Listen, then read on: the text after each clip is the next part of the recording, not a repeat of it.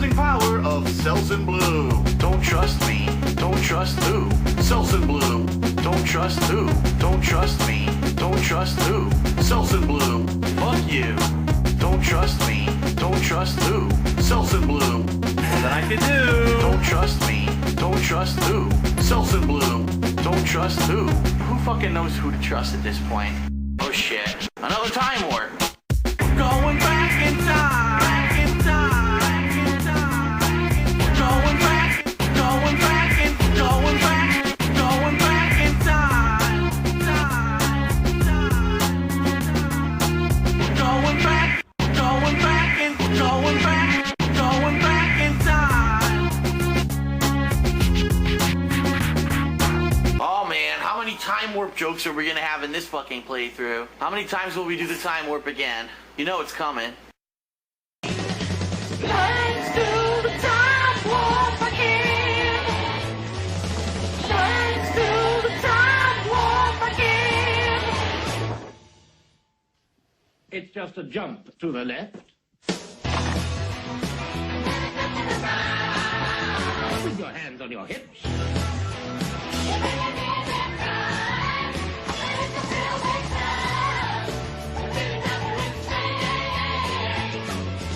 Let's do the time warp again. Let's do the time warp again.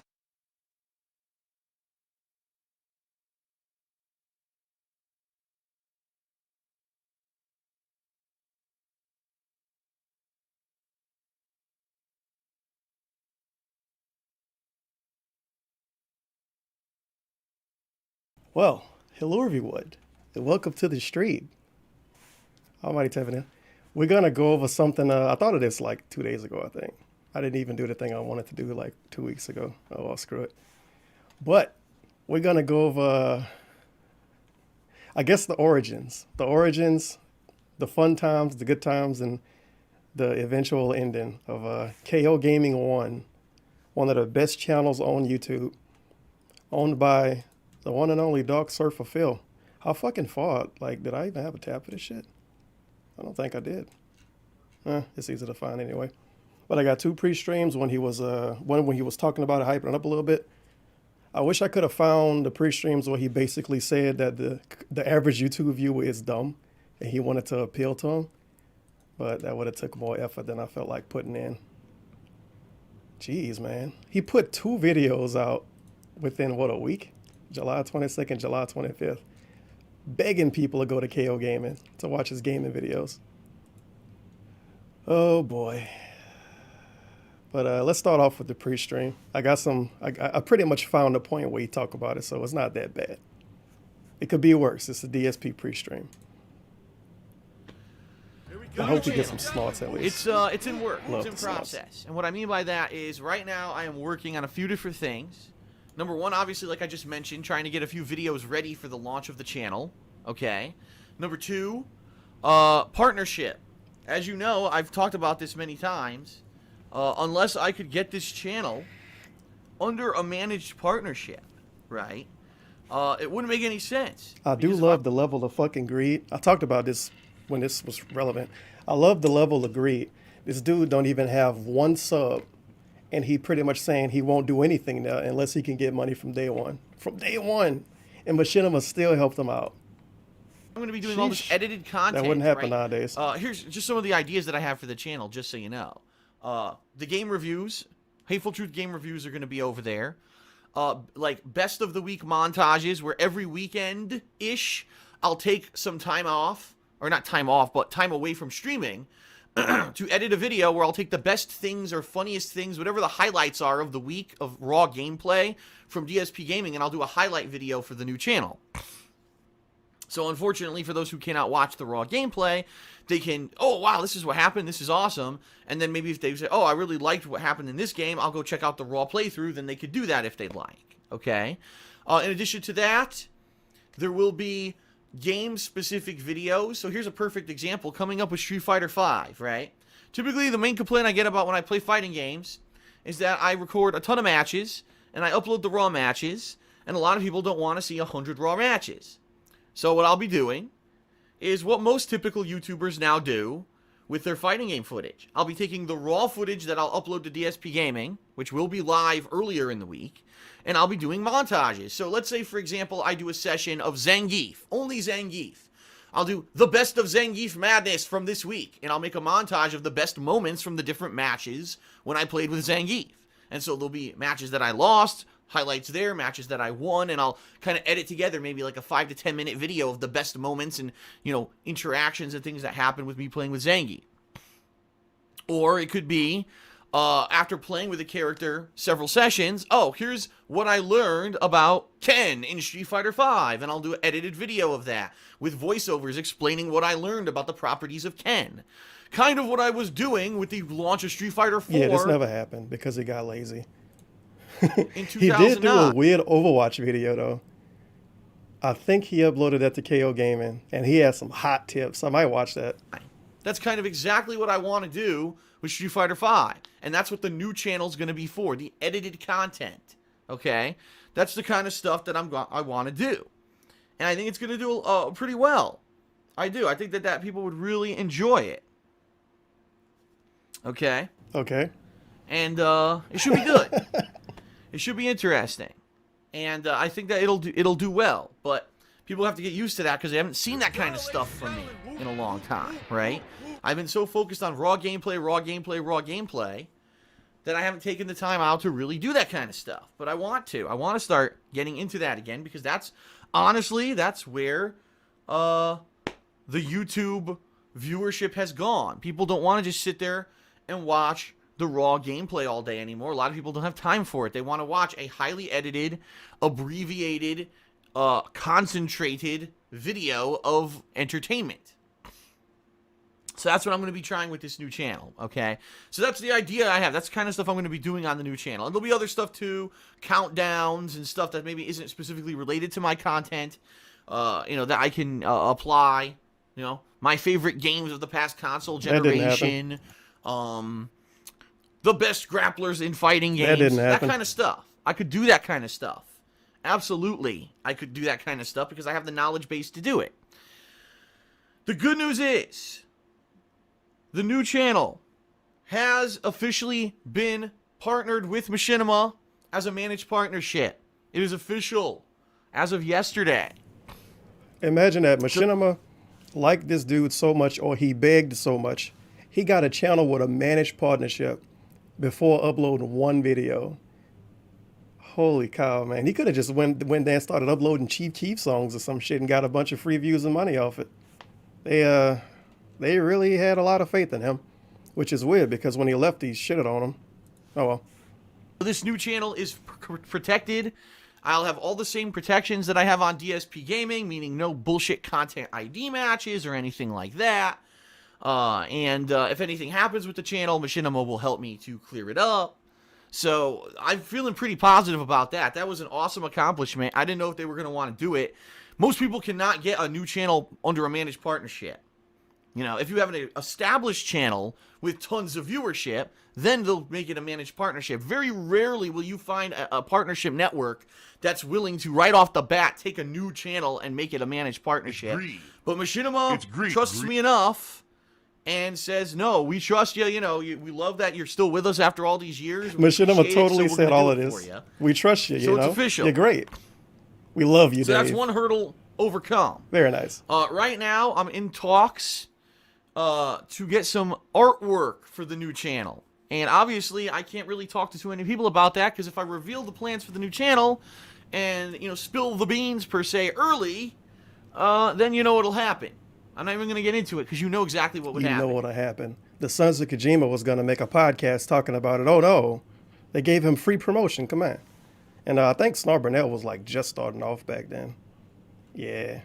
They got videos about this that don't even have 1,000 views. That was it's like the old days compared to nowadays, dude. Those of you who have been around the block, man. You know what I'm talking about, right? He's yelling in his video for some reason. I don't know why. I've got some people working on artwork right now for the channel. What I mean by that is an icon and a channel banner, the general stuff you need to start a channel. And then my hope is possibly in about a week's time. So maybe next weekend. Best case scenario, next weekend. But worst case scenario, maybe like midweek. That all works. Suck So dick, about by the way. Let me see if I can look it up easy. No, you dumb bitch. It KO wasn't Gaming fraudulent. 1. I don't know. Sarnoff they might tipped $1. YouTube, not KOGAMING YouTube. was my Google favorite might be channel, nice to me. dude. The one place The on fuck? YouTube where you What can edit images? together quality videos and then DSP will take I feel about those that. videos to upload and monetize for himself. That's it right there. His little boxing gloves. Oh, that's terrible. And what make it even worse, I never noticed this, the gloves are just stolen from another image and pasted over where his fist should be. So they didn't even draw boxing gloves. Holy crap. And that logo. KO Gaming with a crown. But apparently KO Gaming could have any meaning. Because crowns mean anything, I guess. Frank's tipped we have anything else? $4.21. Finished work early today just in time for some top quality edited Damn, that's content. kinda it, isn't it? Praying gesture. Praying Thank you, gesture. Hashtag #AGARMY, hashtag #KidIsBay. And it was another channel named KO Gaming Lounge. I think they was straight up fighting game dudes. What made this even better, DSP pretty much blackballed everybody that tried to be named KO Gaming on YouTube. Because, I mean, day one, managed partner, he was looking better in the YouTube search, and he probably had the shit copyrighted, I don't know.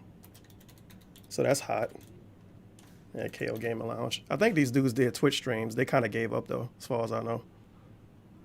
Yeah, Street Fighter 4 tournaments and shit. Oh, no, never mind. This was a fucking Avaye project? KO Gaming Lounge. Yeah, I guess so. Maybe it still exists. I mean, if it do, this channel is completely dead. And I think that Twitch account is dead. But maybe the thing itself still exists. I don't know. Week and a half KO time. Gaming Lounge. I can launch the new channel. It'll have banners. It'll have everything. It'll hopefully be able to get a custom URL within a day or two. And what I mean by that is apparently the way it works now with YouTube. Fantastic snort. Is that you I need love to- when he said excuse me for the snorts in these videos for some reason. Is apparently the way it works now with YouTube. Excuse me. Is that you need to have a bunch of criteria that you hit in order to get an address for your channel. If you make a new channel now on YouTube, you can't just pick what it is anymore. You give it a name, but then YouTube assigns it a random fucking web address. So it's like youtube.com/ a bunch of gibberish, like numbers and shit. And you're like, how the fuck would anyone ever find this channel? It's not like, my channel right now is youtube.com/ DSP Gaming. They don't do that anymore. They don't let you get a channel name like that. I believe you have to have 100 subscribers. Is this it for this video? You have Because he to be in really good state. goes on and on about I this. don't know. I think there might be like one other piece of criteria. Like the channel has to exist for 30 days or something like that.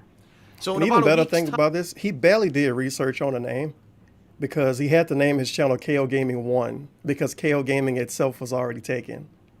So he put all of this time in and did all of these weird pre-streams, and it was like, man, I got this cool idea. It's going to be a great fucking channel, man. It's going to be the best thing ever. The casuals are going to love it. And then he can't even have the original name. It's a KO Gaming Lounge. It was some black kid. I think his channel name was KO Gaming. It was multiple KO Gaming channels. So his had to be named KO Gaming 1. time, Good job. hopefully all of those criteria will be hit. Very nice. I'll launch the channel, and as soon as I get 100 subs, I can assign the channel a custom URL, and I'm hoping I can get the one I want. I've got a really good idea. It'll be an easy way to find a channel, but I don't know if YouTube's going to give it to me or not. It's kind of almost like a random wait-and-see kind of deal, because they recently just changed this whole process. As silly as that sounds, yeah, they're still changing. They just changed it because they unlinked. Well, they're in the process of unlinking YouTube channels from Google Plus The end of because no one thoughts fucking tipped uses Google $2. Plus, and the Do you CEO guys who was get in why charge of that. DSP shits on edited content so much? Is it out of jealousy? I never quite understood it. Was he just trying to sell his content, or is it real animosity? Either way, it's gross. TBH. The hard shit is sitting here playing the raw games. That's the hard part. Streaming is way harder than just editing videos for YouTube. Okay, it is. Real talk. Yeah, he pretty much, that's pretty much how we feel about edited videos. When he did KO Gaming 1, he didn't have any love for it, any feelings for it. He did that channel strictly to try to get casuals to watch him. It's the equivalent of like, I don't know, some dude growing up in the fucking suburbs and making songs about killing people because they know people want to hear that. It's the equivalent of doing that. He didn't care about this channel. And he didn't care about editing videos, which is why his channel turned into videos other people edited that he still wanted to monetize. And then when he couldn't monetize them, he stopped uploading them. So some dudes out there actually did videos for KOGAMING1 that never got uploaded to this day, which blows my mind. Multiple hour-long videos that probably took dozens of hours to make, never got uploaded. But thank you for $2. And then the thoughts before that, Branks for 421. Finished work early today, just in time for some top quality edited content. Oh yeah. Thank you, Tev. Hashtag egg on me. Hashtag cat is bae with the drooling face and all cost for $1. KO Gaming was my favorite channel, dude. The one place on YouTube when you can edit together quality videos and then DSP will take those videos to upload and monetize for himself. It was fantastic. And another thing about it was when he started uploading This Is How You Don't Play videos, straight up call This Is How You Don't Play videos. Before that, for years, he told people the videos were illegal. He even told us those videos almost got him killed. He uploaded videos that he told people almost got him killed. He got swatted because he was bad at Metal Gear Solid, dude. And then he uploaded This Is How You Don't Plays. And now he calls those same videos illegal videos. So they was legal when he could upload them. KO Gaming Community Creations, KOCC. Quality. He's been relieved of his fucking duties because he's an idiot. Duties? So all that who was in charge of that, he's been relieved of his fucking duties because he's an idiot. So all that's being unlinked. And so, you know, I'm hoping I can get a quick and easy URL. It'll become catchy. It'll become a new thing. People can talk about it, hype it up. We'll see. Yes, you. So the good news is this. Things are in process with this new channel. I'm about to make new content for it this coming week. So that's enough of that. We can kill that one. But that's pre-stream January 9th, 2016. Pretty much all of his pre-streams from January 2016. He was talking about KO Gaming a bunch. Matter of fact, I should have played this video first. Whoops. We got to go back in time a little bit more then. December 8th, 2015. Big news. With hardship/challenge comes change. Support needed. Very nice. Nice classic begging video back when those used to get good views. So ultimately, I got to look at what's successful, what people are asking for, and I have to this is listen a to all three-prong this feedback video. and take it in. I'm also looking at other YouTube trends and what is popular on YouTube right now, and I need to factor that into ultimately what I'm going to be doing on YouTube in the long term versus what I've been doing all this year, which kind of was just kind of business as usual, keep doing raw playthroughs of video games, and every once in a while do a special event like a marathon or something that's outside my comfort zone, but for the most part, just focus on the same thing I've always done. It's not working anymore, all right? I'll openly admit it. It's not working anymore. And I know that, and I cannot continue to just sit here. Also, you like his chain on in this video that he claims he's never wore? He never wore a chain. Except Panda Lee gave him a chain and then went away when Panda Lee went away. Every day and just play a game like this and do commentary. That's all I'm putting out. And expect to have this business succeed for any more significant amount of time. And I fully 100% acknowledge and understand that at this point, especially with this big change now coming with Machinima and me taking a pay cut. Yeah, it's not going to happen anymore. I need to basically do something to change things up. So here's my three-pronged plan. Something to change things up. So here's my three-pronged plan. Let me fucking I don't know why I unleash the keep saying beast. three-pronged, but it's a catchphrase, so I'm going to keep saying it. Glow Gang. Get them out of here. Basically, I'm going to be doing 3 completely different things on YouTube. Alright?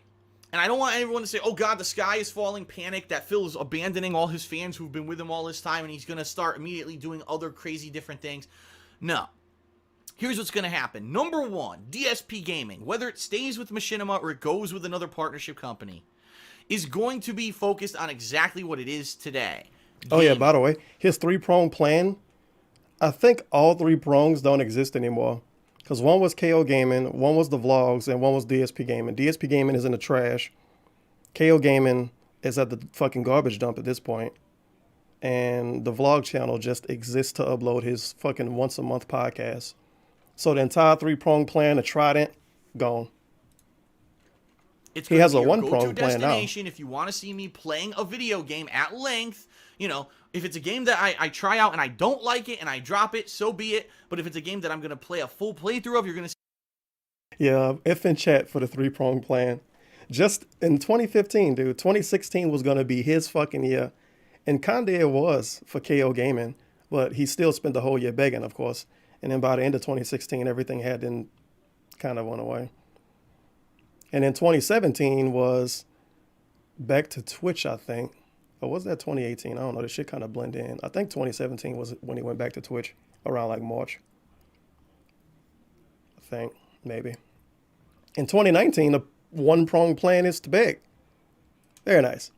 See the full unedited playthrough of it there, just like always. So DSP Gaming basically is not going to change in so much as you're going to see the same stuff. Raw, unedited gameplay on DSP Gaming. So for all of you who have liked DSP Gaming, have been subbed to DSP Gaming, have been following me along since day one, and you want to see those raw playthroughs continue, thumbs up, it's going to continue. It's going to be in a slightly diminished capacity, which I'm going to explain in a moment, but it is still going to continue, okay? So that's DSP Gaming. It's Okay, gonna remain November was Twitch. For some reason, I always see him going back to Twitch for real when the Switch came out. I guess that was when he really started to like lay it on thick that he was a Twitch streamer. And it's weird because every year he tell us he's going to be a full-time Twitch streamer. And he obviously is. But when you tell him he is, or when you try to criticize him based on him saying he's a full-time Twitch streamer, then he says he's not a full-time Twitch streamer. He just streams on Twitch and upload to YouTube. Maybe 2020 is going to be when he becomes a real full-time Twitch streamer. And he can finally get a green screen. untouched. And put his camera in 720p. The King of Hate Vlogs is going to change and evolve. And what I mean by that is the King of Hate Vlogs is now going to basically become my talking head channel. That's going to be the channel where if you want to get my opinions on a news story, you want to get my opinion Yeah, he on, wanted to be Review Tech USA, basically. on something that's going on like during the holidays, you want to get vlogs of me going somewhere on a trip, DSP Tries It will still continue on that channel, so will Ask the King, the monthly Q&A session. If you want to get my personal thoughts on stuff, the King of Hate Vlogs is going to be the place to go. You're not going to see those kind of videos on DSP Gaming, these talking videos. He got so many talking videos on DSP Gaming like now. this video. You're not going to see this on DSP Gaming anymore. All that's going to be over on the King of Hate Vlogs. And so what I'm going to make an effort to start doing in 2016 is to try to do way more stuff on that channel and try to build up the viewership. What I mean by that is there's lots of potential. If I were, let's say for example, a news story came out this week, Hideo Kojima wanted to really be at the Game Awards, but Konami basically contractually told him he can't be there. You don't know how many people messaged me. Phil, did you hear what happened to Kojima?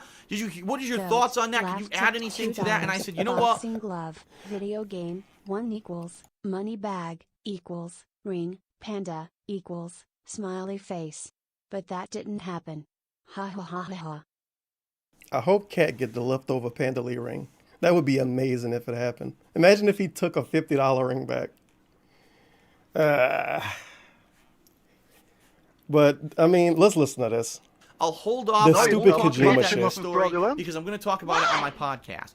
I'm not going to do that anymore in 2016. What'll happen is I'm going to actually film my reactions to that news story when it's fresh and new. Yeah, it's basically quartering videos. Berlin video how she is Pretty talking much. about how she fell. How long before DSP is as big as her? No, you dumb bitch, it wasn't fraudulent. Why? Double side KY tipped $1. I just realized on my way from work that with me moving and shelving shit on my shift, I managed to get more exercise than Dave will in a week. Let that sink in. What Doc should do, I mean, he won't do it because it's DSP, but what he should do is get like a $50 or $60 elliptical and just pretend to run, pretend to ride a bike every stream, every day. He would actually probably lose weight because Cat give him potatoes every day anyway, when she's not giving him freezer food. I wonder if the potatoes come out the freezer too. Nice reaction on his face, by the way. He looks very excited for KO Gaming. But DVD set for $1. When is the DVD set of Going Back in Time coming out? That would have to be a Blu-ray. That shit would be like 20 hours long. Just watched an Aaron Berlin video, how she is talking about how she fell, how long before DSP is as big as her. Well, as long as he got a girlfriend, he won't gain weight, for real. But if you lose Cat, he gonna be fucked again. He can't feed himself, dude. So that day, I'll power up the camera just like I'm doing now. I'll sit down. I'll let you know my opinions, and that video will go live on the King of Hate vlog. So you're going to have pertinent reactions to things going on in the world. And it might not just be about gaming. For the first time ever, I'm going to try to branch out, and I'm going to try to cover different kinds of stories, whether it's pro wrestling, whether it's politics, To some Yo, extent, I'm gonna be careful. Politics. Whether it's pro. He was planning on possibly uploading political commentary videos on a channel called KO Gaming, but this is before he named it KO Gaming though. Unless he thought of that name a month ahead of time and it was that fucking dumb. Politics. Wow. Wrestling, Very whether nice. it's politics. To some extent, I'm going to be careful because you realize when you start talking about things like religion and, you know, stuff like that. Now, oh my God. And I understand how important that stuff is to people, you know, and I have a perspective that's kind of unique in regards to certain issues and stuff that I think I could add. If I think I can add to a subject and I can... Of course, DSP, the snowflake, would have pertinent, unique opinions on everything that exists in the world. Politics, food, wrestling, video games, social media, memes, everything. Give you some he always kind of, has a unique opinion that no one else perspective has. Or point of view that would help you to maybe broaden your horizons. I'll do a video And the about weird it. thing is, how does he always have these unique opinions, but when people ask him about stuff, he say, I don't know anything about it or I don't care about it? Fair enough. Fair enough indeed.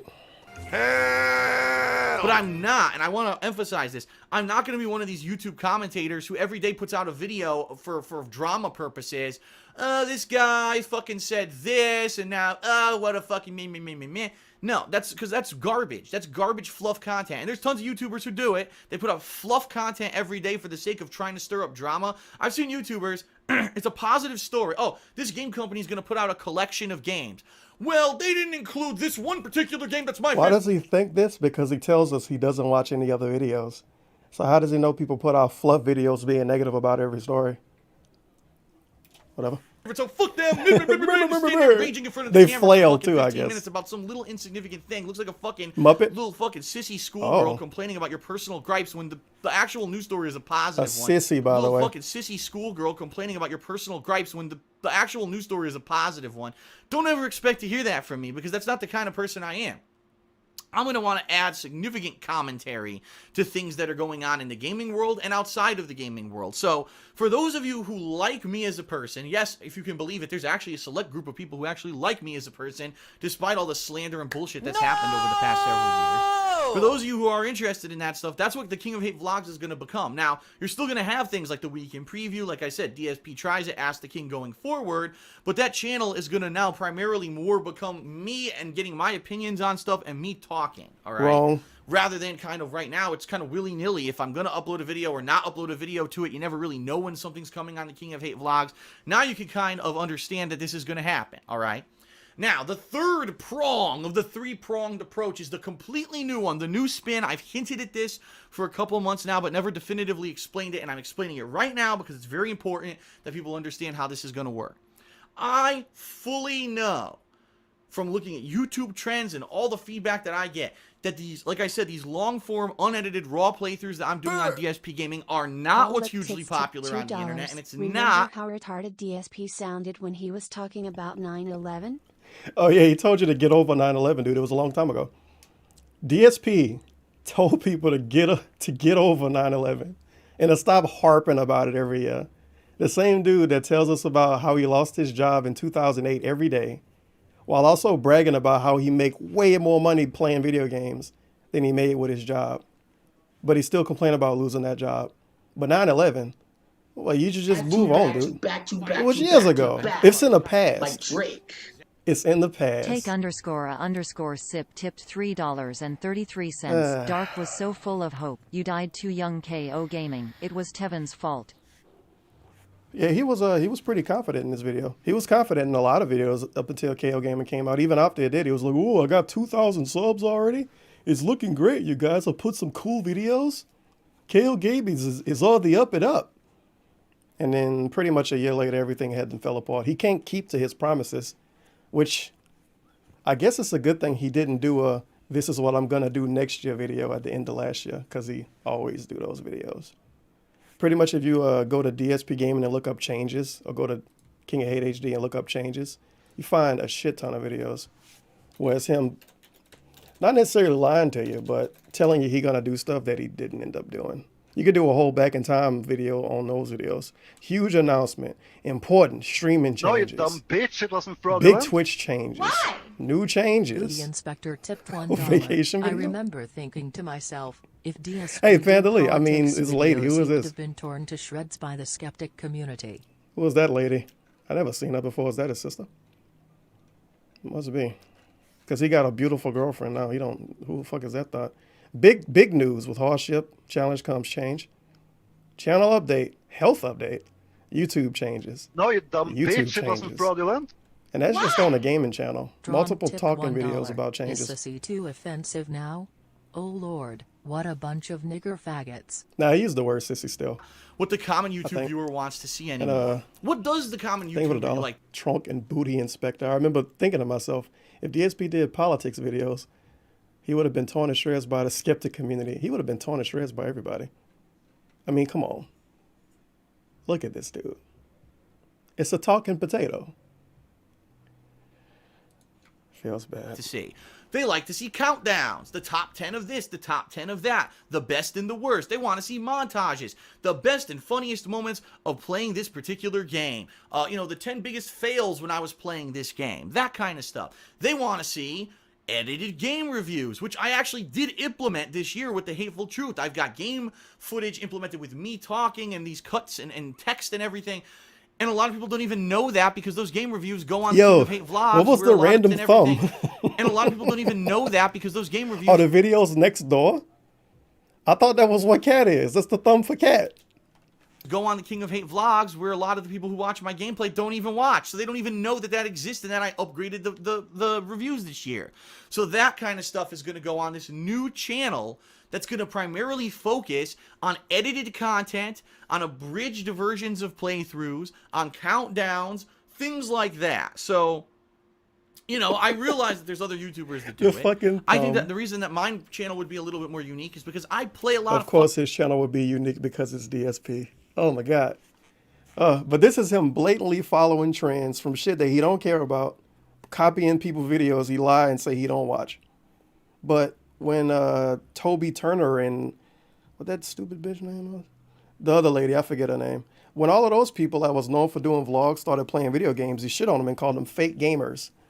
But when he started to copy them, it was like, well, dude, I've been talking about this kind of stuff. I just have a channel just for it now. I'm not trying to follow trends. I'm just doing cool videos that people want to see. Every time. fucking game. Yes, I just Unlike a gained lot of her. YouTubers who do That's that the kind lady. of stuff, I have the unique perspective You that I fucking do hate a her full for some reason. playthrough. I So don't I know can why. draw upon the 40 hours of gameplay, you know, of me playing a particular game to pull those snippets of examples of things I want to talk about in a review or a best of montage to do a good job and do a really complex kind of edited deal. The same kind of video that I was putting out on DSP Gaming. Also, is this still here? His weird splotchiness on his forehead? You know what? Let's go on a weird field trip. Let's see if he actually fucking does his vlogs in lower quality and uploads them at 1080p. Because it's the same camera because DSP is really cheap. I need to find a vlog-only video. Shouldn't be that hard because he upload everything on the same channel now. Here we go. All right, Now, everyone. So let's see that couch. Oh my god, it looked terrible anyway. I don't know. This looked lower quality than this, but it might be the lights fucking it up.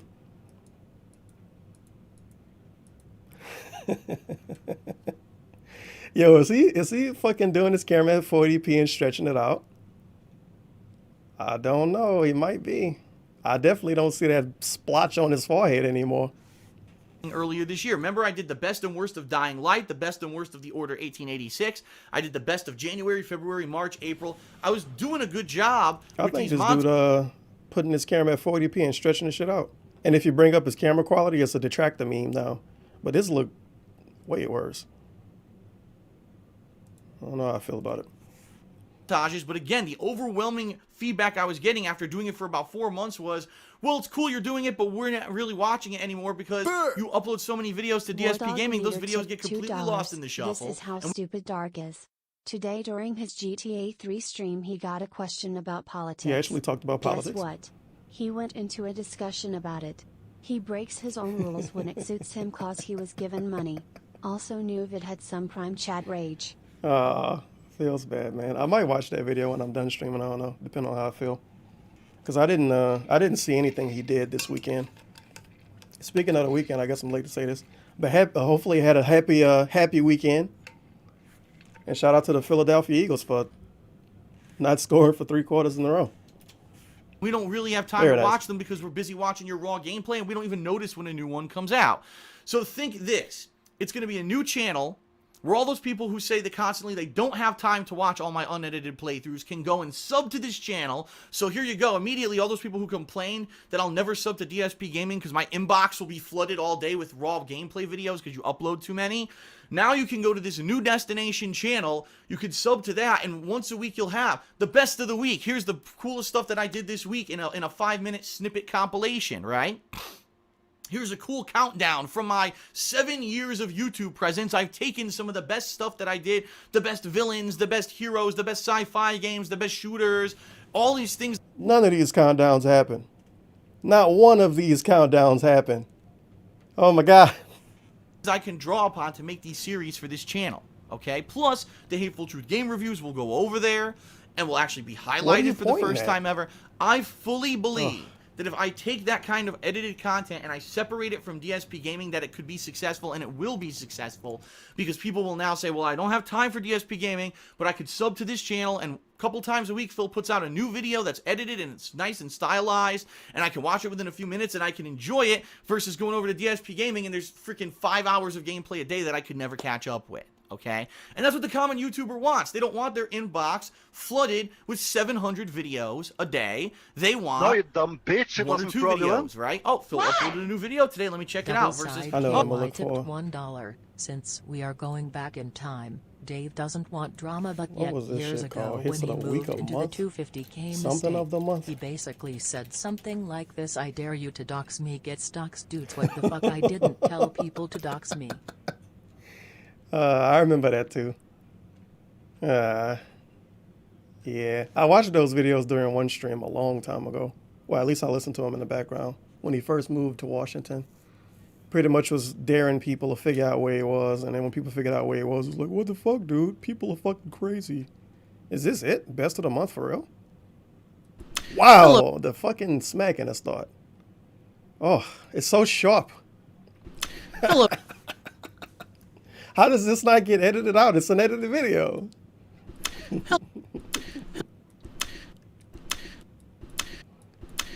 This dude is the worst. Hello, everyone. Darkside No, Phil you dumb here, bitch. It and wasn't welcome to fraudulent. something a little different. In the year of Mattress 2015, Nick tipped I have $1. decided that on a Sold monthly that basis, spilled on I'm being going a to do mattress a few years montage-style ago. The video cunt of insisted some of on the trying funniest, 40 most different mattresses interesting, before most trying to get a entertaining, discount by unique, giving me a shout rage-filled, out on and his overall YouTube channel. enjoyable moments Sold of him a all shine of the display gameplay model, and so video his game back's playthroughs that I probably put out. fucked. Ha ha. Thank you for the $1. Mattress Mick. The obviously Polish man, because DSP can tell a Polish person from a mile away. The Polish man that put together his bed. During Kingdom the course Hearts. of that month.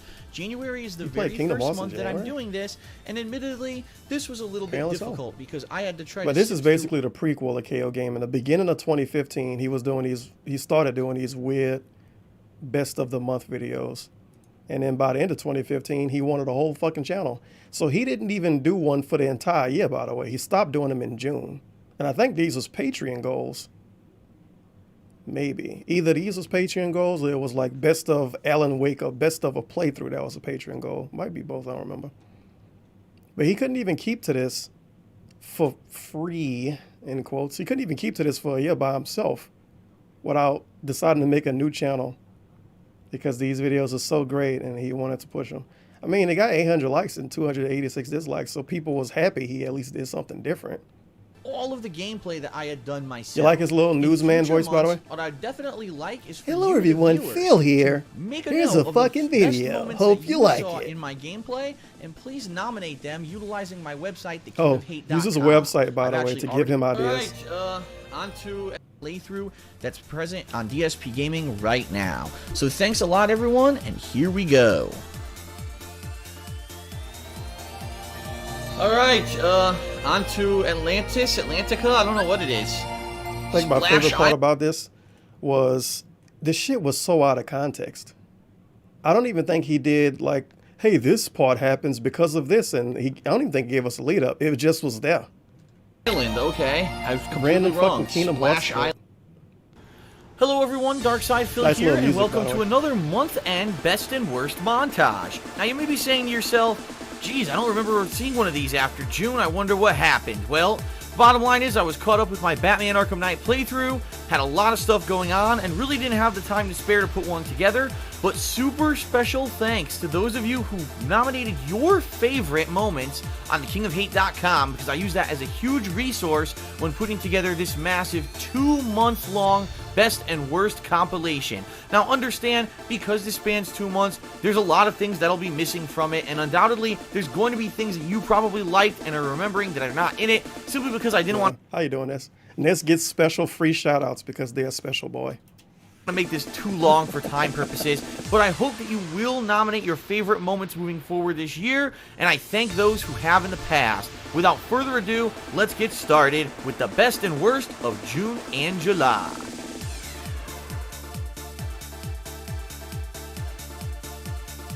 Fuck both of you, landlords. Man, I love out the of hell? She's context stuck clips on the with no door. Are you commentary. serious? It's so funny. Follow Triss. Triss is glitched. Don't the late No, you night dumb TV bitch, shows it do wasn't stuff like fraudulent. this? Why?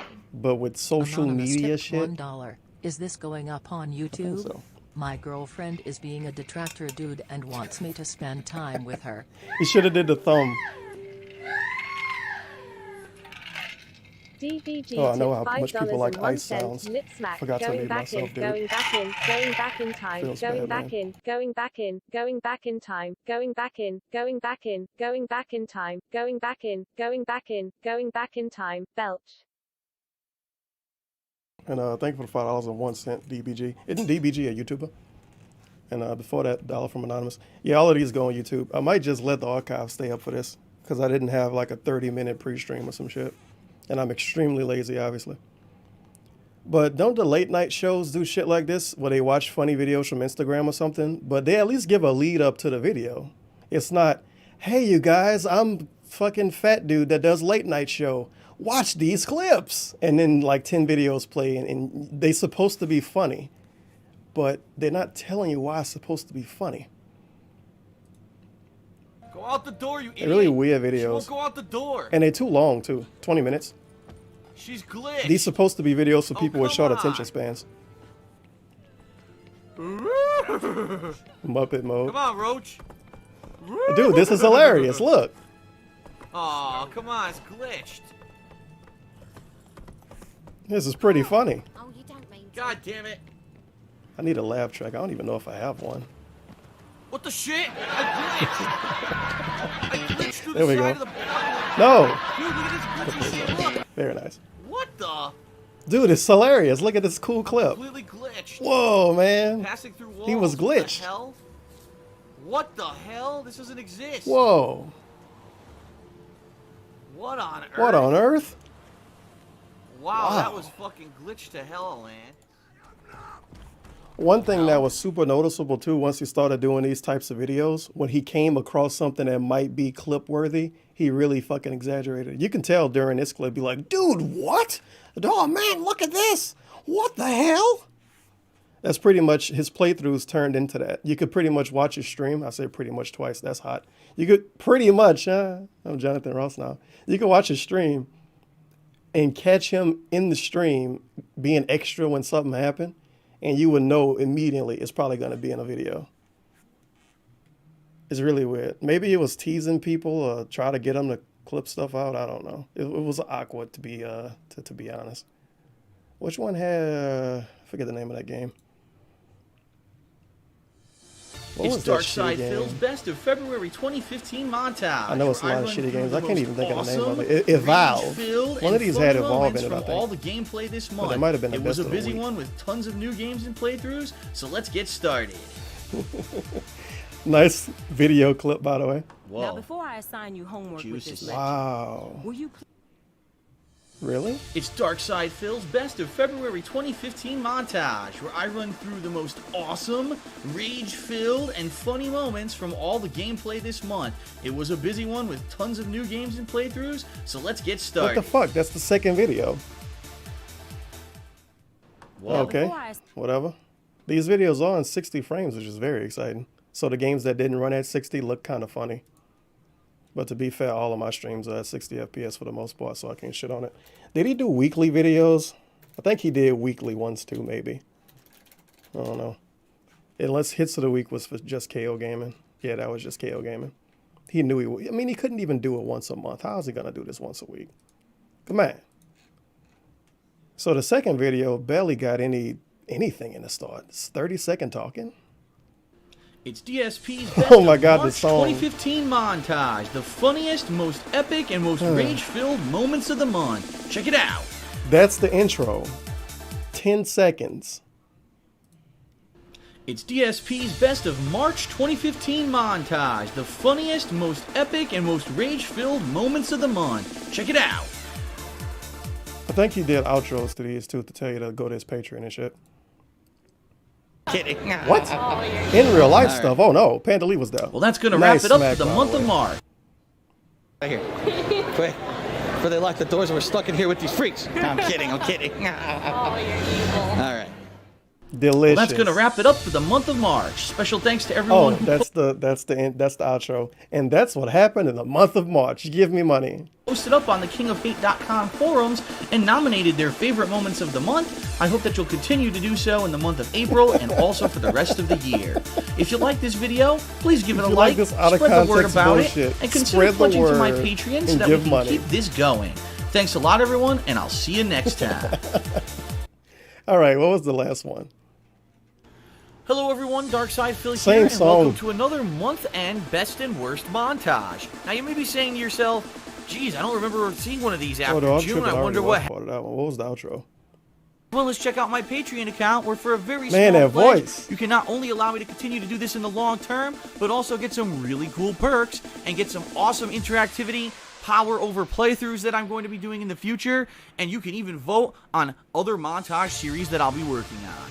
Thanks a lot, everyone. Yes, I want interactivity. What is up, everyone? Oh my Darkside God! Phil here, and the month of May 2015 has come to a close. Although there wasn't too much in the realm of high-profile game releases I this can't time handle this around. fucking song. Ongoing playthroughs, continued coverage of existing games, episodic releases, DLC expansions, as well as events thanks to the patrons, all kept this month an exciting and fun one. What I'm about to do is run through some of my favorite moments as well as those nominated by you, the viewers, for the best events of the month. So without further ado, let's take it away. I love how Dark Mega claimed this shitty fucking artwork. It's not phenomenal. I mean, he got some fonts probably from dafont.com. He made this. I mean, he should use this. This DSP gaming logo pretty good. But, I mean, come on. This is okay, but I don't think it's good enough to put art by Dark Maggot in your fucking DeviantArt logo. Whatever. I want to hit the ending. Maybe we should. Hope you enjoyed the video. Oh shit, Persona 4. Sure, why not? I'll continue fishing. Why not? Now I got it already. Now I can just fuck around. Oh wow, he put a little song on it. That's some pretty cool editing. I'm coming for Very you, I mean. I'm interactive. coming for you, Guardian. You're my fish. Get this fucking Guardian fish. Get this motherfucker. Yes! Catch it. This has got to be it. Very nice. Yeah! He even put the stupid fishing song, so Fred probably hated this video. Yes! I got it. Holy shit. Sure, why not? I'll continue fishing. Why not? Now I got it already. Now I can just fuck around. That is it for the month of May. I don't know everyone. about you, I but sure that was an epic gamer moment. hope that you enjoyed the video. If you did, please consider giving it a like here on YouTube. And also, if you'd like, give a click on your screen right now. Consider to check giving out a like DSP on Gaming, YouTube my and watch my food eating videos and my raw gameplay. a gaming channel where all of my raw playthroughs can be found. Ranks Or you tipped can check out King of Hate $3.34. Live, where I do The gaming dancing really feel hate at the the out of bottom context goes well clips. with the trance music. What the Once fuck the is beat this? What drops, is this man X? dancing medium dark skin tone, man dancing What? medium dark skin tone, man dancing medium dark skin tone. Oh my god, the X is fake. Look at that obvious X. The X is fake. What did he do? He did Oh, some dear God, weird tip shit. You $2. can't really get Hey, rid of it someone unless you ban click the Black other Star out of my X. room. How I make your mom choke on Whoa. this black sperm, you bitch fuck. Rocks, run that shit back, your corny ass. Ganondorf is trash. You're so trash that I fuck up and play sloppy as hell. You're the worst player in the room, easy. I hate low tier guy quotes. But thank you for the $2, low tier guy. And 334 from Branks. The dancing feel at the bottom goes well with the trance music once the beat drops. It's pretty good. I should find an original song. It's probably free on YouTube. Unless he got it from Machinima, because a lot of this stuff was Machinima music. Which is weird because other people complained about their videos getting claimed after they got dropped. Bitch, it wasn't And he fraudulent. never did. Why? Turban to Turban tipped $1. DSP is forever a montage. Nothing I can do. Bug dude. Bullshit. Snort. Smack. Ma bills. Tax write-offs. Ket. Hope you enjoy Ma the video. bills. Now donate for the me and the horse in the stable. My fucking bills. I mean, if you find this video randomly somehow, why would you want to watch him eat food? I hope you enjoyed my Elite Gamer video, so watch me eat a grilled chicken sandwich. Oh, Doc. That was a long field trip. Oh, well, it's a new day, and here's another 400 videos from Phil. Now, Phil, listen, by I the way. understand there are my core fan base, the people who've been with me since day one, want to see me keep doing that stuff on DSP Gaming, which is why I'm not stopping. I'm just separating the content. You're going to have DSP Gaming for the raw playthroughs. You're going to have the King of Hate vlogs for vlogging and me talking and doing stuff like that. And you're going to have this new channel for all the edited content, the reviews, and stuff like that, okay? 3 prongs. I don't know. I keep saying that. But here's what's going to happen. And I thought about this hard, how I could make this work with my current schedule. It's this simple.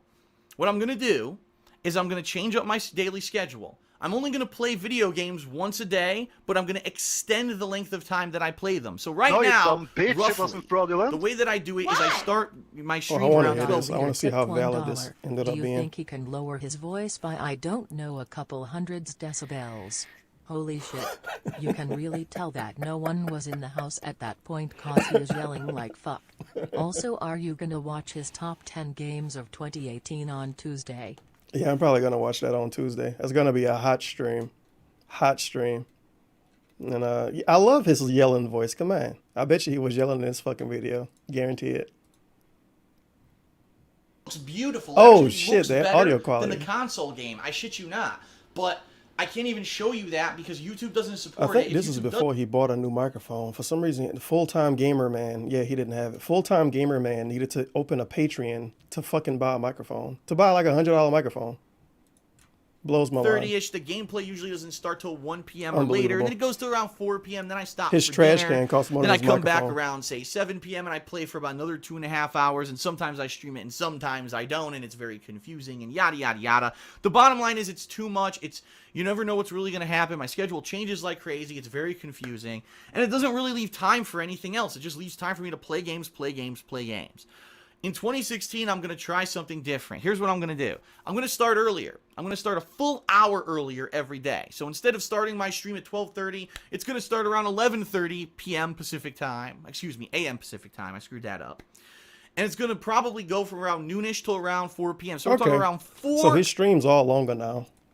hours of gameplay a day, whether it's the Whoa, new dude, release, there's so much it's an gameplay. Holy ongoing shit, game how that would I'm I handle playing. it? And if you're listening That's so to what much I'm content. saying here, basically I'm saying if I'm only playing 4, maybe some days if I go extra long and I start early or I go What about the 5 pre-stream? hours a day, it's going to be a little bit less gameplay. All right? But what that's going to allow me to do is later in the day, I'll take my break for dinner or whatever. I'm going to be able to come back and I'm going to be able to focus on, oh, was there a news No, you story dumb today about bitch, it something I wasn't need to talk about? fraudulent. I can do a vlog about it. Or, oh, it's time for me to Raver work tipped on that. $1. Hey Turbine, come join me in the Blue Oyster, me and my hot tub soy boys. Ket and Panda finally helped me come out of the closet through Gateway Cookery. Be sure to bring your anaconda, Cookery? cause I want some. Don't wear your furry suit, the aircon's not working. Cookery? Cookery and air cons. Cookery. Don't I have a clip about that? It's somewhere. High cookery. High cookery. Cookery. Thank you for the dollar. Gay raver. Fucking cookery. Make sure it's girls there. That way I can tell the truth when I tell a story years later. Montage for the week or, the best of the week or that new game review or whatever it is. Right now, I could have put out 3 game reviews in the past month, and I have no time to do it because I'm still playing new games. I want to not have that happen, so I have a dedicated part of my day to work on these things that aren't just raw gameplay. Because the raw gameplay, the bottom line, is not going to pay the bills anymore. Even though it has in the past. Just the LTG quotes because he knows Eel will never have Deluan Sparrow's delicious peanut butter complexion, and vacuous of that he will never have his sexy delicious humus complexion Syrian thoughtlicious goddess that is Elena. Bitch fuck. I do like that she said Elena the right way, but what the fuck did she say? Deluan? Shout out to Deluan Sparrow and his sexy, delicious, hummus complexion, Syrian, not serious, Syrian thoughtalicious goddess. I assume he's still with her. He might not be. And it is the primary source of income I have now. I'm about to take a pay cut. LTG riding foreign, dude. And obviously, there's been a decline over the past several years. I've got to diversify myself. I've got to get myself outside of the confines of all these issues. All right? And the bottom line is this. You type in DSP or DSP Gaming or Dark Side Film, you see all drama. Okay, this is the good part. Every video I was hoping I'll you find fucking see is some high school drama on YouTube. Because all my videos don't even show up in the search anymore. Just the hater videos do. So if I make a new channel, I rebrand it as something, I have a chance to kind of give myself a fresh start, right? And a chance to actually start from people who maybe don't give a shit about the drama. Well, I don't care what this guy says about Phil did 10 years ago because he just put out a great montage that was hilarious. And I watched the montage. That's all I care about. Yeah, sure. And that's what my goal is, to try to rebrand and have a channel that's separate from all the ongoing bullshit of the other 2 channels and see how it does. All right? So, yeah, it's going to mean a major change to my schedule. It is. It's going to be me doing gameplay maybe 4 hours a day, sometimes less, sometimes more. By the way, I just want to make it abundantly clear. If there's a brand new game that I'm really hyped for, I'm not against doing gameplay all day like I used to. It's just that it's going to be the exception rather than the norm, okay? Very nice. And the thing is, if I'm only playing games once a day, then it makes sense. Okay, I'm going to live stream that one time rather than, oh, am I going to live stream twice today? And what are the times I'm going to live stream and all that? It would clear up all the confusion with all that. You know what I mean? And we finished with a sip. Delicious. Oh, we get the fucking swishing in the mouth bullshit too, don't we? Yep. Listen to this. Just listen to this. Why does he do this so much? So that's the... So, yeah, that's the other thing. I knew I was forgetting something. That was another reason why he did KOGAMING1. Because he wanted to separate himself from being DSP. His first video on the KOGAMING1 channel had the DSP watermark in the video. This dude is not very smart. Not very smart. And then he tried to finesse it like, well, the people that like Phil, they're going to want to watch that channel and sub to that channel because they don't sub to DSP Gaming because I upload too many videos. You can just change how you do DSP Gaming then. And then by the time he changed it, it was too late. If he would have changed it back then to maybe start doing hour-long videos or something, I don't know. Maybe he could have turned his channel around. Oh, well. Approach that I'm going to be taking in 2016. And in fact, it's going to be relatively quickly because, like I said, I have to make a decision about staying with Machinima in the next 10 days.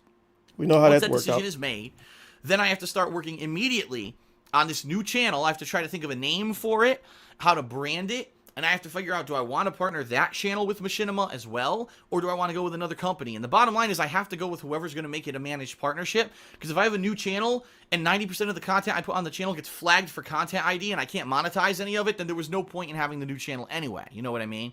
So whether it's Machinima or it's another company, this new channel is going to be partnered with them, and that's going to be one of my focuses, and it's going to start as early as very early 2016. As early as very early. And I know some people say, well, very nice. Oh, well, Phil, as I check my elbow. Your year-end series are coming up. Why don't you just do it now? Well, see, I think that would be jumping the gun. Because how can you do year-end series when there was nothing before it? All of a sudden, there's a new channel. Oh, here's the funniest moments of the year. But of what? You know, you have to do that on DSP Gaming. You know what I mean? So as soon as we get through all the year-ends... What was his first uploads on that channel? It's been so long since I for real looked at it. I don't even know. I love the little fists, little boxing gloves.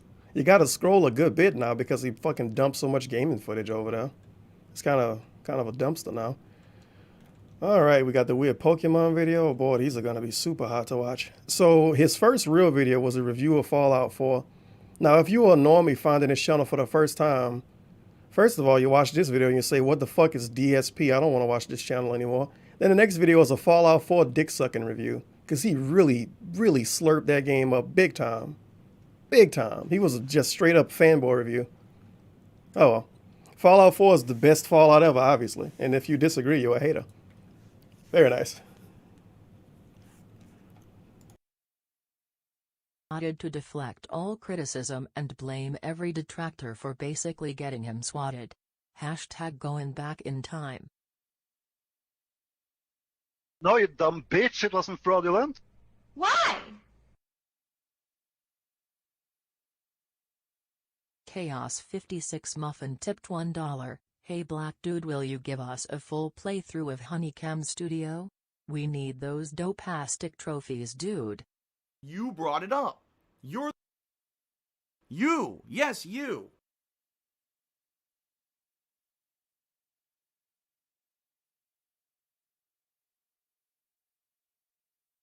I was muted. No!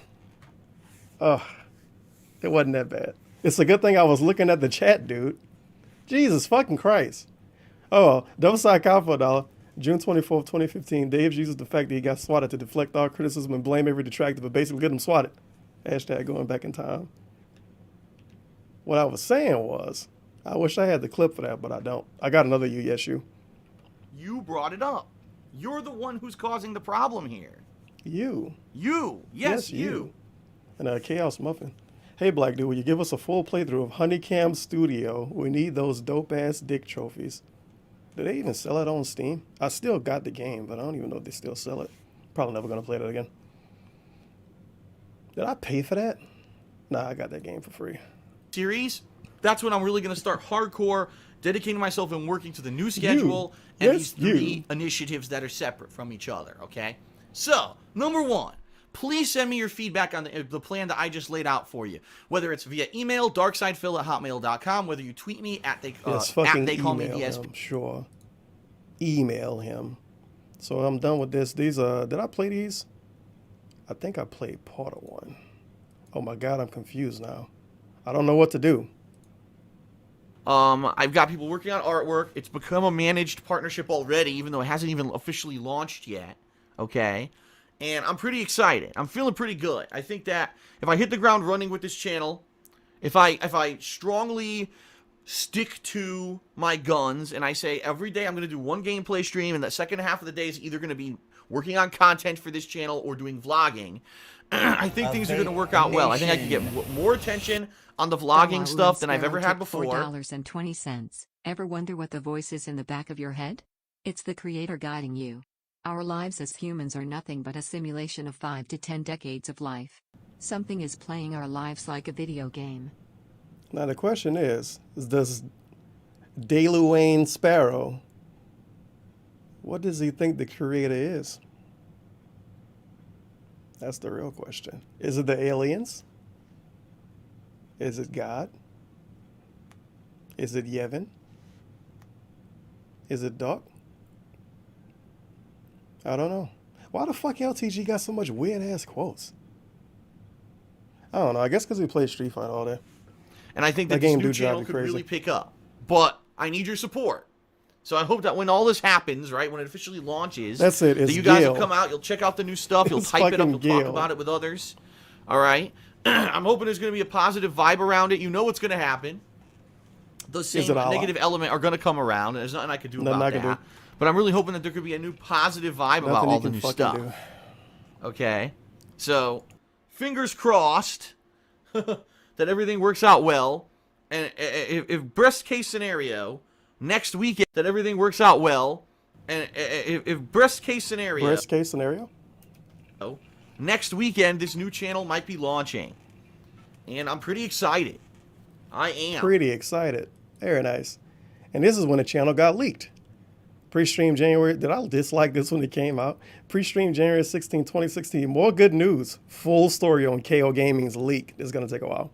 Let us talk, everyone. Let us talk. About KO Gaming, my new channel, because I've got some great news and I've got some explanation to reveal to you. Yesterday, I could not give you the whole explanation yet, but now I can, okay?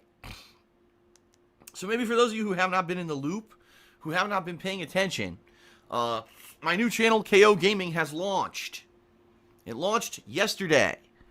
Early, because originally I wasn't going to launch it till maybe Sunday, Monday, because I wanted to get some content up on there before I actually officially launched the channel. However, things don't always work out the way that we plan. What actually happened was, I had to, for reasons that I'm about to explain, I had to make the channel public. And I'm about to explain, I had to make the channel public. And I actually had to put a video up on the channel. And make it kind of live.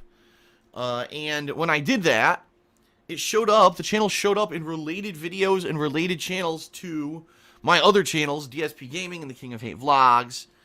And because of that, I'm gonna guess why it showed up in related. Probably because he tagged the fuck out of the video. It was probably Phil, DSP, DSP Gaming, Darkside Phil, Leanna, Panda Lee, Seattle, Washington, Renton, Washington, Connecticut, Rambo, Howard, Detractors, Trolling, KO Gaming 1, New Channel, DSP Gaming, King of Hate Vlogs. You probably tagged the fuck out of it.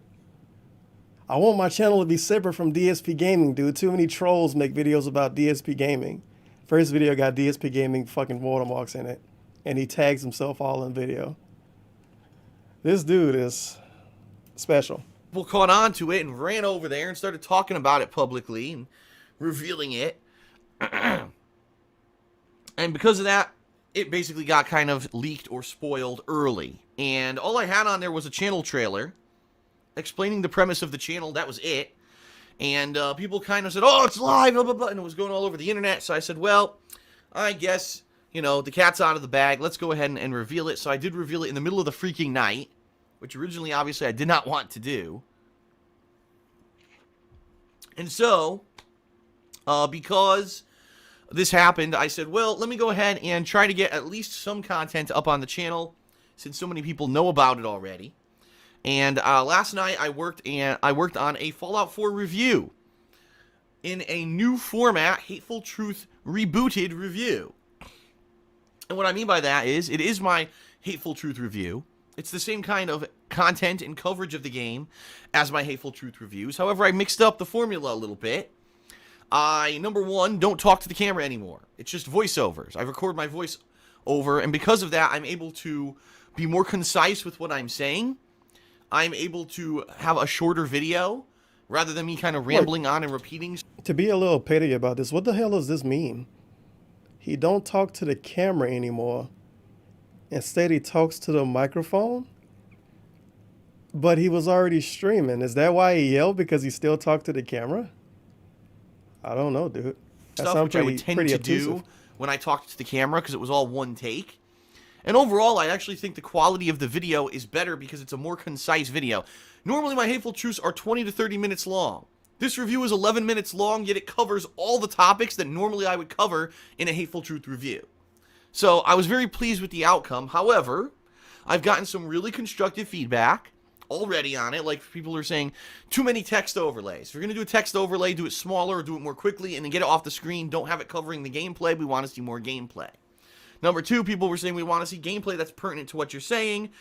And I certainly understand that, right? I understand those feedback pieces because I agree. Wrong. The problem was Fallout 4, as many of you know, was I believe it was actually my third longest playthrough ever. Please, robot lady. LTG Here we go. Quotes tipped $1. Ibuki is only cute when she doesn't talk or smile. An actual LTG quote I agree with. Because when Ibuki, when she won a fight in that game, oh, her face is really funny looking. I think it came in third, just LTG slightly behind Persona 4 and just slightly behind Skyrim. And so because of that, you know, you're saying, okay, well, there were bugs in the game. Okay, so I should show bugs on the screen, right? Well, the problem is, I have over 200 parts of this fucking playthrough, and each part's like 25 minutes long. I don't have the time to go through 200 plus videos to find that. It would have been different if this were like a normal game. You know, normal games typically are what? 10 to 20 hour playthroughs. And you could say, okay, I remember in this portion of the game, there was this that happened, and it's generally in this area, so I could go through my videos and find the examples that I need. This is when he first announced the channel, and he already has an excuse to why he can't make good videos. It's not his fault as usual. The games are too long, but then when the games are too short, he complained about them being short. Pretty quickly. That was not the case. In fact, I spent about an hour going through videos yesterday trying to find examples of the stuff that I was saying in this review, and I couldn't. I just couldn't. I was like, well, I could delay the review for 3 days while I go through all these videos, or I could just do the review. So, that's what I did. In the future, moving forward, you're going to find that, yes, my reviews are going to have much more pertinent visuals to what I'm saying in the video, okay? And yes, I 100% hear you. I will cut down on the text. If I say text on the screen, it'll go boom and it'll go away, and it won't just completely oversaturate the video with text on the screen. So I'm already getting great feedback. This is great. This is exactly what I need to improve, and that's why I'm happy that I'm doing it this way. I have this channel, this format where people are watching this stuff exclusively. That's what I want. You know, I want the feedback to get better, and I can't get that when I'm uploading these edited videos to channels that already have 5,000 other videos on them, and there aren't people who are hyper-focused on them. Why do you under-exaggerate? I mean, for years I uploaded my reviews to DSP Gaming, how many videos and they fell through the cracks. A lot of people wouldn't check them out because they'd say, oh, I didn't even know you did a review. You uploaded 25 videos today. And then I started doing them on the King of Hate vlogs, and people were like, well, that's great, but that's a vlogging channel. Why do you have a game review there? Vlogging? So it is what it is. It is what it is. Nothing you can do someone about in the it. stream chat just said, but don't your video titles say if there's a bug or not? Those video titles are for YouTube. Those video titles are not on the raw videos.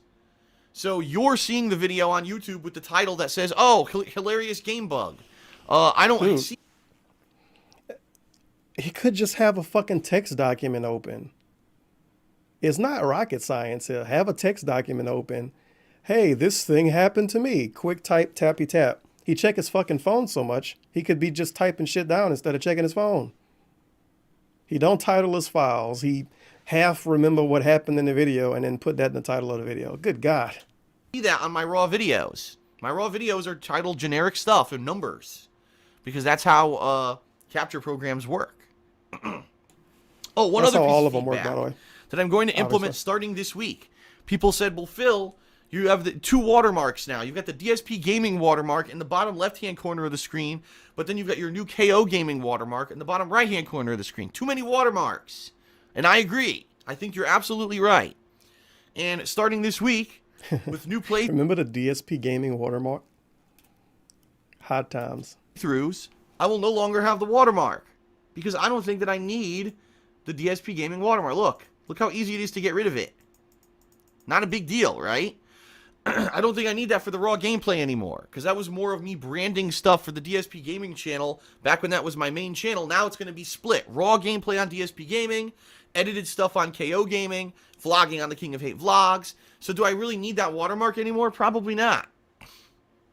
So I'm going to not put it on Resident Evil 0, and moving forward, all of these new playthroughs that I'm going to be doing, I'm not going to have that watermark anymore. There's no reason for it. It doesn't really serve any purpose anyway.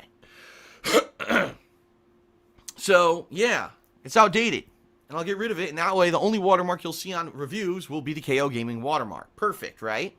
Okay, so there you go.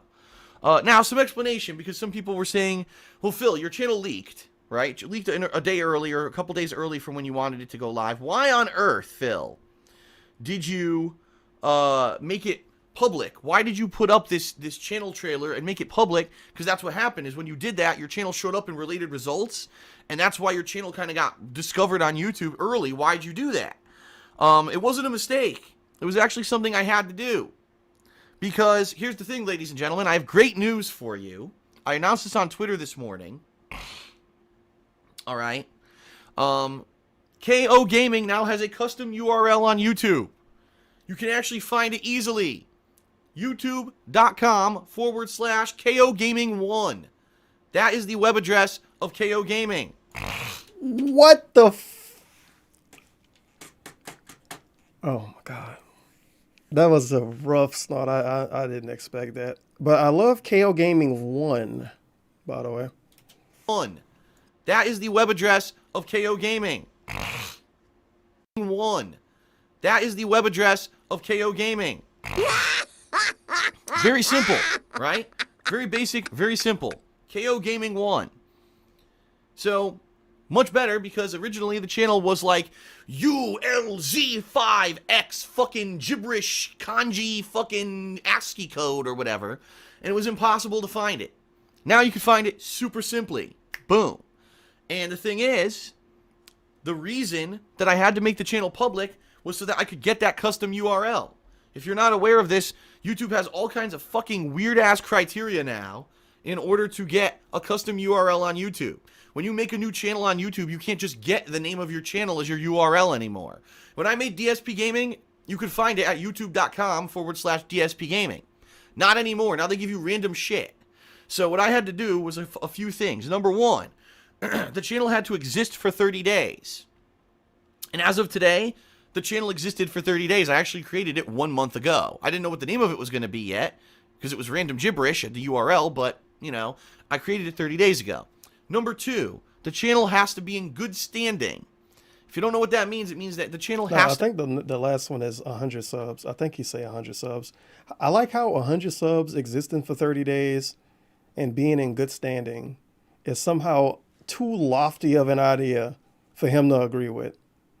What? It's not that big of a deal. To have videos that are live. Come on. And people need to be watching the videos, and you need to not have any copyright strikes.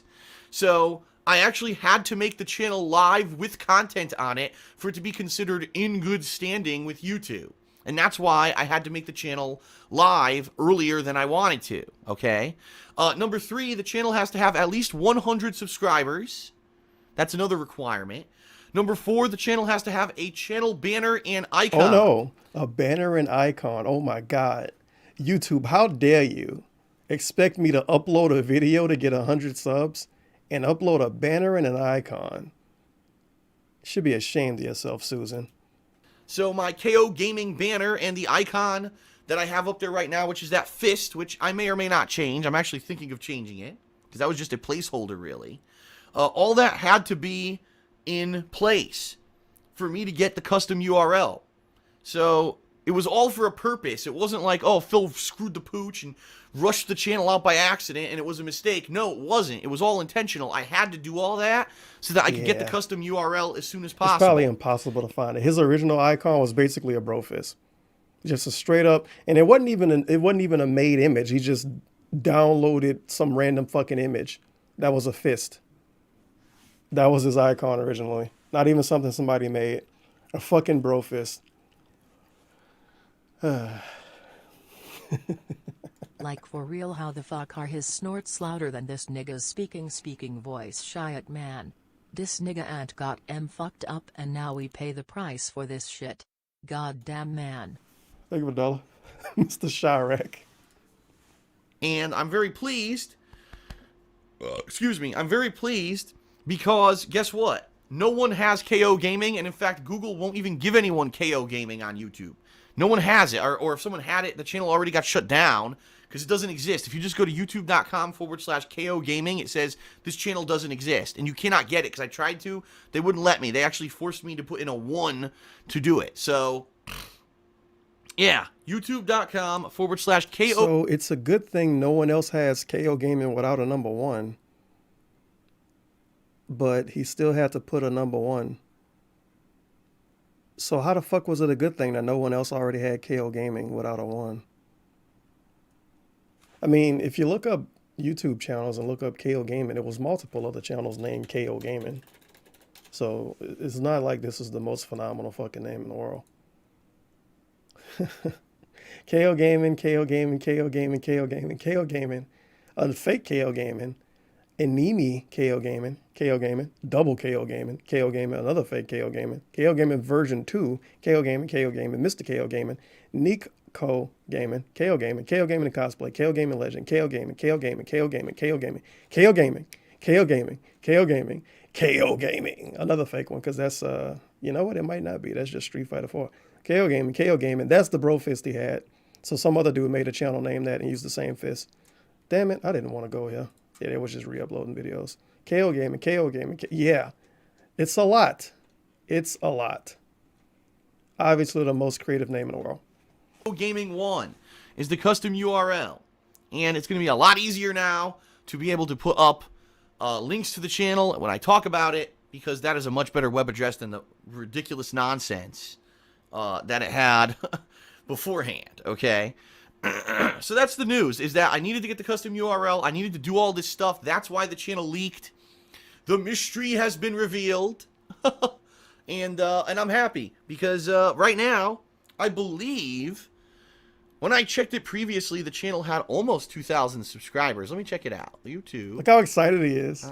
Checking the sub count during the video. See if I have 2,000 subscribers yet. During the stream. Well, the channel says it has 1,908 subscribers, but unfortunately it's delayed. And what I mean by that is it is not counting live. I believe if I go into the channel statistics, I already had 1,950 subscribers before I even started streaming today. So we're on our way. I mean, within a day, already 2,000 subscribers and growing. Now it's the weekend, so a lot of people who don't really watch my stuff are going to come out and say, oh, let's get caught up with Phil. Oh, yeah. Oh, shit, his new channel launched? That's what people say on Friday. Let's get caught up with Phil. And they're going to go over there. Already the channel promo has almost 10,000 freaking views. It's 40 seconds long and has almost 10,000 views. That's wild. Wow. And, you know, the review's doing pretty good. I released it late last night. And within 12 hours or so already almost has 3,000 views. That's good. Let's get caught up with that's a Phil. good thing. And I'm hoping that, you know, over the next couple of weeks, people will get in line. And, oh, okay, this is the channel for the new edited stuff. And they'll start heading over there. They'll watch the content. They'll subscribe. And it's going to work out well. Just in case you don't know, all right? The way that it's going to go is there's going to be at least probably 2 videos a week on that channel. So, yeah, nowhere near as much as what happens on DSP Gaming. DSP Gaming is where all the raw video content's going to go, all the raw gameplay. That channel's for the edited stuff. So, for perfect example here, this Tuesday, Resident Evil 0 Remake comes out. I'm going to be playing a 4-hour stream. God damn it, that you video bastard, will be you just here on told us DSP this. Gaming, although everything I did yesterday in Grand Theft Auto Liberty City Stories, these hot the stuff games. that we're doing today in Hot Yakuza, games. the stuff that'll happen in Resident Evil 0. We're going to do like a cool montage video at the end of the week to summarize all that stuff over there. So at the very least, you're going to have probably around 2 videos a week over there. And also there's going to be other stuff. Like what? All right. In addition to that, there's going Politics to be countdowns, best of, worst of montages. Oh. All right. That's all stuff in the works. Right now, I don't want to jump too far into it and say, oh, yeah, it's coming right now, because I don't know how this week's going to go. Of course. We'll see. You might get sick. With Resident Evil 0 and everything. Keep in mind, I'm also going to be doing vlogging far more often, Vlogging? starting this week. This is the week where everything begins. The changes start right now. So, in addition to there being edited videos on KO Gaming, I'm probably going to be doing a few extra vlogs a week where I talk about certain stuff. Now, I will possibly be covering gaming news. For example, there's a gaming news story out today. Oh my fucking God. Mortal Kombat 10 is getting a netcode get out of upgrade. here. He never did a video on that. Twitter about this. Twitter, by the way. I said sucked. Everyone said it in April of last year when the game His fucking released. Twitter. And Ed Boon, the lead Shout out game to Ed designer, Boon. actually doing your best to fix it. The bottom Dude, line this is is the most people wanted to video. play- He's telling us the whole situation that would be a video that never came out. That's the video. What he's doing would be the video. You can't make a 30-minute video about them changing the netcode in the game you don't play. For me, I'm the kind of guy, I play a game while it's new. I enjoy it for, at the most a Make few a months. video about the netcode changing in the game I don't play. That's what the kids want to watch. Ever again. Street Fighter V is going to dominate the fighting game scene. It's inevitable. That age well. Street Fighter is the fucking hate Street Fighter quintessential V now. fighting game that made fighting games popular to begin with. It's going to dominate. So why the hell did you wait 9 months to fix the netcode for your game? Your time in the sun is over. It's it. Mortal Kombat 10's dead. Sorry. It's just the truth. Yes, there are Remember people when he who are hyped still up playing Street it. Fighter V? Yes, there are people who And he did a are weird-ass hung video up on it, stuff shitting on like everybody? that. I'm going to start with this week, basically. During the week, if a new story like that pops up, I'll do a vlog on it, a reactionary vlog, right? And that'd be perfect. I can spend like 5-10 minutes talking 5 about it, to giving you my 10 minutes. opinion. That's a And I think pre-stream people will now. enjoy it. It stirs up discussion. That vlog that I did last week about the Oculus Rift's $600 price tag got huge response. Lots of views, lots of discussion in the video, and that's what I want with my vlogging. That's the kind of stuff that I want to do. I want to put out maybe 2 videos a week Okay, like we're that. talking about vlogging now. That's enough of that. All right, so I guess we get to go to KO Gaming. I gotta go to the bathroom so you can listen to this hot song again. The best song. I'll be back. What the fuck? I went back in time. We're going back in time. Back in time. Back in time. Going back. Going back in. Going back. Going back in time. Time. Time. Going back. Going back in. Going back. Going back in time. Time. Time zombie. Oh yeah. Zombie, zombie time. It's time for zombie, zombie. Time zombie. Oh good. Turn into a zombie, zombie.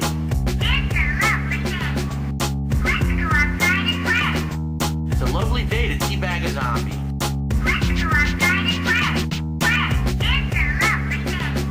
It's a lovely day to teabag a zombie.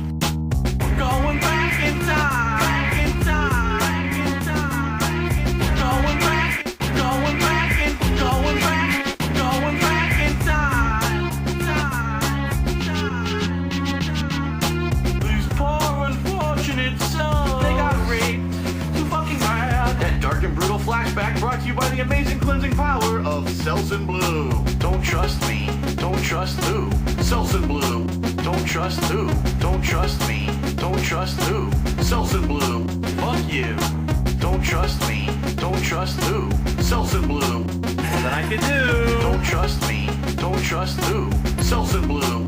Don't trust who? Who fucking knows who to trust at this point? Oh shit. Another time warp. Going back in time. Back in time. Back in time. Going back. Going back in. Going back. Going back in time. Going back. Going back in. Going back. Going back in time. Oh man, how many time warp jokes are we gonna have in this fucking playthrough? How many times will we do the time warp again? You know it's coming. Let's do the time warp again. Let's do the time warp again. It's just a jump to the left. Really don't like the time warp part. Really don't like it. I don't know why I don't pull up the version without the fucking time warp. I hate the time warp. It's the worst thing ever. The worst thing ever. All right, first video. Welcome to KO Gaming Channel Promo 2016. And we have the DSP Gaming watermark. Very nice. I even like the video. Look at this good content. He also disabled the comments way after he uploaded this. I definitely remember reading comments under this video that was like, hey, it's DSP, it's Dark Side Phil. And they're not there anymore. Good gameplay, by the way. That's one of my favorite parts about his montage videos. When he talking and it's not a clip you're supposed to really watch, it's just background footage. It's such basic fucking clips. What the hell is this? Delivering gaming's greatest hits. It's like Here you'll Cammy find Footsies for a montages second, of the and latest video game Yakuza dude releases, running. Countdowns of games from both the This modern isn't day elite and gamer footage at yesteryear, all. I as don't know well how I as feel about it. detailed game reviews called the Hateful Nice Truth, review. by which you can judge whether or not you should put down your hard-earned money to buy a new game release. In addition, the Hits of the Week series will feature the best and worst of all the games that I've played over the course of the past 7 days. If you'd like to see some raw, unedited gameplay footage, you can check out my older gaming channel, DSP Gaming, or for some vlogging content for multiple different subjects, check out the King of Hate vlogs. Thanks a lot I love how he just screen grabbed shit that was on YouTube. He didn't even have the original picture probably. He just screen grabbed it. Good God. checking out KO Gaming, Sonic and Cat, I by the hope way. you enjoy your stay. Also, why does the Street Fighter footage look so altered? It's got these weird colors going on. It didn't look like that when he played it. But the Bloodborne footage, Gaming, and I hope I you think different looked, subjects. yeah, the Bloodborne footage looked normal. So he did this weird thing to the Street Fighter footage Out KO for some Gaming, reason. and I don't know hope you why. Enjoy your stay. You know what? No, it's the same logo. I thought this logo added something to it. I don't know why he did that. It looks weird, dude. Hot video. Best video in the world. I really can't wait to subscribe to KO Gaming 1. Whoa, 11-minute review? Nice. He couldn't get a new logo, by the way. A new Hateful Truth logo for his brand new channel. he couldn't get a new logo. But he has this cool, this sweet KO Gaming logo. Some dude made that for free. Probably didn't get credit. Oh, Rad. People know that name. Decent and thorough review. But in the future, you should definitely try to find examples to match your bullet points. Yo, he talked about that in his other video. I think that video is from January 19th. Maybe. I forgot. I'm not going to look it up. I could look it up. Did DSP look into Rad's suggestion? Oh, man, I got screwed on this, didn't I? Yeah, I did. They giving me all kind of weird shit. Everything is all out of order. Because I found some of these before I watched other stuff. Well, fuck it. I can pretend he listened to Rad. Nice music.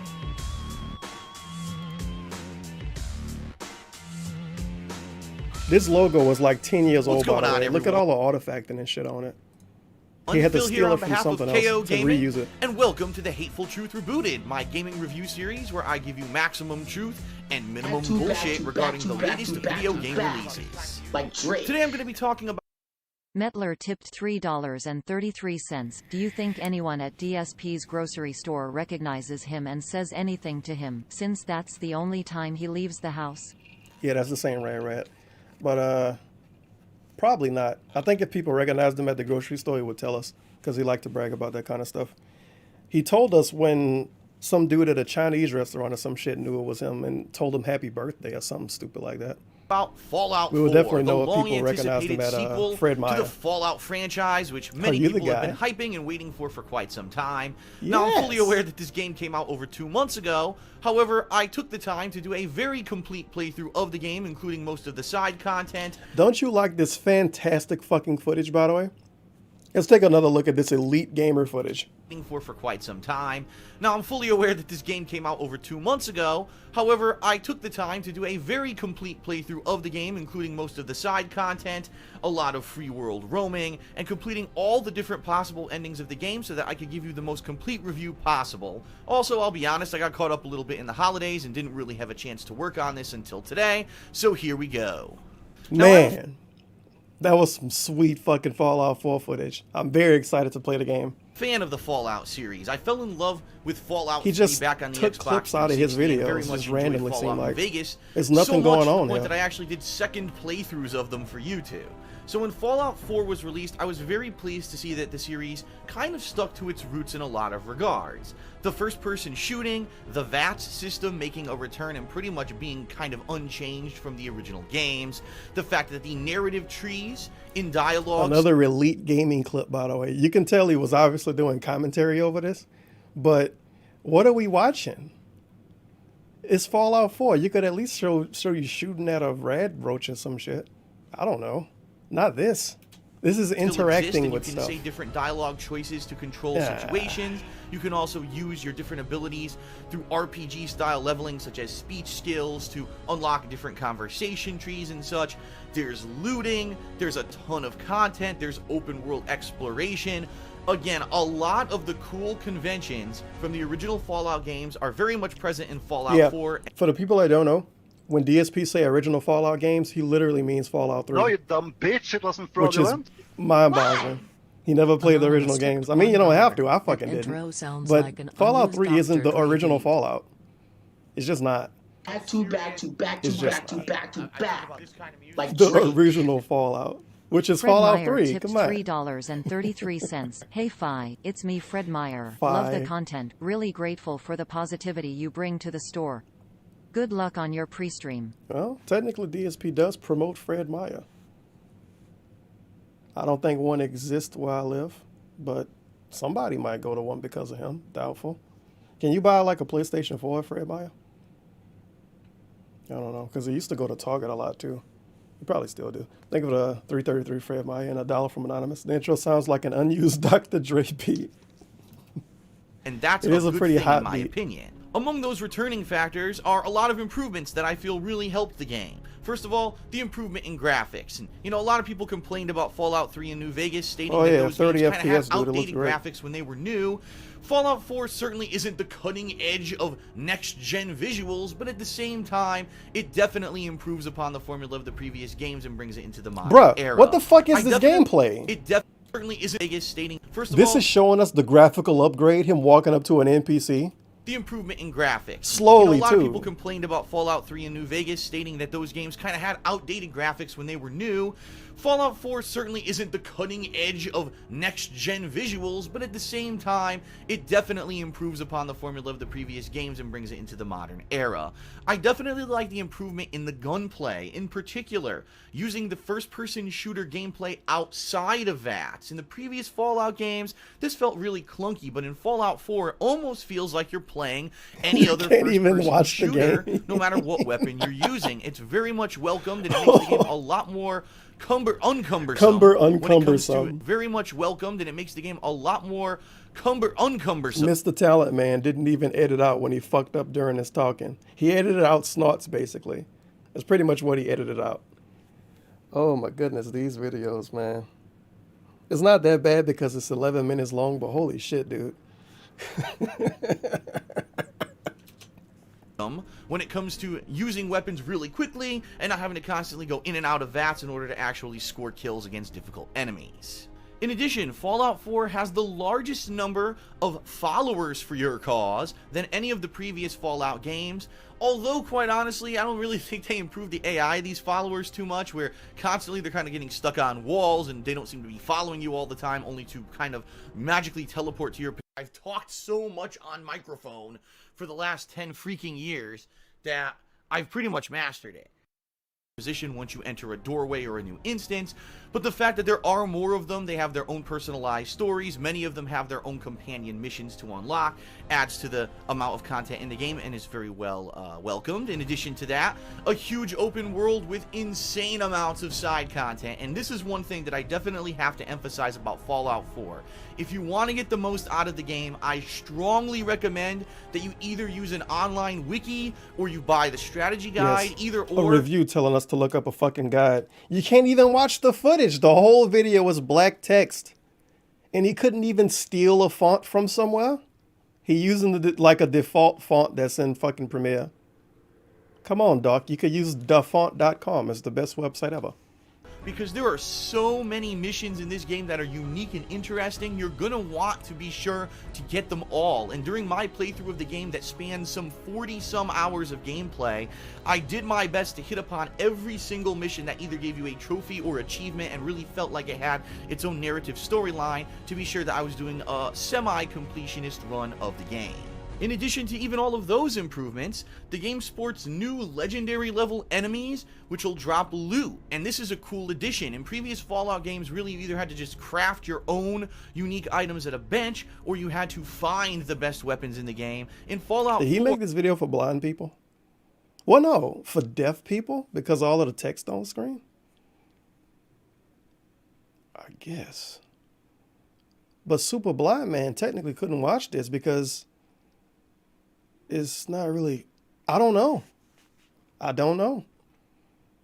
guess it's a video for deaf people and not blind people. What are the blind people supposed to do? They just got, I don't know. I guess you listen to them, but I fuck it. I'm confused. Certain the black font, man, it's so thick. Really good weapons, armor, and things. It's it feels so a lot thick. more like almost a Diablo-like yes, experience Diablo. where fighting okay. these high-level enemies is going to pay off and actually give you a reward for your hard-earned win. And of course, in addition to all of that, there's a brand new settlement and crafting system by which you can set up settlements all across the Commonwealth, which is what they now call Boston. You can have settlers move in and take different positions in these different settlements, setting up defenses and stuff against invasions. You can actually have supply lines running between these settlements for the very first time. And then you can actually gather resources and supplies to craft your own weapons and armor. Yet the final major addition to the Fallout 4 game and franchise. By actually customizing your armor, you can add different attributes, strengths, weaknesses, and basically great cool improvements, even visual things like making your headlamp look a different color or have actually the Pit Boy, Vault Boy on it. It's pretty cool the amount of customization that's possible in the game, and this is all... I love hearing stutters in an edited video that's 11 minutes long, by the way. Very professional. New stuff added to the franchise with Fallout 4. Now, despite all of those noted improvements, The game pretty much does kind of play very similarly to Fallout 3 in New Vegas. You're going to be wandering through the Commonwealth. You're going to be trying to solve a mystery. In this case, what happened to your son? Where did he go? You're going to be helping out various people that you run into along the way. There's going to be different factions that are going to be seeking to recruit you for their own cause. You're going to have different moral choices and dilemmas that you're going to be faced with along the way. You're going to find some followers who'll follow along with you on your quest. They're going to do a lot of shit. I didn't even notice that until now. The double watermarks are fantastic. And that looks amazing. Looting. You're going to kill hundreds and hundreds of generic enemies. And for some reason, the KOGAMING watermark got this little bit of artifact. The rare level spawns that drop so rare items, probably and yada yada yada. It is pretty much kind of the same formula. He has to cut it out himself. And if anything, one of the major complaints that I've heard from many people is Fallout 4 just feels like Fallout 3 with a few modernizations, and honestly, that's kind of a very accurate way to describe the game. Does it really go outside of its way to break the mold? No. What it does is it goes down that common and very well-known road that Fallout 3 and New Vegas went down, but it adds in different factors for those who want to expand upon that experience. You can very well play this game. God damn it. Did he actually say your wife's son is the main character in Fallout or Cuck? Oh. Ignoring the crafting, ignoring the settlements for the most part, and for a few, very few story missions that require it, you can just play this game as if it were the previous Well, it might games not and be his enjoy it biological at your own kid. pace that way, or you can really delve into the new content and enjoy it for what it is, adding to the gameplay experience. Is it too So similar to the overall, previous Fallout games? 4 is a Zoom pretty out. lengthy game, a pretty No, you dumb hefty bitch, game it wasn't for the fraudulent. amount of stuff that's in it. And although there are repetitive Game fetch capsule quests, there are tipped radiant quests that $1. infinitely Hey, Tevin, respawn, I've forcing donated you to either already do this gathering year under funny names, but just wanted to say Happy New Year to you and the chat. Best to you all. Also remember when DSP skipped Diana's brother's wedding to play Fallout 4? To make a video like this? Feels bad. That's a detractor meme, dude. He didn't skip that wedding at all, except the times he told us he had to skip the wedding to play the game. Remember those weird pre-streams where he was telling us if he did go to the wedding, he would bring his Xbox with him to play it in the hotel? That was hot. And then when people brought up the wedding, dude, they're fucking lying, man. I didn't skip a fucking wedding. Apparently never got to go to that wedding. Feels bad, man. Her only brother, she didn't get to see him get married to some chick he gonna hate in 10 years.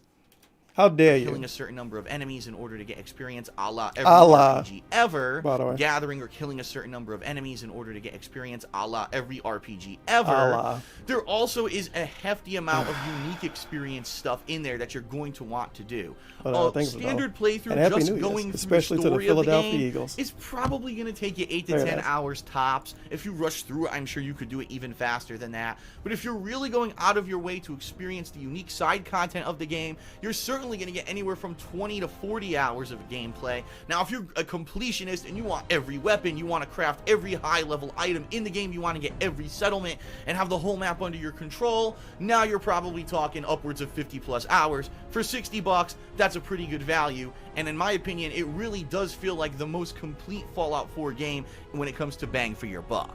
But, you know, with the positives come the negatives, and I'm certainly not one to ignore that. Let's take a look at some of the he's things shooting that at something. I didn't particularly like about Fallout Innocent 4. Vets, great. Number one, the most startling thing of all, exciting the frame gameplay. rate.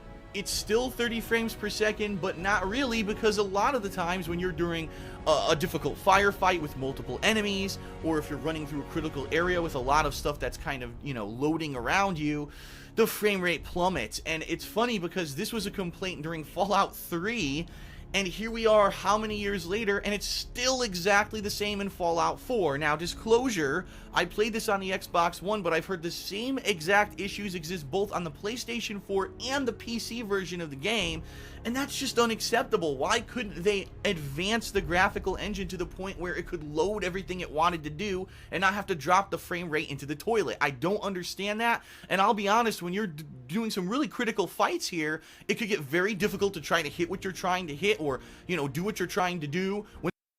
It could get very difficult to understand that, and I'll be honest, when you're doing some really critical fights here, it could get very difficult to try to hit what you're trying to hit, or, you know, do what you're trying to do when the game is locking up. I don't know how many times, I have to do something really quickly, and the whole menu locks up on me, and now I'm wondering if I'm going to die or not.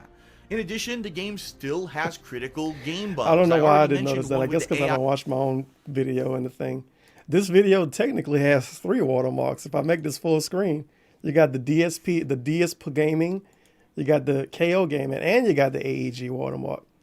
Very nice. I have the companions where they don't necessarily follow you forgot I everywhere cut they're off supposed stuff at to, the but top of the thing there's other for that. bugs too. Enemies will get stuck in walls and all the clipping issues of previous Pretty games. sleek layout Yeah, here. all that stuff still exists, and it's kind of frustrating that, again, it's supposed to be the modern Fallout. It really does feel like you're kind of playing Fallout 3 with all of its shortcomings, with a lot of modern additions, but they didn't fix the issues from the previous games. And I really have to throw my hands up and say, why? What gives? Why didn't Bethesda take the time to fix these known issues from the previous installments? And Imagine expecting Bethesda to fix something from the previous game.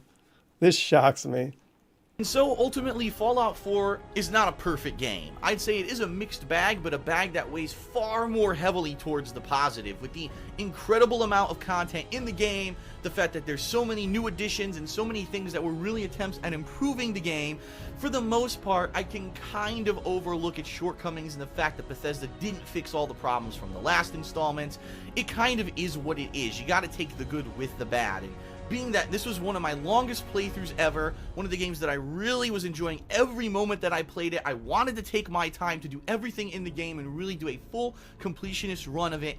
I really enjoyed Fallout 4, and I kind of find myself saying this was an ultimately very positive experience. Those negative things really didn't nag on me too much.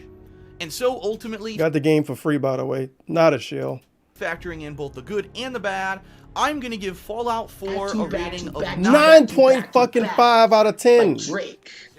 Yo. Take__sip tipped $3.33. That's My favorite intense. moment of Fallout 4 That's was the twist intense. when you find out your wife's son is actually your son. Crazy emotional.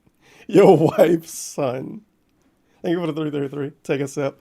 He called it a mixed bag and he gave it a 9.5. How the fuck is that a mixed bag? That is nonsense. If I want a bag of Doritos and they got some pretzels in it, I ain't gonna give it a 9.5 out of 10. How dare you? I want to hear the end of this and they tell us to give him money. Anyone remember the ones that didn't even load on launch day? Hey, he's Just let them complaining work. about the game still. 9.5 out of 10. 9.5 out of 10. That is it for the Hateful Truth Rebooted review of Fallout 4. I hope that you enjoyed it. Thanks a lot for watching, and I hope that you'll tune in next time for my next game review. Peace out. Peace out. This dude legit called it a mixed bag and gave it a 9.5 out of 10. I think that's his highest reviewed game in probably the last couple of years. Maybe. Quantum Break. I don't think he reviewed Overwatch. I honestly can't even tell just skimming over the titles of the videos. We got Overwatch impressions, Overwatch gameplay tips. That was a hot one. With a stolen image, which is great. For some reason he put oh no, that's why he put boobs in the Fallout 4 video. Well, that's a hot one. Resident Evil Remastered, my first impressions. Undertale, my first impressions. Oh boy. A mini review. He didn't do a real review of Resident Evil 0. I guess because the game was already old. But this is a 10-minute video. He could have just did a whole review. Hits of the week, so he did do weekly videos on KO Gaming that didn't last. Hey, I like the video. Fantastic. Very nice. Hello Hello, everyone. everyone. Phil here Phil on behalf here. of KO Gaming, and welcome to Hits of the Week, a weekly highlight reel of the best moments in my video game playthroughs over the course of the past week. For January 22nd, 2016, this week featured 3 games. My continuing playthrough of Yakuza 5, the conclusion of my playthrough of Grand Theft Auto Liberty City Stories, and a new release in Resident Evil 0 Remastered Yo, for look the PS4. at this mess. I love how he has to put video, a random out of context video clip of nothing interesting happening. It's him driving and him running around as Resident Evil man. That's the clips he put up to explain what the game is to the deaf viewers. So without further Very ado, nice. let's get to Let's it. get to it. Right here, what's And going out on? of context, making fun of a Oh. fat chick. All right, end of the video. Very nice. Wait a minute. What the I end of the did it. video? Yes. Is it a 10-second ended? Fuck. Thanks a Yep. lot for watching, everyone. That's going to wrap it up for the first episode of Hits of the Week. I sure hope that you enjoyed it, and if you did, please spread the word about my new edited series here on KO Gaming. Thanks a lot for watching, and I'll see you next week. Yeah, spread the fucking word. Sure. Tell your friends. Oh man, the recommendations I get are mind-blowing sometimes. Good God. I need to make another YouTube account. At least one that I actually use. So that was Hits of the Week, his first Hits of the Week.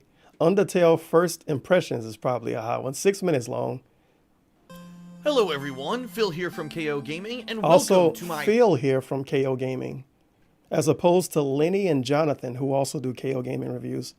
Undertale fan base complaining about other people playing the game because they're not playing the game, they want to do it. They do it the way they would do it since 2015. I actually like that comment. Did he reply? Oh, I'm disappointed. Yeah, Undertale was a fucking mess for a little bit. The people that, those people. As much as I hate the genocide run, that doesn't stop me from seeing someone else enjoy playing the game. Yeah, sure, buddy. First impressions after playing Undertale for the... As you probably can tell, this footage in the background got this weird tint over it. So he got a PNG file that got the KO Gaming logo in it. And for some reason, the background is half transparent, yellow and shit. And it make the footage look ridiculous. I don't know why that was a thing, but that was a thing. Very first time earlier because today. Why not? 2015 was a really packed year for games, and one of the sleeper hits that no one really saw coming was Undertale, the crowd-funded retro RPG that allows you to play the game in multiple different ways. KO Gaming tipped $1. Fallout 4 was a free game I got from Bethesda. I didn't miss a wedding to play this first-person shooter, so fuck the trolls. Fallout 4 really isn't a good game. It actually fucking sucks. Not as good as Panda Reflickin' My Bean. 9.5 out of 10. Mixed bag. So many complaints about so many things. 9.5 out of 10. Very nice. Changing the storyline and plot and leading to a lot of additional content. Now, I actually did not have the pleasure of playing Undertale last year because I was so busy with other releases, and quite honestly, until the game was released and became a viral hit, it wasn't even really on my gaming radar. So I was very pleased that I had people was begging him to play Undertale for so long, and he waited till the game completely blew up, and he waited until the game turned into just toxic people shitting on people for not playing the game the correct way. That's when he decided to play it. If you would have played it the day it came out, it could have blew up, dude. Like, everybody and their grandma had a successful Undertale playthrough. Downtime but he was too January busy to finally check out the game. Too busy. Today I played it for around 3.5 hours, and here are my initial thoughts. First off, it's pretty obvious that this game is an homage to Earthbound. A lot of things about the game, including the graphical... I do like that he took Earthbound footage from his own playthrough, as you can see with this weird logo he used. This, what did this even say? Because you gotta wait for it to rotate. Dialogue. A lot Here of we things go. just look Summer like of Retro. That hot logo. Stuff that emulated, was by the way. Emulated Earthbound. From Mr. Too Scared to Emulate Games because he think the CIA gonna knock his door down, I guess. Copy and pasted from that game back in the 1990s. Now, I did a playthrough of Earthbound in the summer of 2013 that I really enjoyed, but a lot of people at the time kind of just ignored it because they said, oh, that's a retro game, that's old and outdated, we don't want to see Phil play. Mocks people that didn't want to watch Earthbound. People that didn't want to watch a raw Earthbound playthrough, they get mocked. That we want to see him play new games, and ultimately I was very disappointed that most people kind of tuned out to that playthrough, which is funny because fast forward to 2015 when Undertale was released, and all of a sudden, just because this was a new release and got viral popularity on the internet, people were absolutely begging for me to play it whenever I could. For my first run through the game, I decided to play it more like a traditional turn-based RPG. Now, I'm well aware of story elements that weren't present in through, I decided to play it more like a traditional turn-based RPG. Now, I'm well aware that there's other ways to play it, but at this time... You can hear his head wobbling when he says this. I'm well aware. But at this time, I just wanted to see what would happen if I pretended that this Those was kind of a nerds standard on internet, role-playing game with turn-based combat. But right off the bat, I can tell you, I really enjoyed the mechanic of having to move while I'm doing it this way, and yes, I am looking forward to doing that second run soon. I will briefly address something going on in the initial playthrough videos, which have only been live now for a couple hours as I make this reactions video. People just going absolutely apeshit all over the internet and the comments of the videos, downvoting the videos, saying that my first run should have been a pacifist run. How dare Phil try to play this game incorrectly? How dare Phil try to play it incorrectly? What a close-minded, short-sighted, illiterate... Why would you put this in your impressions video? Like, come on. Incorrectly. What a close-minded, short-sighted, elitist, and incorrect way to view anyone playing this game for the first time. Everyone knows that when I play games, I play them blind, with no prior knowledge. All I knew was that you could play the game differently. I didn't know that. So he played it with no prior knowledge except the prior knowledge that existed. Very nice. All right, that's enough of that. Hits of the week, January 29th. Let's see if I had a better intro. Probably not. Oh shit, he got the bell ringing part. That's pretty good. It's Hits of the Week, highlights from the best, worst, and most entertaining moments of my game playthroughs over the past week. For January 29th, 2016, we've got the continuation of my Yakuza 5 playthrough, as well as the conclusion of my hard difficulty run through Resident Evil 0 Remastered, and my very first blind I was about to say why he played it on hard, because he always go out of his way to say he don't play on hard, but he played on hard by accident and didn't restart the game. So that's that. Through the quirky fun that is Undertale. Let's get the party started. Let's get the party started. I want my out of context fucking what the name of this game is? And grab a fucking giant Undertale divider. clip. Love out of context Undertale clips. Warning. Undertale is a very narrative-driven game. If you have not yet played the game but are planning on doing so yourself in the future, I recommend you do not check out the rest of this video, as it contains snippets from Undertale that may reveal story spoilers. You've been warned. Here we go. What's this? Human, I hope you're ready for... No! Sans, where's the puzzle? It's right there, on the ground. Trust me, there's no way they can get past this one.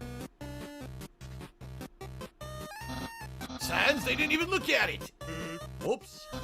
You see these tiles? Once I throw this switch... Man, look at these epic fucking spoilers. Oh, look, we're still in the same scene. Oh, look, we're still in the same scene. Oh, look, we're still in the same scene. Oh, look. Man, look at these spoilers. Man, look at all of these spoilers. There we go. Something happening. Very exciting. What the... Come on, dude. It was funny. He was laughing. Here's an absolutely normal attack. Damn it. Whoa! Hold him up! Muppet mode, by the way. You dick! Stop this! The dog hit me! What the hell is that? Cool. It says, cool, dude. What is this shit? What the hell? Look, I can cheat. Look at this. All right. Yeah, compare him playing this to playing Deltarune. He didn't even do voice acting for that. Very nice.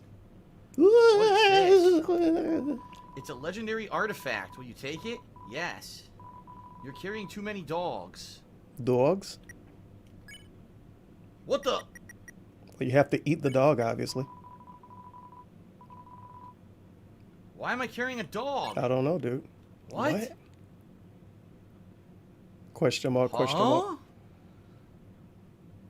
How did I get a dog in my inventory? An annoying dog. An annoying Vance dog. tipped $4.20. A dog, Play a this little next white dog. for the full It's fast experience. asleep.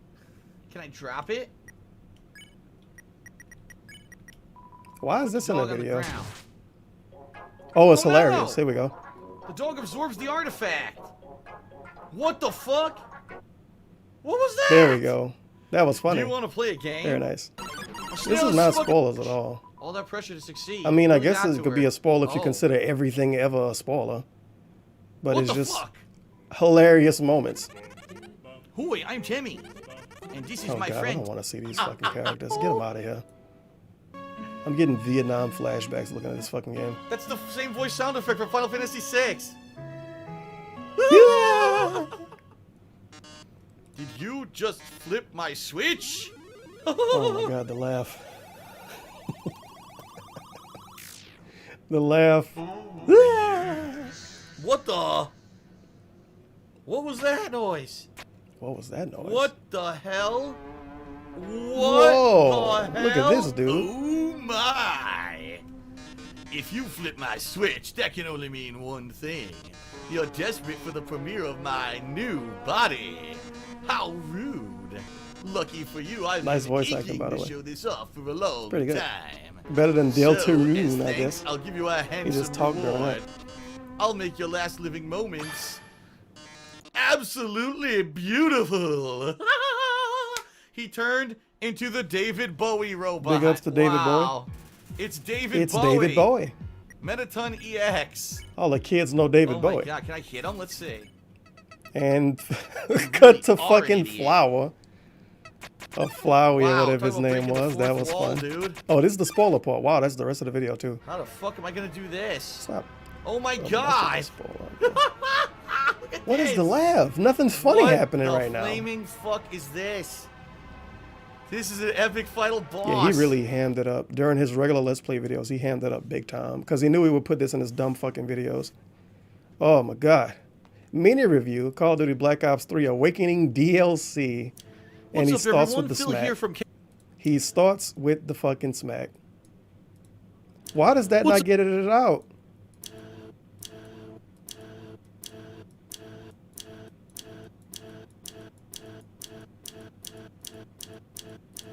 I think that's his mouth. That's not a mouse. What's up, everyone? Phil here from KO Gaming, and welcome to the first in a series of mini reviews that I'm going to begin doing here in the year of 2016. If there's something that doesn't really warrant a full-fledged review, such as a DLC release, maybe some kind of a re-release, this is where you're going to find my opinions on that kind of stuff, and this is the very first of that series. Today we'll be talking about the first of 4 DLC packs for Call of Duty Black Ops 3, titled Awakening. This pack includes both a new zombie.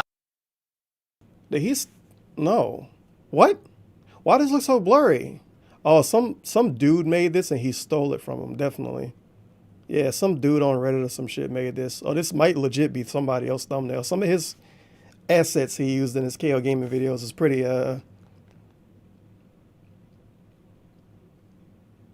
special. But this is obviously something some other dude made with the really blurry pictures of shit. You can't even read this. Zombie map called Der Skyjack, Eisendrachen, as well as 4 new Flash, multiplayer maps for competitive Zombies, play. right. For those who aren't familiar, Treyarch has really made a name for themselves in the first-person shooter community by releasing really great zombie survival co-op maps for the previous iterations of the Black Ops franchise.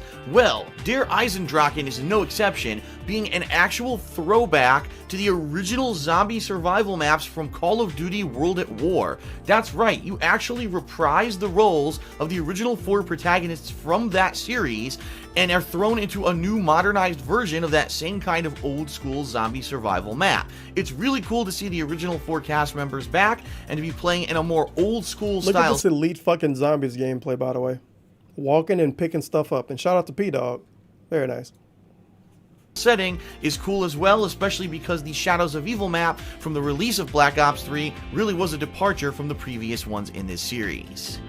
Much like the other Treyarch zombie maps, there's continuity here with all of the previous ones. Even though you are playing as the original 4 protagonists from the zombie co-op adventures, you're from an alternate dimension where you're actually trying to stop your own selves from going through with some of the things you've done in previous Treyarch zombie maps, including going to the moon, nuking the planet Earth, and stopping the widespread destruction as seen in Black Ops 2 Transit map. So it's a pretty interesting take on trying to fix the mistakes from the past and the previous characters who you've controlled in these zombie co-ops before, and being able to play in this old school setting is really neat. You'll be facing off against endless rounds of zombies, devil dogs, and even the returning Big Daddy-like creatures that were seen in the Black Ops 2 zombie map Origins. So there's a lot of returning stuff that combines to be pretty awesome, and you're going to find this very similar to the giant remake map from back when Black Ops 3 was released on purpose, because it's the same characters and they're trying to continue on with that storyline.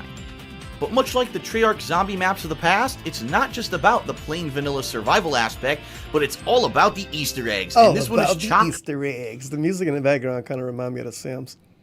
top notch. It's great stuff. Being a throwback to the original cast from these zombie maps is an awesome It's touch. kind of weird too, him praising zombies, and Black Ops 4 came out and he didn't play 1 second of zombies. Not even 1 fucking second. Because he don't have anybody to play with, because he don't have any friends, or he throw everybody under the bus, and he don't want to play with strangers because it's DSP. Somebody gonna say, "Are you the guy?" or some shit. and to basically be continuing on with this continuity saga of the zombie survival is an awesome thing. Getting together with 4 of your friends and playing this cooperatively, you're gonna have a blast. Just like all the previous zombie maps, it's quality stuff. The multiplayer maps, I really have a hard time justifying the price tag if you're really only buying this expansion for them, especially because the Skyjack map is just a redo of a previous map. It's nice to get variety every few months from Treyarch when you add on these... Great opening gameplay to talk about the multiplayer, by the way. It's nice to get really only buying this expansion it's him missing for them, every shot. Trying to throw a concussion grenade at, I think. Because the Skyjack map is just a redo of a previous Quality map. gameplay. It's nice to get variety every few months from Treyarch when you add on these new multiplayer maps, but at the same time, do you really want to be playing $3 to $4 running per into map? a wall, being confused? I don't know. I leave it into your own judgment if you think that it's worth it. But definitely, if you're into the zombie survival stuff, you're not going to want to miss the Awakening pack just for that one map. It's definitely worth the price tag. So I hope you enjoyed this very first of my mini video. Tell us to give you money. Reviews. I hope that now you have a better idea of what the Awakening DLC pack is, and if you'll be interested in checking it out yourself. I'll be covering the future DLC packs for Black Ops 3 as well, because I did purchase the Season Pass back in November, and I'm looking forward to the ongoing zombie saga. Thanks a lot for watching, everyone, and I'll see you next time for another you didn't tell us to mini give you review. money. Come on. Good God, man. So that's Call of Duty. Hits of the week. I'm not doing hits of the week again. Hateful Truth review rebooted. Naruto. This is exciting. Tell us how you're a fan of the series. What is up, everyone? Phil here for KO Gaming, and welcome to the Hateful Truth Rebooted, where I give you maximum truth and minimum bullshit regarding the latest video game releases in this ongoing review series. Today we're going to be talking about my very first new game review for the year of 2016, Naruto Shippuden Ultimate Ninja Storm 4. Ultimate Ninja Storm 4 picks up where 3 left off back in 2013 by continuing and concluding the major plot line of the Naruto Shippuden manga, as well as adding in a pretty lengthy and interesting RPG-esque adventure mode, and of course your online battles are there as well. Major warning for anyone who has not seen the conclusion of the... Interested in buying the game? Get it for PlayStation 4 here. Remember when he had Amazon affiliate links? And people reported the fuck out of him for basically telling people to not buy the game. I remember. And telling us that people bought diapers and shit using his Amazon affiliate link. Naruto Shippuden storyline yet. This video review will obviously feature gameplay of characters from the game that are present in the story, so if you do not want to be spoiled in any way, shape, or form, do not watch this review. However, I will be doing my best to stay away from story spoilers so that if you do want to read the manga, watch the anime, or play this game, you'll still be able to experience the story and not feel spoiled. As always, the core of the Naruto Shippuden series is the combat, and all the fun game mechanics from Ninja Storm 3 make a return in 4. You've got your melee attacks leading into deluxe combos, whether you hold up and down on the thumbstick while you do them. You've got your ranged kunai attacks that can be powered up with chakra. You've got your ninjutsu attacks. You've got your assists that can come in and help you during a fight. Of course, during the fight, God damn it. Well, I guess I can't say YouTube chat lied to me. DSP did put out a tweet longer. And it's long as fuck. Why? He put out a tweet longer about what games he's gonna play? I'm gonna let this play for a little bit. I'll be back. You can rejuvenate your chakra, you can dodge around, you can use your substitutions to replace your body with a piece of wood so you can escape a combo, you've got throws, and yes, you've got your super-powered ultimate and link attacks, just like in Ninja Storm 3. So all those game mechanics make a return.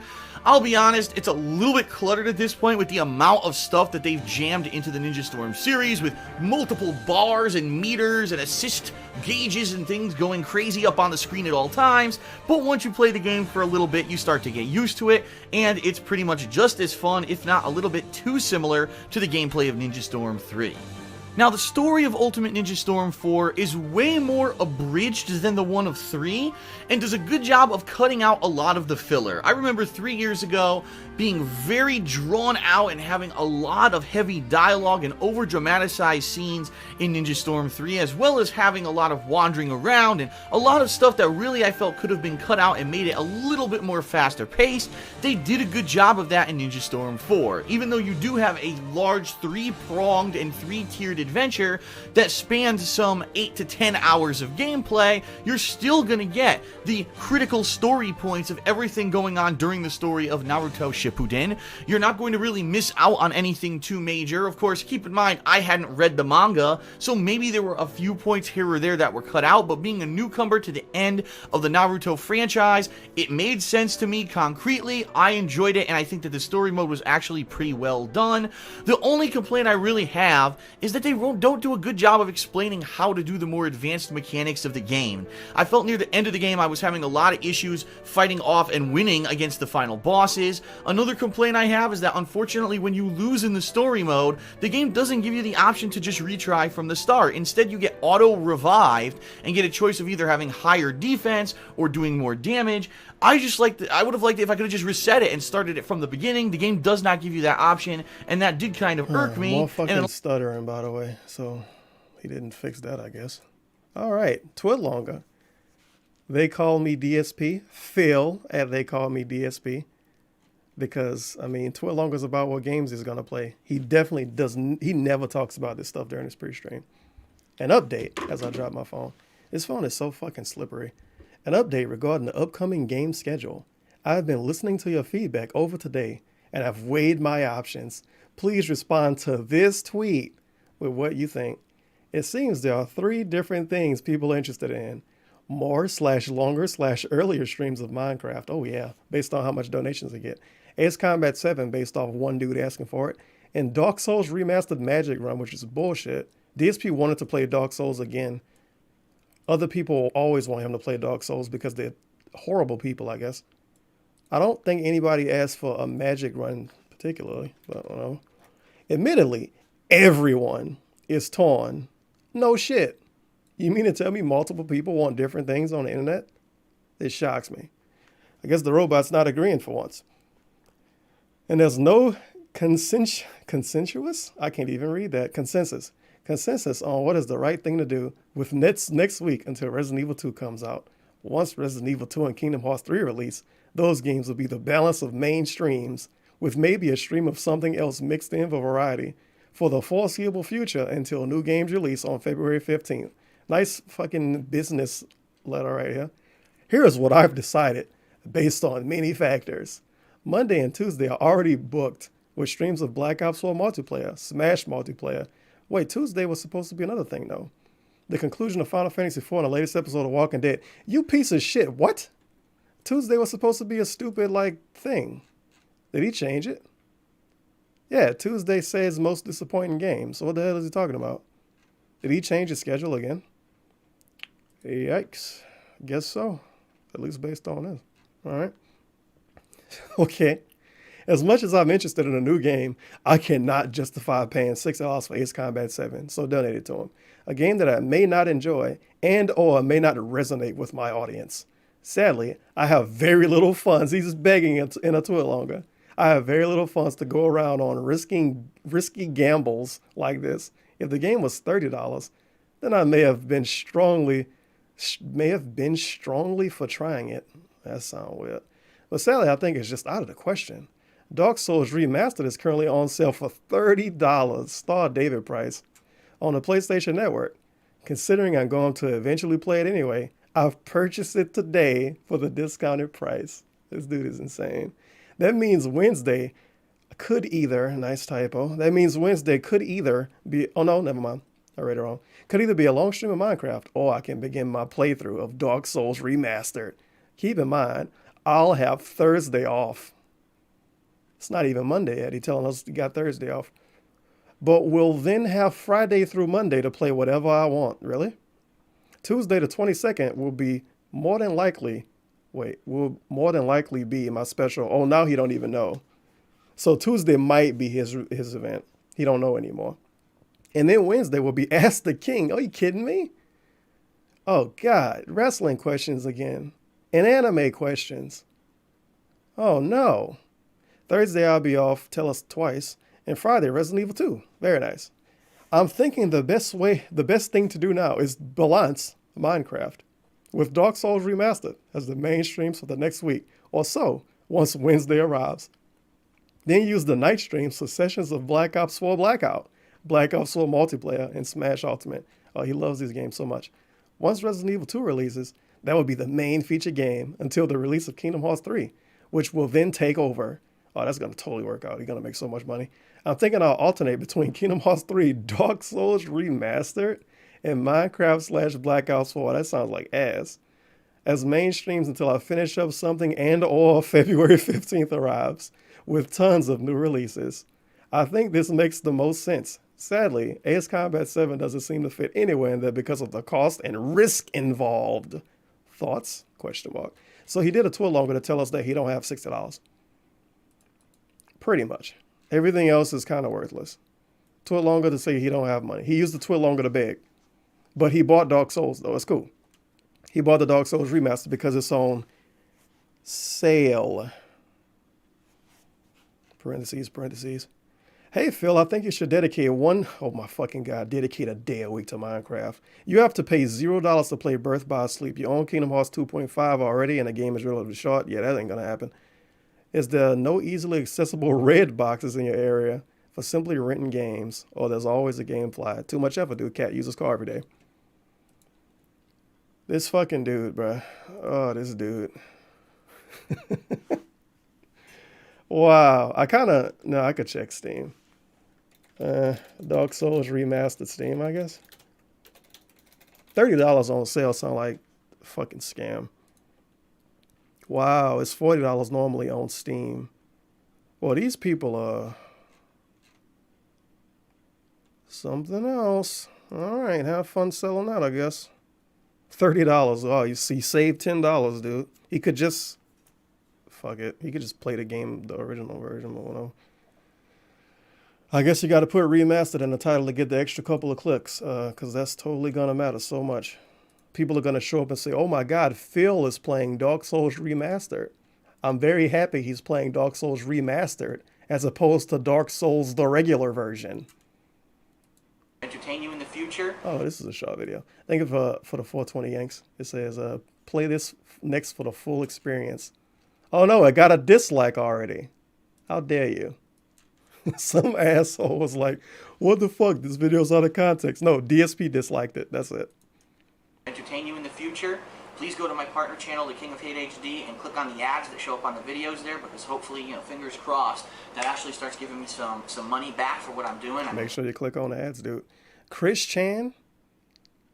Oh, you piece of shit. Not interested. How dare you? Tell us why. Because it's terrible. Not gonna trick me into watching Chris Chan videos and current, yeah. I only watch DSP videos because he's extremely relevant. Oh boy, he did an Unravel review. I don't know, Unravel or Firewatch. They both sound so great, and two games I truly love. Yeah, sure. Not Overwatch, Firewatch. I fucking hate Hello Firewatch. everyone, Phil here for KO Gaming, and welcome to the people like the Hateful game. It's Truth fucking Rebooted, ass. where I bring you maximum truth and minimum bullshit regarding the latest game releases. Today we're going to be talking about a game that at its core is going to be divisive, because it's the latest of a slew of what people are calling walking simulators. A game where primarily there's not a lot of interactivity in the gameplay, but primarily it's just you walking around while some kind of a narrative or story unfolds. The game we're talking about today is Firewatch, which I played on the PlayStation 4, and it's very important for me to mention that early because it's going to come into play later in this review. Firewatch opens up with a series of dialogue choices on the screen that are very reminiscent of almost one of those PC adventure games from the 1980s, and at first it kind of really throws you for a loop because you're like, what the heck am I doing? I thought that this was going to be a game where I'm out in the wilderness, but after about 10 minutes of really depressing story exposition, you take up the role of Henry, a 40-something male who is now out in this wilderness woodsy area and has been tasked with the job of manning a giant watchtower and looking for all kinds of things that may go wrong in the forest, primarily being a forest fire. You're completely isolated, meaning there are no humans around, and the only actual contact you have with the civilized world is with a woman named Delilah, who you're going to be talking with via a walkie-talkie. Graphically, I've heard a lot of criticism about Firewatch's visual style, but I actually enjoyed it. It's more of a cartoony take. It almost looks like if this were the world of Team Fortress 2, but those guys were thrown out into the Why wilderness. does he like the style so much in this game, but he hates the style of Fortnite so much? Whatever. This is probably what it would look like. There's a lot of detail, but it's not too much in detail that it looks hyper realistic. It's a little bit more of cartoony style, and I really enjoyed it. Some people apparently have taken issue with it, but I thought that it was fine for the game, and it was a pretty beautiful way to go And through isn't this this the shitty cool fucking wilderness. pre-made engine anyway? It's a lot of games that look like this. I forget what engine this is. And explore It's it for the hitting very first time. I don't know why he praised Now, it you so can much. actually go about playing Firewatch in two primarily different ways. First, you could pretty much report anything that you find out in the wilderness to Delilah over your walkie-talkie, whether it's scratches on a tree, a lake, a river, beautiful scenery, or even maybe locating some other mischievous humans who may or may not endanger the forest by starting Mischievous humans, okay. fire. Really about the exposition of the story, your relationship you can with get a Delilah refund on as that it if you beat it gets that more fast. complicated Very nice. and flowers and cultivates. And if you don't do that portion of the game, you're going to end up flying through this game and beating it relatively quickly. So a playthrough can range as short as 90 minutes, or in my experience, really taking my time to go around and look for optional stuff to do, I played for around 5.5 hours. Whether or not you think that warrants the $20 price tag that they've put on this game, It took him 5.5 hours to beat a 2-hour-long game. All right, that's that raw and edited content. How you finish the video off? For the Hateful Truth review, everyone. I sure hope that you enjoyed it, and if you did, please check out the video description below so that you can check out the entire full unedited playthrough of my Firewatch run over on my YouTube channel, DSP Gaming. In addition, please be sure to check out our Amazon Associates link as well as our Patreon Buy some at diapers on Amazon. patreon.com/darkside. So I can talk about it on Thanks my a lot as pre-stream. always for watching, and I'll see you next time on The Hateful Truth. The Hateful Truth. Very nice. Good God. Best of the week. Oh shit, this is a Street Fighter video. This might be fun. What's going on, everyone? Phil here from What's KO going Gaming, on? and what a week it has Phil been here. with the release of Street Fighter V. Over on my Raw gameplay channel, DSP Gaming, I've been playing this game non-stop on stream, and I've uploaded over 100 gameplay videos so Man, far, and more Take a look at this Elite Super Bronze versus Rookie gameplay. coming daily. What I've decided to do is scour Man, those archives and that's find hot. the best finishes of Man, matches that's that I've hot. played so far this week Very and put them nice. into a Sweet nice edited combo. style video for your enjoyment.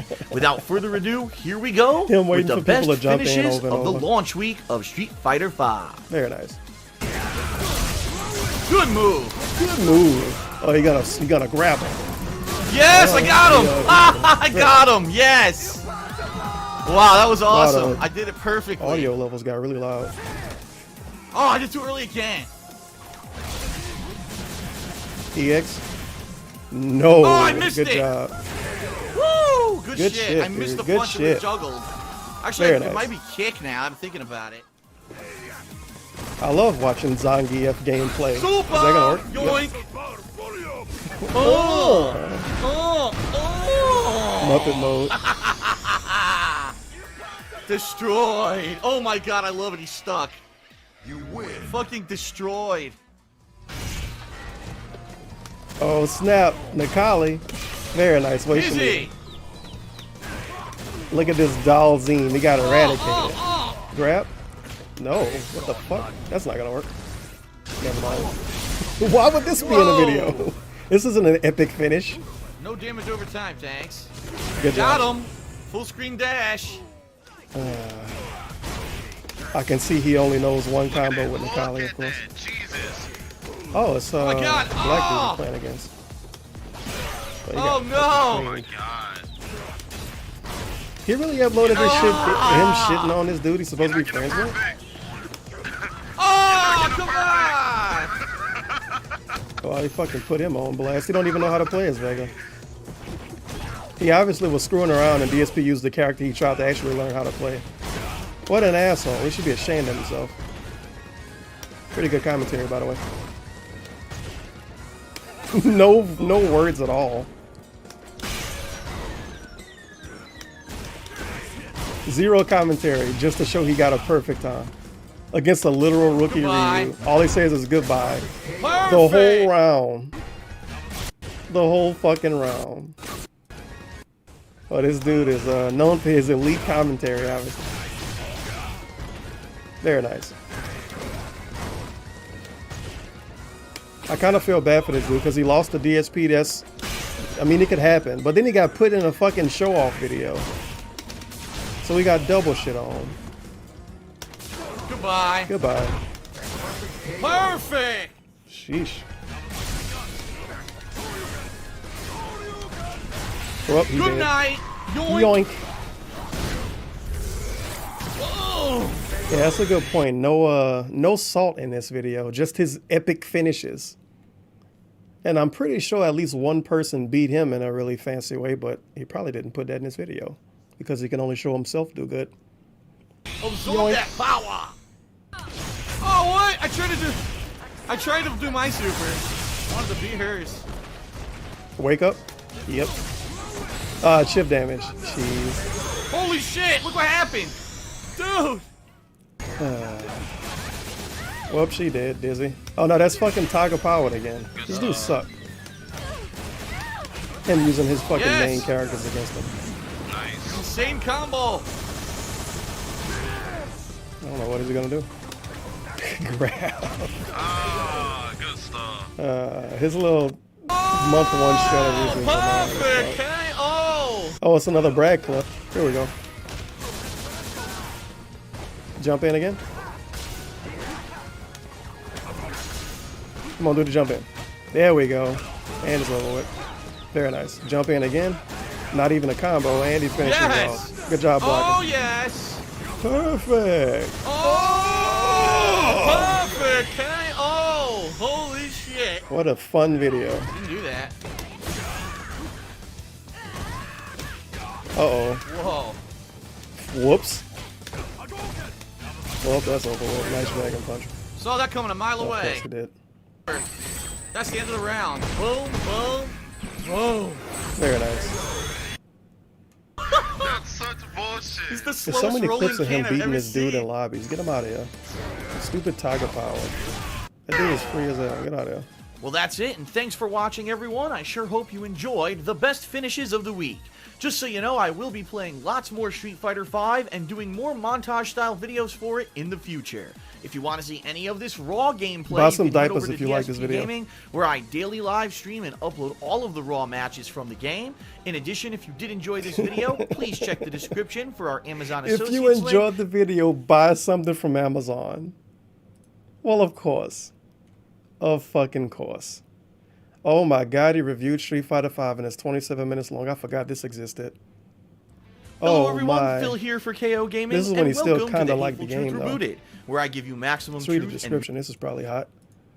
And one of the most polarizing game releases in years, yeah, sure. Capcom released Street Fighter V this week to massive server/matchmaking issues, a lack of single-player content, and tons of controversy.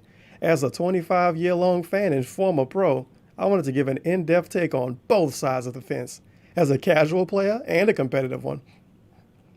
Because, of course, somehow you can be a casual and competitive player. Well, obviously. Is Street Fighter V worth your money? Question mark. Find out in this very detailed review. And buy some diapers on Amazon. This is coming from someone who tore Splatoon apart for the lack of content they gave out day one. But I feel like Street Fighter V handled it worse than Splatoon. Yeah, you sound like you just like Nintendo games. All right, very bullshit nice. regarding the latest video game Competitive. releases. The Bro. subject of today's review is near and dear to my heart, being that I have played the Street Fighter line of games for 25 years, both on a casual and a professional level. I like how the first two clips we get are of him playing in lobbies against the Tiger Power dude. From both sides of the fence, and I really feel that going through this game and reviewing its positives and negatives are going to give you a unique take that other people may not be able to relay because they don't have the level of Of course he has a unique take because DSP is a snowflake, as usual. They don't have the level of experience. They don't have that the I level of have. experience as Street him. Fighter They can't do V dragon punches. Has been one of the most dividing We had and controversial footage of playing fighting against game the computer? launches in history. And in this review, we're going to examine No one wants exactly to see this. You're why not even doing people of combos. different audiences may like or dislike this game, and then I'm going to give you my overall thoughts. So here we Great go. fucking footage. So essentially, when you start talking about a fighting game, the first thing you want to examine are the characters you can select at launch. These characters are going to be the core components of your game and are going to take you throughout that initial competitive run, and you want to know, gee, what is there to offer? Well, Street Fighter V offers 16 characters from the get-go, an interesting mix of classic characters who return from the series like Ryu and Chun-Li, some returning characters from previous iterations of games that maybe haven't been seen for quite a while, such as Birdie, and even some new characters to throw in there for variety and to have some kind of a Birdie, by the way, he's back, and he's black. Experience, such as Nikali and Rashid. I wish I would have had a clip so of him saying that. saying There is that. a good mix of old, new, I think that was when he and played returning Street characters Fighter in Street Fighter Alpha 5. Although admittedly, 2. as they were announcing the I could cast probably get that selection for clip. this iteration, I was like, it really seems they're just picking every character that has not been in He's Street Fighter back, for a long time. and he's black. But I digress, it's still a good variety. You're going to have your zoned combat with ranged projectiles. You're going to have up-close grapplers with like Zangief. They're going to have teleporting characters. You're going to have all kinds of different gameplay elements here that is going to give you a wide variety of gameplay styles. So no matter what kind of a fighting game player you are, you're probably going to be able to find a character who is part of your forte, and you're going to be able to focus in on a certain kind of gameplay from the initial get-go, and that's a good thing. I've played a lot of these games where unfortunately only one kind of character really dominates. After playing this game for at least a week, I can tell you there's going to be enough variety, at least in the initial few months of gameplay, that you can play with any character and at least get some enjoyment out of it. Maybe Play with Zangief Season being the 1 exception Fong because and get he some really enjoyment doesn't out of have it. tools against ranged characters at this point, but I digress. The cast is varied, the cast is interesting, and there's enough characters that you'll get bang for your buck when it comes down to playing with each of them in a different way. Now, in addition to the launch roster of 16 fighters, there's also going to be a series of DLC characters released over the course of 2016. They can be obtained for free, or you could buy a season pass for $30 and get them all initially. The way this is supposedly going to work is you can earn in-game fight money to unlock... First of all, supposedly? We use the words for no reason. Second of all, shout out to the season pass. There's like 4 of those now. If not 4, it's about to be 4, which is very exciting.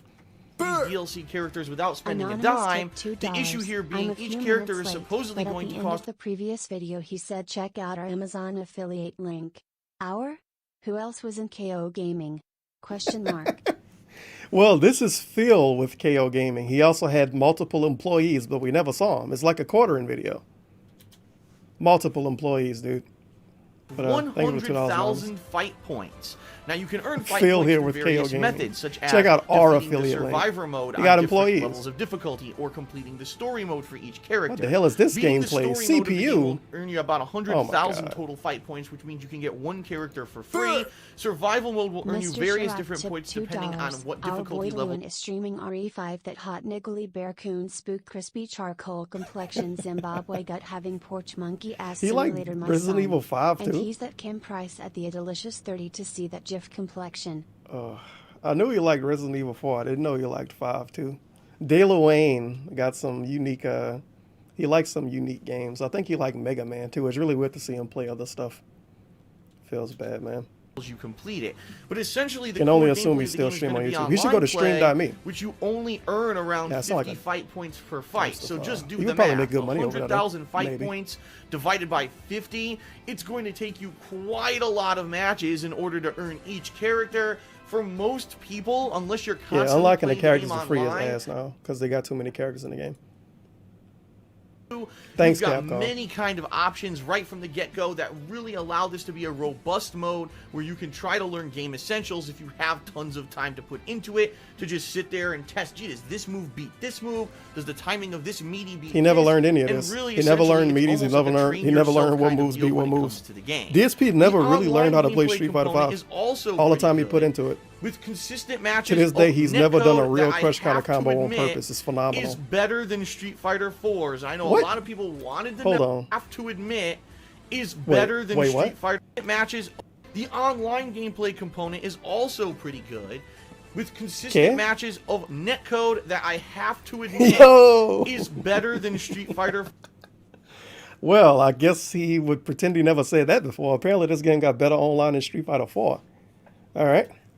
4s. I know a lot of people wanted to know my opinion on the online connectivity of Street Fighter V. The bottom line is, yes, overall on launch week, the experience I had with most online matches in Street Fighter V were far better than the overall experience that I had with the years of Street Fighter 4. It's almost like he made his opinion too fast. Netcode that they have Launch implemented, week. for the most part, is working. The game and halfway although worked maybe the 1 launch out of week. 10 matches, you'll get a frustrating one where you see things jumping around or you strike your opponent, then the game takes it back. He said For the Street Fighter most 4 was part, better than this it's now. a lot better. And that's You after don't get years any of them those putting out slow-motion content. matches, any of those matches where you do a move and it's literally 2 seconds later that things happen on the screen. And this kind of online environment is one in which you are going to learn a lot better for a competitive style of gameplay than that one from Street Fighter 4 was. So Wow. ultimately, all of if this you shit, are a all of competitive these opinions went out the fucking window. 1-round matches against almost Yeah, shitty insane survival mode. through it just to get to the Still final talking guy, about and survival mode. Bison. This is a very in-depth For review. health, so if you get Why hit the once, fuck is the the whole review for thing's Street Fighter 5 thicker than the review for Fallout 4? I guess because he's a competitive fighting game player. Over. That one's pretty risky, and I wouldn't recommend that one for anyone. But the fact that between rounds you get these options to select different things, and that depending on, gee, am I coming into a harder fight? Am I coming into an easier fight so I can maybe do a double down and try to earn more points?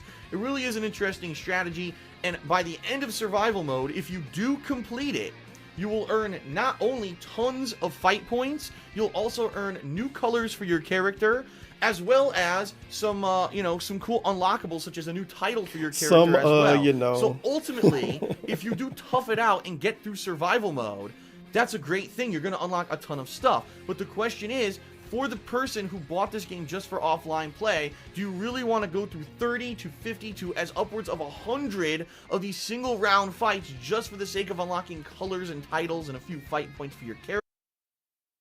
At all. I mean, this game was 100% developed for the competitive player, and if you're not a competitive player, at least right now at launch, there's almost nothing to offer you. But to be fair, let's talk long-term strategy, because Capcom has come out and said, so much no, footage listen, against the CPU. You understand that this is a very kind of bare-bones game at launch. However, we are going to be releasing And him dropping combos DLCs and doing all combos, like year, fake combos. and all these new modes are coming out. For example, supposedly in March, there's supposed to be a challenge mode that's actually released for the game. It's weasel There's also words supposed for to no be some kind of a reason. boss rush mode where you'll be fighting AI-controlled opponents that aren't necessarily characters from the game, but maybe like more nerfed versions of them, that if you defeat them, you'll be earning fight points and titles and such. And apparently coming out oh my much god, later this year I can't deal with it. I can't deal with it. To actually He could tell us all the about content that factual they're shit, and he promising over says the next few apparently months. so much. But Apparently, the bottom line supposedly, is, at launch, allegedly. this game is only geared towards the competitive, and if you're not a competitive player, you're probably going to Apparently. want to skip it. So let's talk Donald positives Trump and is the negatives. president. Positives of Street Fighter No 5 politics in is that chat. the game engine is very much revamped from Street Fighter 4. It's got a lot of uniqueness to it. It definitely feels fresh, and the gameplay is pretty solid. In addition, the initial cast of 16 characters are well varied. There's not one character that was overwhelmingly seeming dominant over anyone else in the initial launch week. And I do that think wasn't true. 20 years is completely unacceptable. I don't It's care currently about at the Capcom. Capcom Cup I don't care about the competitive stupid circuit. competitive There is thing, no but I excuse said to this game release was a meant for competitive $60 players. retail game in this day and age and have bare bones features with the promise of giving them later. You know, Splatoon tried to Shout do out this to last year Splatoon. for Nintendo, and at least Nintendo did follow up on that and did Why do we provide think tons of Capcom would content. lie? Do we believe Capcom as Like, much as they we would believe just straight up Nintendo? not put out I stuff? don't know. And the bottom line is, for the casual player don't know. who doesn't care about the competitive aspect of the game, there's nothing really here for you, and I feel bad for anyone who rushed out to buy the game just to find out that these offline features are bare bones. It's unacceptable, it's disgraceful, it's disrespectful, and it pretty much is disappointing for Tiger those of Power us who've again, been by the way. such longtime fans of the Street Fighter franchise. The next negative is actually very much affecting everyone playing the game, whether you're a casual or you're a competitive player. Netcode? The online matchmaking of Street Fighter V is incredibly inconsistent. Oh Here's yeah, what I mean. this was true. That shit was a mess. Even know what the work was of the Wait, previous what? dev team. Been completely tight-lipped about the whole sub. Why Capcom cannot get the servers for this game to be more consistent? Remember when he told Why us the online was good? Capcom servers are feeling. So in that regard, incredibly inconsistent and really annoying. In fact, it needs to be said that right now, this very moment that I'm recording this review, I'm unable to play Street Fighter V online, even though I originally had planned to do so. Didn't he just tell us the online was good? Launch week. Didn't he just tell us the online was good? First few months, and there might be some shout out to Laura and that glitchy half. Discovered. For the most part, Street Fighter V feels so. like a solid fighting game from the get-go with a wide variety of gameplay, a lot of fun when it comes to the cast and the design of the characters, and ultimately, if you're Capcom really dropped the ball. They should have called. They should have said Laura was trans. This game I mean, look at what Overwatch did. This is going to be everybody is eventually going to be gay in that game. If you don't want to play against other humans and you're looking for a robust experience similar to what NetherRealm has put out in the past kind of years, and also maybe next year, Street Fighter 4, season whatever one they own. own. Find it here. At least Laura the not transsexual phenom, which makes it difficult for me to actually review the game now because it is an incomplete game that you're going to buy for $60. If you're not going to be initially playing Street Fighter V competitively from the get-go, I can. If you're not going to be initially playing Street Fighter V competitively from the get-go, I cannot recommend a purchase. My best advice for you is to wait and see. Yeah, they could give her a Negi skin. That's it. Live up to their promises. They give Laura a Negi skin. Give her some boxing gloves and make her a little darker. They're going to put into the game and make it a more complete experience. If they do, then maybe buy it at a later date. But then no way can I recommend buying this game unless you're going to be sitting there playing against people online and playing against your friends locally, especially if you're going to be practicing for tournaments. Then maybe you'll want it. But outside of that, I just simply cannot recommend a purchase of this game. And so ultimately, when it comes to my score for Street Fighter V, I have to base it off of what's available now. I can't say, oh, well, they may do this, or they may fix the servers, or they may give you this game mode in the future. I have to review it based off of what is available at launch, which is sad because I love Street Fighter, but I have to be honest. Now, what I'm going to do is give you a review score as of right now, and then in several months' time, let's say maybe May or June, when all the game modes have finally been released for Street Fighter V, I think he actually did. Re-examine the game. I'll see it after this. I think he actually did that. Updated opinion on it, similar to what I did with Splatoon last year. But for now, at launch, with the features available, with the issues with the online connectivity, the best possible score I could give Street Fighter V is a 6 out of 10. It got body.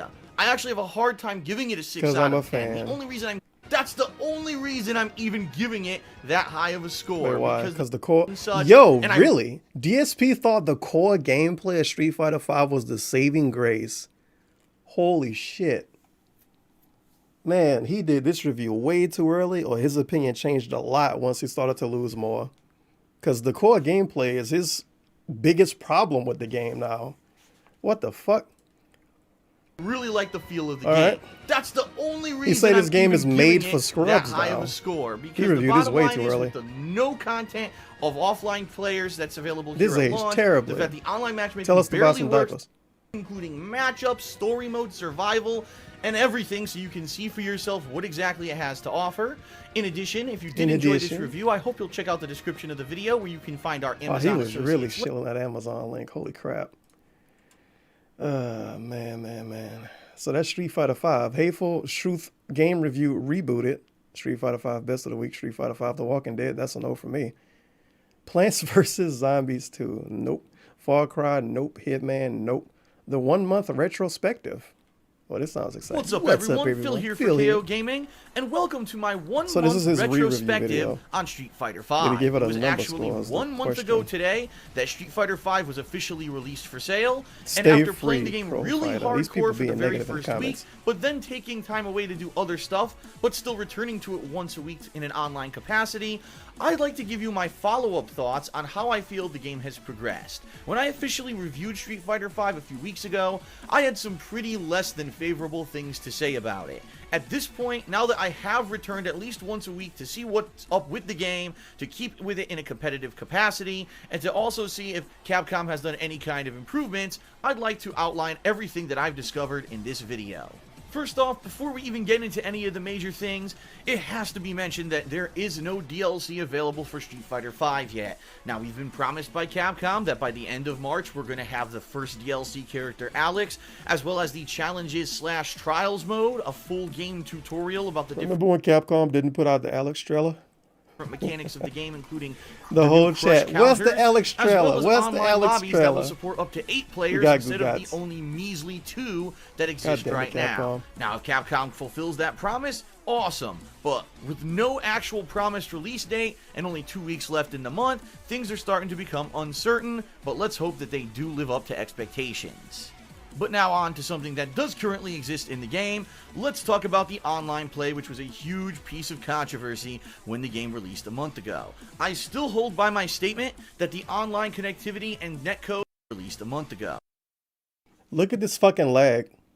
I still hold by my statement that the online Look at that connectivity lag. and Why did you tell me this was better online than Street Fighter 4, game dog? You released a lied month to me. ago. How dare I you? still hold by my statement that the Holy online shit. connectivity and At least it's found netcode is a clip of lot it. better than that of Street Fighter 4, with I would probably say 75 to 80% of matches being considered passable, while about 20% are just god-awful waste of time.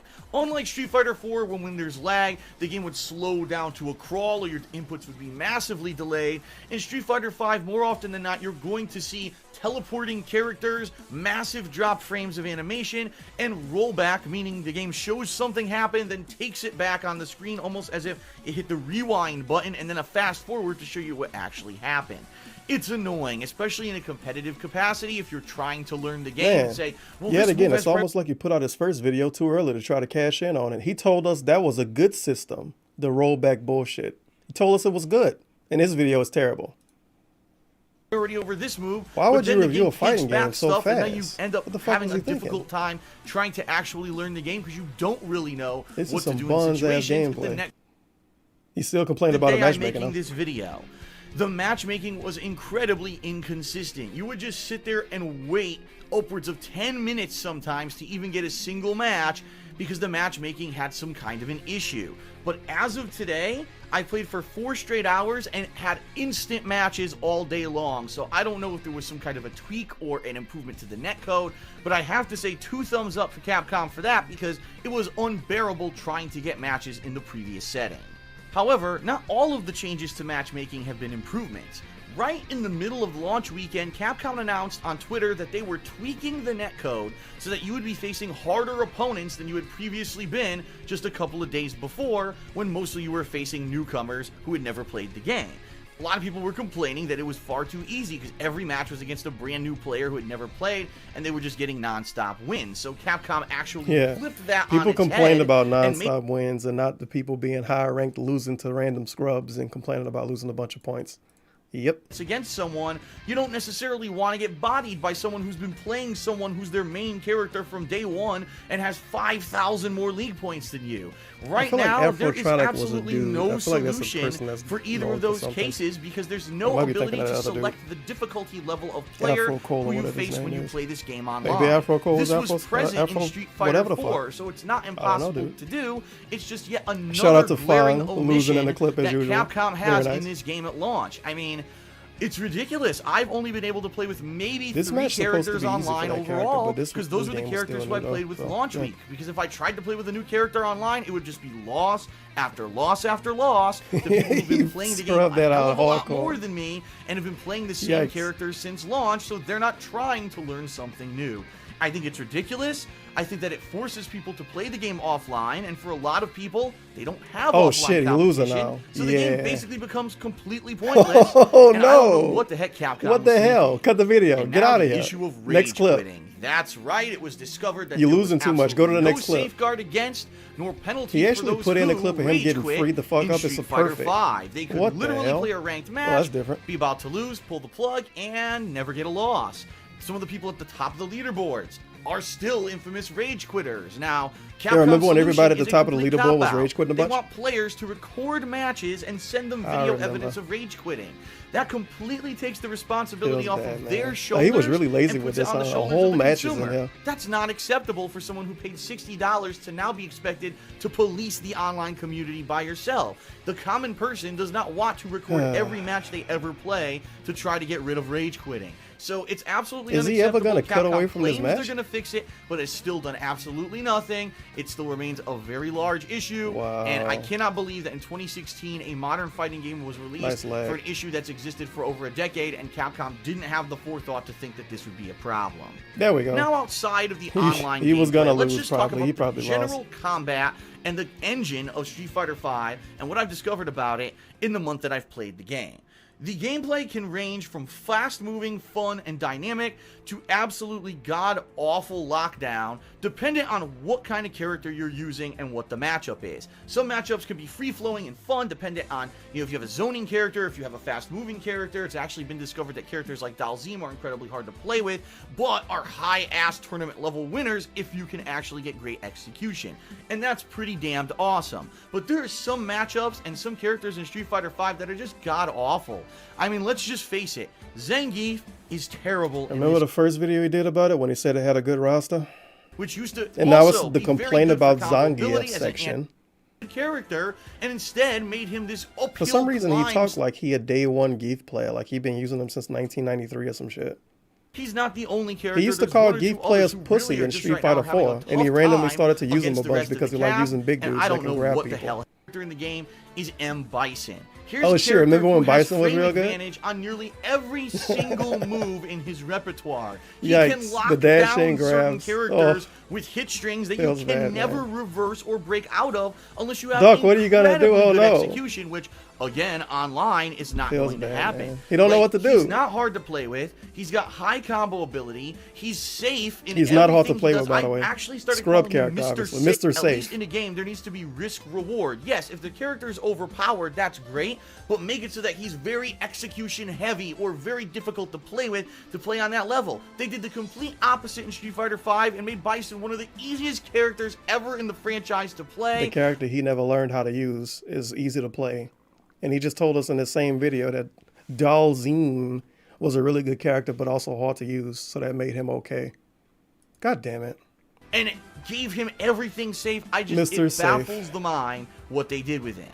Now, keep in mind, these observations are only based on a month's worth of gameplay, and Street Fighter V is relatively early into its life cycle. I mean, Street Fighter IV lasted some 7+ years in a competitive circuit and had several rebalances during that time, which already we're kind of getting wind of. I really get the feeling that Zangief's probably going to get some tweaks, and M. Bison's going to get some nerfs when they actually start patching the game, which is supposed to happen in early 2017, according to Capcom. That worked out. So don't get too discouraged when you hear these things. You're like, damn, I don't want to play an unbalanced wait a game. few This is months. Hey, always Alex in the happening background. in Street Fighter. In fact, Street Fighter 4 Vanilla, Yeah, sure.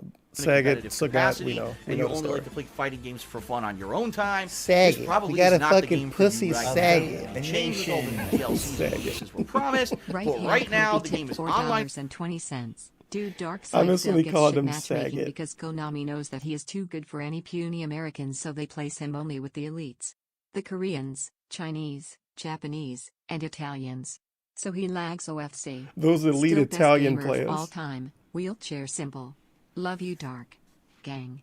The elite Italian Oriented, mafia very for Street hard Fighter to learn. You're V. going to be playing opponents who are much better than you most of the time, and if you don't have the time to practice offline and you don't have anyone to play with, you're probably never going to learn or get Didn't he any say the better. matchmaking So, got fixed, so why are Street you Fighter playing V against in people that are way competitive better than you? capacity, thumbs up, and in And he casual lost. capacity, way thumbs down until that changes. Congratulations. Well, that's it for my 1 month retrospective on Street Fighter V. I hope you enjoyed it.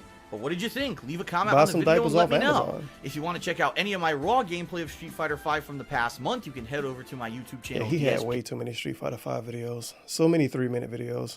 So many 3-minute videos. Walking Dead, I already looked over those.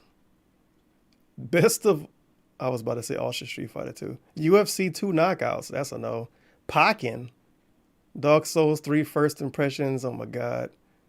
Battleborn. Wow. Oh.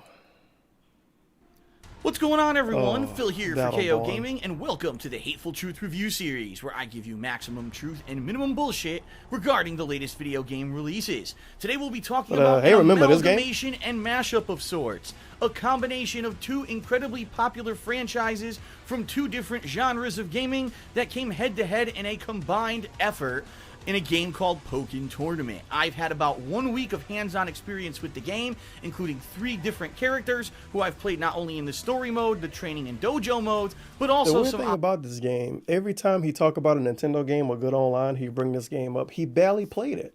I think he played this game probably less than any other fighting game he played online in the last 2 or 3 years. But every time he talk about good netcode, he says, "Oh man, Pokken? Remember that game, man? They should make a part 2 of that, man. The online gameplay of that, man. That game was great, man. Best fucking netcode ever, man." He barely played it.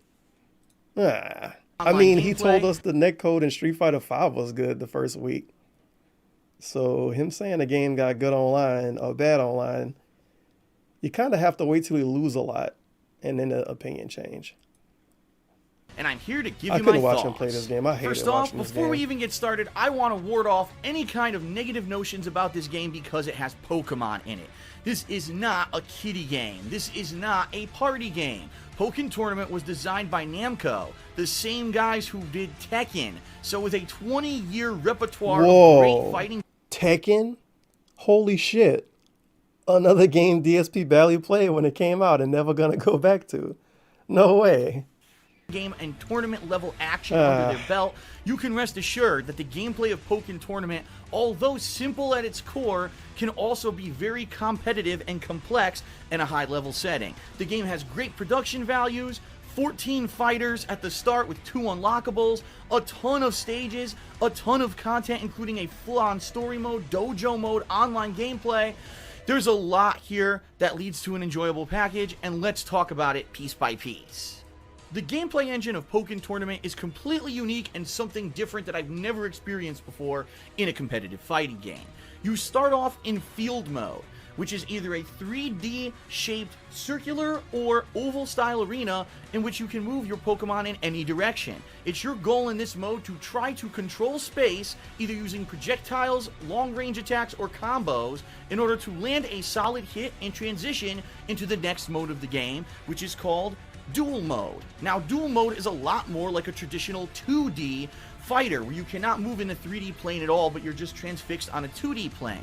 Here's your chance now to land big damage with combos, counter hits, throws, etc. And this is primarily the time when you're going to be doing most combat damage in the game. Once you land another solid hit or combo, you'll again transition back to the field mode, and that's how the game works. Back and forth, after every critical or solid hit, you'll transition between the 2 modes of combat.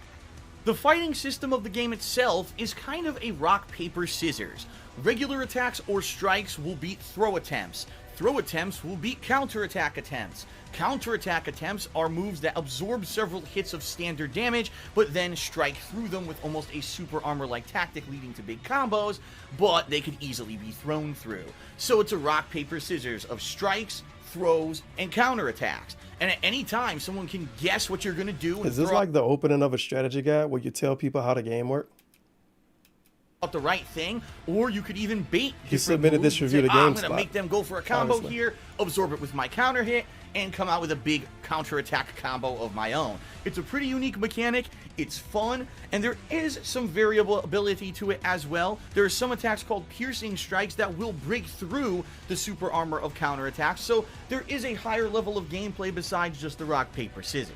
There are also support Pokemon that have an effect on a match, whether it's directly attacking the opponent, maybe creating a status effect, or buffing a stat of yours during a match. These support Pokemon are selected at the beginning of each round and can be changed between rounds. In addition, they are various different kinds of charge, meaning some of them you'll get almost right away during a match, and others take significantly longer to charge up. So if you're a character that focuses in on fast and furious combat, you probably don't want to select a support Pokemon that takes so much explanation. So burst meter in this Oh game my god, very, half the video is telling us how the game works. Mode is terrible. I don't know here we what go, happened here, if they didn't hire professional voice actors, but everyone just They seems got like they fake voice actors. don't know what they're even reading off of a sheet of Yeah, paper. DSP is a way Some better of them voice don't actor. even sound like native English speakers, and it's They kind got a of bunch of silly. Korean If you people can to get past redo. the cringeworthy voice acting, League Mode can be pretty interesting. The way it works is that you are a newbie in the Farron League. You're going to start off with a Fucking very low Christ. ranking, control, and he's stealing synergy energy from all the interesting that it's in there, but it does seem kind of This out could of have place. been But like- hey, at least you get a couple of This could have been unlockables. two separate If you videos. beat the League mode, you're going to unlock both Mewtwo and the This Shadow could have definitely Mewtwo been two character separate videos. will Left play in hand any Gino Billy tipped $5. Watch out, dude. You keep putting mature rated Pokken gameplay on your stream and YouTube will Monkey Jones you right off of the site. And don't you dare call it childish. Gang gang, 2 tips too furious. Monaco. What the fuck? MC Monaco? Is it MC an emoji? I don't know. But thank you for the $5. Left hand Ginobili. Yeah, this game is for adults. Mode of your DSP loved it, choice. so that means it's for adults. Now, quite honestly, this League mode really essentially serves as a way for you to try out new characters and kind of beat up on hapless AI that isn't really doing anything to fight back. It isn't even until you're in the 3rd or 4th leagues where the AI will actually start to have some Get out of here. to throw and blows through it because I can read your inputs. It's completely unfair. It's basically Yes, mind it's reading. unfair. Well, there you go. I've got to give it a huge thumbs up in that regard. Oh, something get a thumbs But up. the though. meat of any fighting game is the competitive play. So allow me to explain what I think about All Pokemon right, Tournament in competitive its 2 play. competitive modes, offline and online. Let's talk about online first because that's what I experienced the most. Online play in Pokemon Tournament is almost flawless. I mean, it's very few and far between when I have a match that's laggy or is kind of just not easily controllable. And that's crazy considering the fact that it tells you the locations of the people I've played. And I've played people all over the United States, across the country, and had no lag in my matches. In addition, the matchmaking is the best matchmaking I have ever experienced in a fighting Dude. game, period. If the I don't- game was this fucking good online, why did he barely play it? Never mind. Nintendo. That's why he barely played it. His think ad I revenue. ever waited more than 5 seconds after starting a search for a match and didn't find one. It's that good. It's consistently great, fast connections, good quality online gameplay. And by the way, the online gameplay, as well as all of the tutorial modes and the league mode, all run at a silky smooth 60 frames per second. So it's beautiful, it executes well. I don't know what Nintendo did. I wish that other fighting game companies could take a clue from them because this Good is some of the God. best netcode I've ever. One of his recent opinions he gave about this game is that he wished they would make a sequel. And when they put it on the Switch, quote unquote, no one cared. And the Switch version is damn near a sequel because they put so much like new shit in it. But they also gave it a season pass, which I don't know how I feel about that. But I guess you can pretend it's a sequel. It kind of is, I guess. But he Ruined wants the them to make game. a Pokken too. Then that way he can play it again for real. And he'll get extra views because it's a new game. Very nice. Decent 60 frame per second visuals, a lot of positives to be said about the game. The negatives, well, unfortunately, offline gameplay only runs at 30 frames per second. You can't do split screen. It's kind of a letdown and is almost completely pointless. In addition, I have to bring this up as a negative. The graphics of the game are pixelated. If you take a look at any of these videos, you're gonna see they are not silky smooth 1080p graphics like you would expect from a current generation console. If you don't know, Yeah, man. this game It's so many PS4 and Xbox One games that run at 1080 60 and they look flawless. So many games. So many. I would lose track. I would need multiple hands, multiple humans, hands and feet to count all of the 1080p 60 FPS games on PS4 and Xbox One. apparently runs at Obviously. 720p but upscales for your television, so it's basically low resolution. And the reason is because, like I said, for offline gameplay you have to use the stupid Wii U controller as your screen, and 1080p visuals don't work on there. So they purposely downgraded the graphics of the game to work with the functionality and the limitations of the Wii U. I hate to say it, but Pokemon Tournament would be a much better game if it weren't on the Wii U. I could just imagine this game on PlayStation 4 or Xbox One with blazing fast 1080p visuals. Would be a much better game if it weren't on the Wii U. I could just imagine this game on PlayStation 4 or Xbox One with Yeah, man, dump this Pokemon game on a fucking Xbox. blazing fast 1080p visuals, Blazing silky fast, smooth by the way. backgrounds, incredibly interactive things going on, and unfortunately you don't get that. You get kind of a watered down, pixelated version. I even mentioned on launch day, I was like, I almost feel like I'm playing a Nintendo 3DS game when I play this, because it does look pixelated. You can see all kinds of little things. This looks like a 3DS game now, all apparently. in the graphics, and you're like, man, if only this looked good as like a modern fighter, and it just doesn't, because it's Well, there you on go. the Wii U. If anything, this proves the Wii U's life cycle is pretty much at its limits. This thing cannot pump out modern day visuals, and it's a shame that this game suffers because it's on this console. In summary, play, decent offline play when it comes to the League mode. Unfortunately, the in-person offline is kind of crappy.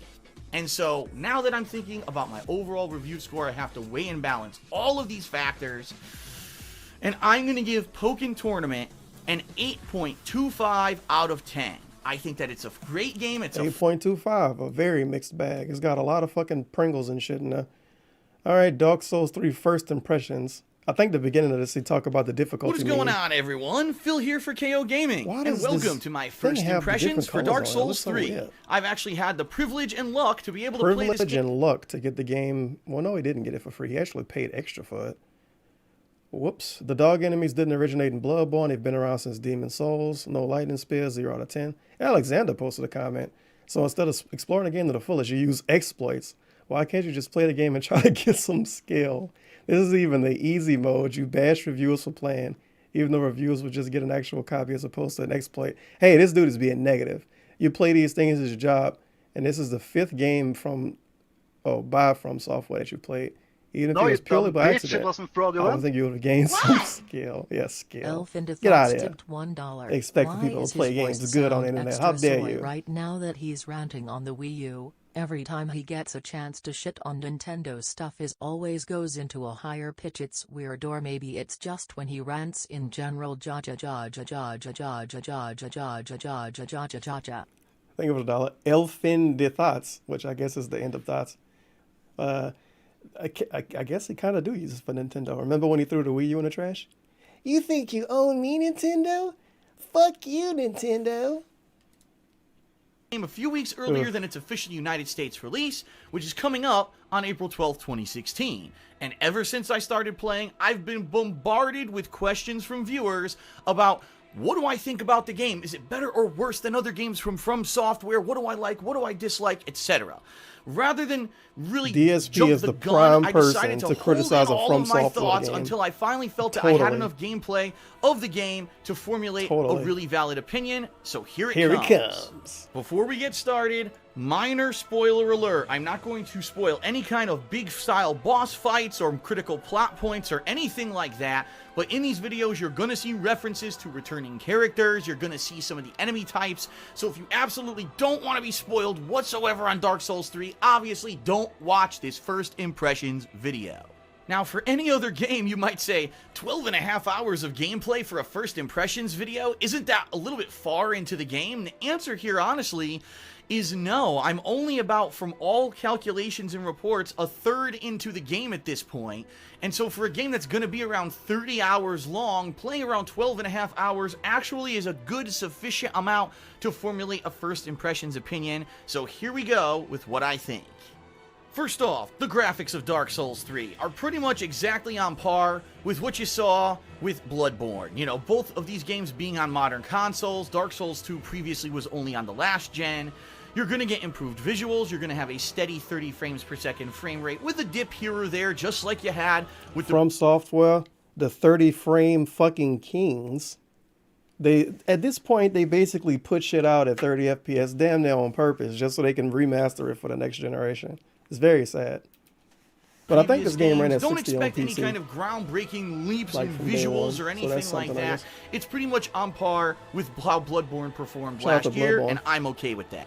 In addition, don't expect Dark Souls 3 to go breaking any molds or anything of the sort. It's going to be more par for the course of that grueling From Software difficult gameplay that you're used to. Enemies are going to come out of everywhere, they're going to gangbang you, they're going to do tons of damage, and you're basically... Gangbang?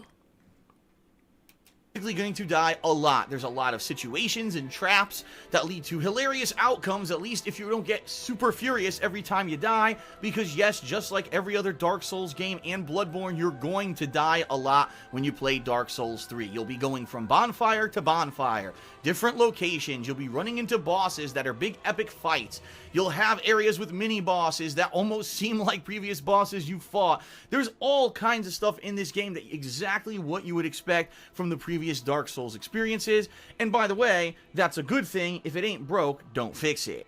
Initially, when I started playing Dark Souls 3, I almost thought it was Bloodborne, so I was dodging a lot more and I wasn't using my shield to block, and it actually took probably around 6 to 8... I do like if it ain't broke, don't fix it, coming from the same dude that go out of his way to say games didn't change enough in the sequels and shit. Well, whatever. Move on. Really haven't used it.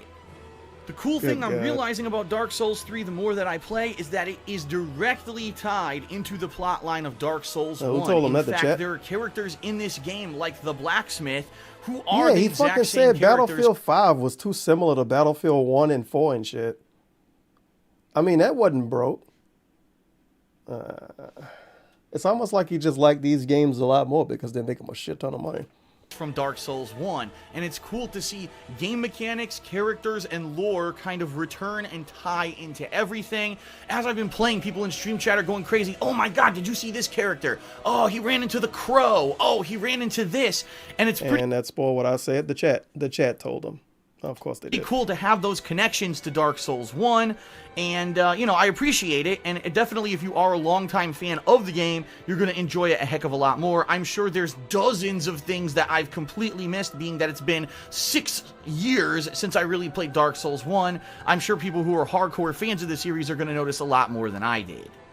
Now, I'm going to be really honest with all of you. Within the first 6 hours of gameplay of Dark Souls 3, I really wasn't very impressed. I thought that it was slow moving, and quite honestly, I thought that the game design and the enemy design was too similar to Bloodborne. It would have been something if Bloodborne... If it ain't broke, don't fix it. The first 6 hours, I thought it was too much like the other games.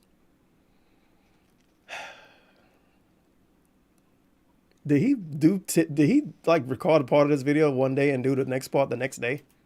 Bloodborne had come out a few years ago, but it's fresh in our minds from only a year ago. And to see enemies that literally look like they could have been copy and pasted from that game, including dogs and other enemies that have almost like hound-like movements when that was such a big enemy class in Bloodborne, is kind of disappointing. Crazy townspeople, how many of those did we fight in Bloodborne? And here they are yet again, almost identical to how they looked in that game. So I wonder what they were thinking with the early game design. Almost maybe I'm thinking it was a bait and switch, and the reason I say that is because my second 6 hours of gameplay in Bloodborne really opened up, and we saw a wider variety of enemies, a wider range of locales. The game is really starting to get very interesting with what they're throwing at me, and I'm liking it a lot more now that I'm further into the game. So maybe From Software almost purposely wanted to tease everyone and say, hey, remember Bloodborne last year? Well, that's the slow intro part, but now we're gonna throw you right hardcore into the varied, diversified, and diversified. That's what they said. Hey, remember Bloodborne, the game that's only on the PS4? I hope you enjoy those characters in this game that's on the PS4, Xbox One, and PC. Thanks, From Software. Terrifying world of Dark Souls once you get that little bit of a taste as an appetizer. So maybe that's exactly what they did. Also, quality footage of him running away from enemies. Really enjoying it. I don't know, but I am getting happier and liking the game more the further into it that I get. So in summary, Dark Souls 3 is very similar to the previous Dark Souls games. If anything, it even seems more similar to Dark Souls 1 because of some of the connections in the lore, the locations, and returning characters. The first few hours of the game, quite honestly, were slow-moving and a little boring. After that, the game got a lot more varied, has opened up, has picked up. There's now various different ways that I can go to complete it, and I'm actually liking it a heck of a lot more. Just like the previous Souls games and Bloodborne last year, the more I play Dark Souls 3, the more it grows on me, and I want to keep playing it, even though I'm dying to cheap traps and tricky situations that From Software has set up. I'm not getting sour about it. I'm enjoying every minute of it, and by the way, bonfires seem to be plentiful enough that you don't really have to replay a ridiculous amount of gameplay if you do happen to die after an extended run. Let's look at this sweet fucking clip of gameplay. Look at this ladder in front of him.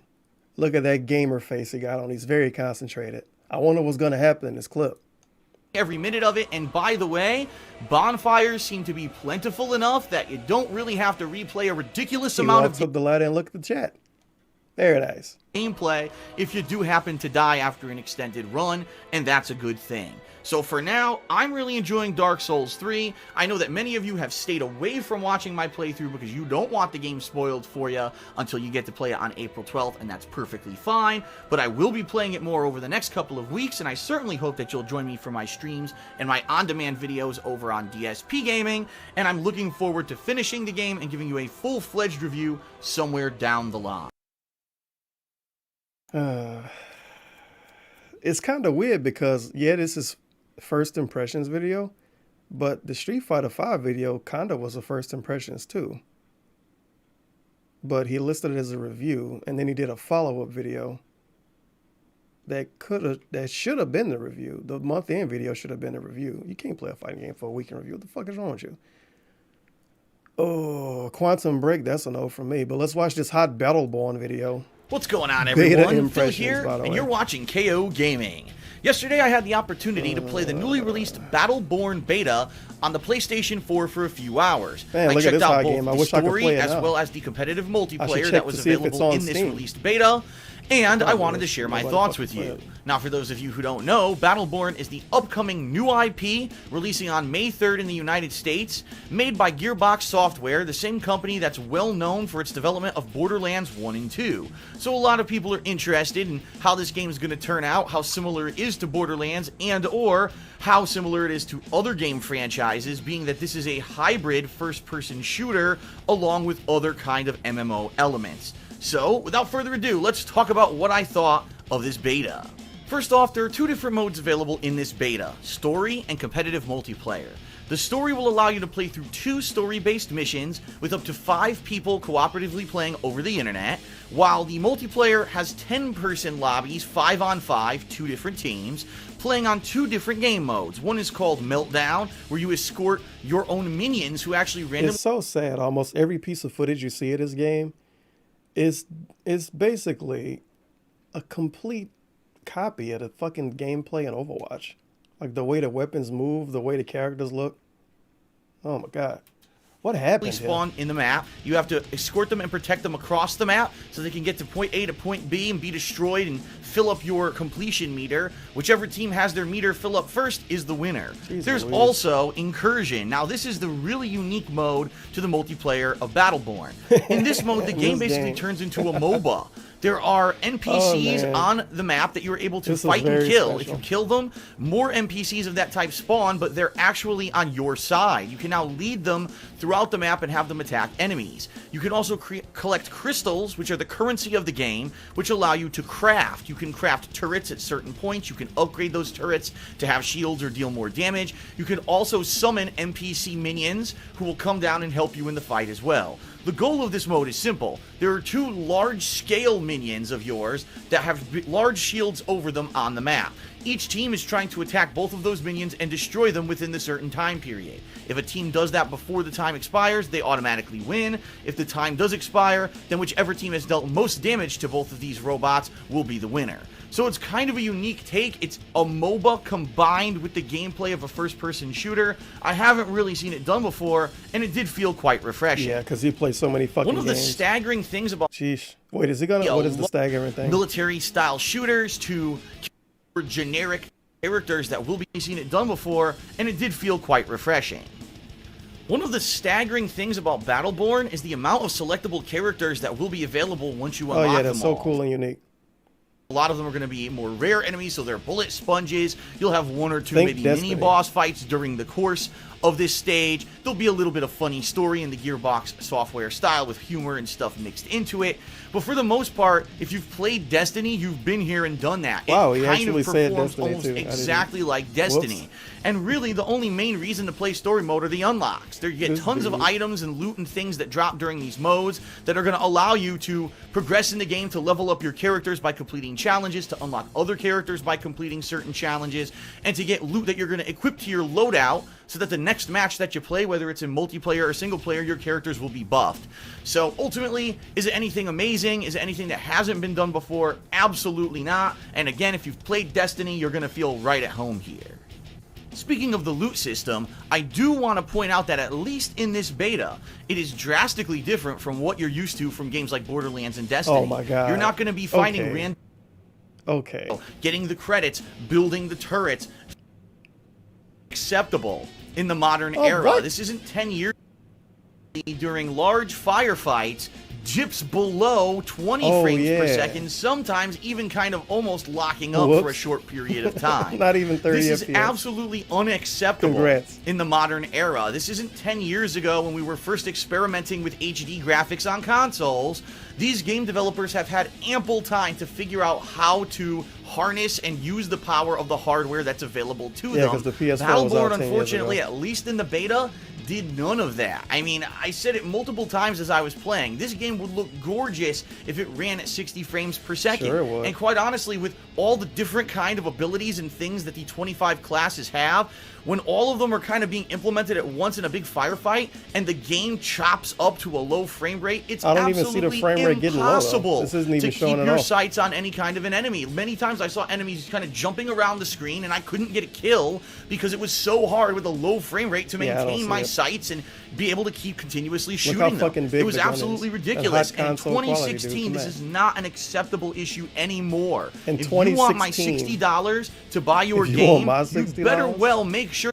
It was absolutely $60, ridiculous. man. And in 2016, this is not an acceptable issue anymore. If you want my $60 to buy your game, you'd better well make sure that the game is going to be playable at a compatible. If you want DSP to buy your game and shit on it, you better make sure it runs at 60 FPS. Overwatch releasing just around the same time from Blizzard, and they really have to kind of stack up and say, look, this is why our discussion, game is going to have. Unacceptable to release a new game in 2016 like this. So I think this may be the deciding factor for a lot of people, especially with a lot of competition that Battleborn is going to have. You've got another game called Overwatch releasing just around the A lot of competition. He name drops one game. Okay. same time from Blizzard, and they really have to kind of stack up and say, look, this is why our game is I guess better. technically, Unfortunately, Overwatch can count as besides a lot the of competition, 25 but it's playable not like you have classes, 7 games to I don't name. really Come on. think that Street this Fighter got game more is going to competition find than a that. competitive advantage if it's going to be running at such a low frame rate. Low frame rate. So my overall thoughts on Battleborn so far. I think that the story mode could be a big hit with those who not acceptable. And quite honestly, I liked everything that I experienced It's while like a playing, mod of but Overwatch. the one fact alone that the frame rate was so low is kind of my deciding factor in saying Like you put I'm a probably StarCraft not going to character or pick some up this shit. game when it's released in early May. But it's got the same That's animation. just me being brutally honest. I mean, Gearbox really needs to know what Yeah, the hell fuck they're you, Gearbox. You want my $60? You better make a game run at 60 frames. $1 per frame. Oh boy, the Doom review. I hope you talk about the frame rate in the start. I know it's other ones I skipped over before this. I want to hear him talk about What the is frame going rate. on, everybody? Phil here for KO Gaming, and welcome to the Hateful Truth Rebooted, my gaming review series where I give you maximum truth and minimum bullshit regarding the latest video game releases. Today we're going to be talking about a reboot. And you know, when Look at game that developers sweet reach 60 back frames into the per second. It past looks great. and resurrect these series that have been gone for quite some time for the present day, sometimes it works Great and gameplay, by sometimes the it way. doesn't. Him exploring. Doom is a classic, look, Doom. quintessential I game remember that, series dude. when it comes Whoa. to first-person shooting. Those who've been around the block and are longtime gamers like myself Oh, yeah. know that this series has been known to be synonymous with greatness since the very beginning. Why you never played the when Doom was original launched Dooms, in the DSP? 1990s. You can emulate them. Doom had a reboot way back in 2004 with Doom 3. A lot of people were on the fence about that one, saying that it was too much That of a game was departure obtrusive. from the classic Doom formula. And so here we are in 2016 with Doom once again Here being we are in brought out from the current year. past by id Software. Is it good? Is it bad? That's what I'm here to tell you, so here we go. In the case of this modern Doom reboot, id Software went to go super hardcore fan base and basically make an homage to the original games from the 1990s. Unlike Doom 3 from 2004 that took the series in a different direction, more survival horror-esque, this game is very much like those original first-person shooters that put that style of game on the map. The hardcore gauntlets of enemies that are coming out of every single corner to surprise you. Just you and a small, loadout of guns, running around, trying to run and gun, circle strafe around them, survive as much as you can, picking up health power-ups and armor power. Small loadout of guns. Sound like a negative to me. Power-ups along the way, as well as looking for secrets, hidden clues, and collectibles throughout these maps. That's exactly what you can expect from the gameplay of the Doom reboot. And I really think this was smart because Doom 3 was strongly criticized back in 2004 for taking the series in a completely different direction, and although it was a sales hit, it never was really followed up upon. Now is the opportunity to bring back that smash mouth, hardcore, grueling, gauntlet style of gameplay that lots of us grew up with in the 90s, and I think if that's... I like how he grew up playing these types of games in the 90s.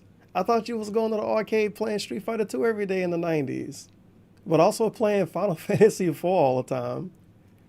Oh my god. They were going for, they definitely hit it. Smash mouth. Let's talk game modes. There's three primary ones in Doom. First of all, Campaign, which is going to be a 10 to 13 hour long, pretty epic length survival style campaign where you are a one-man army trying to run and gun through the demon legions of hell that are invading Mars. Then you've got multiplayer, featuring 2 separate different playlists of rotating maps such as Team Deathmatch, objective-based gameplay such as Domination or Warpath, and even some unique only one life style matches such as Clan Arena. And then you've got Snap Map, which the best way I can describe Snap Map would be think Super Mario Maker, only in the Doom first-person. Think Super Mario Maker. Shooter world. You're provided with a big tool set in order to create your own stages, and then you can share those with the world for thousands of people all around the globe to enjoy online. So 3 completely separate different modes to choose from. That's a lot of content for $60 in this day and age. Let's start with the campaign.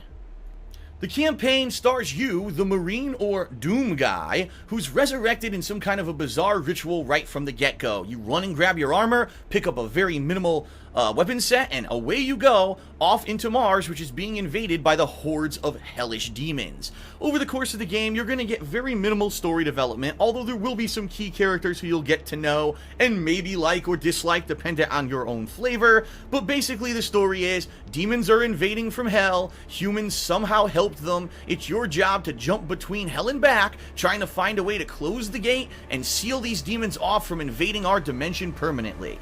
Although, I'll be honest, the story really does take a back seat. The campaign of Doom is primarily focused on the gameplay, of which there are basically 2 facets. First, the combat. And of course, like I said, this game is a total throwback to classic Doom. No regenerating health here, your health is your health, and you're going to have to be finding health power-ups and or armor to put on your body to protect you from the damage that these crazy demons will be throwing at you. Speaking of the demons, you may recognize most of them because almost every single enemy in this reboot is from the original Doom franchise, which is freaking awesome to see modernized versions of some of your favorite enemies brought back for the modern era almost 20 years after you originally saw them. The gunplay, again, very reminiscent of the classic Dooms. You'll have a limited amount of weapons to start. Bro, if you make this game sound like ass. It plays like a fucking 25-year-old game, and you have limited weapons except you get more weapons, so it's not a limited weapon choice? Alright. Further, you may find more weapons than if you just come across them randomly during the story, which eventually you will, but it is cool to really search these maps fully and try to find stuff early, just like it was possible in the original Doom games. You're going to be running and gunning, you're going to be circle strafing, eventually you'll have a double jump, although you don't have it from the get-go. You're also going to do a little bit of platforming, which is kind of cool, because in the original Dooms, this was a big part of it. Now you can actually control your character a little bit better with modernized, stylized controls, and that's nice. But for the most part, the game is... Can anyone else hear him squinting during this video, by the way? I feel like he was squinting the whole time he's saying this. It's just like the old games, a little bit. It's got a lot of platforming. It's just like the old Doom. Super Smash Mouth.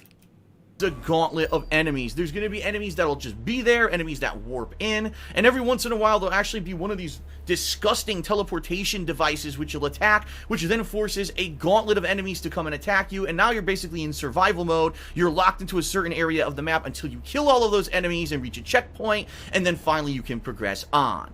In addition to just the gunplay, you're going to be looking for secrets like crazy. Just like the original Doom games, there are tons of hidden areas in the Doom reboot. Whether it's just... Downside tipped $4.20. There you have it. Dave killed Battleborn. Wait. Gearbox should sue for slander. Is that the Wolverine toy? Thank you for 420. Dav side. Yeah, his horrible, not even review. What was it? The beta impressions?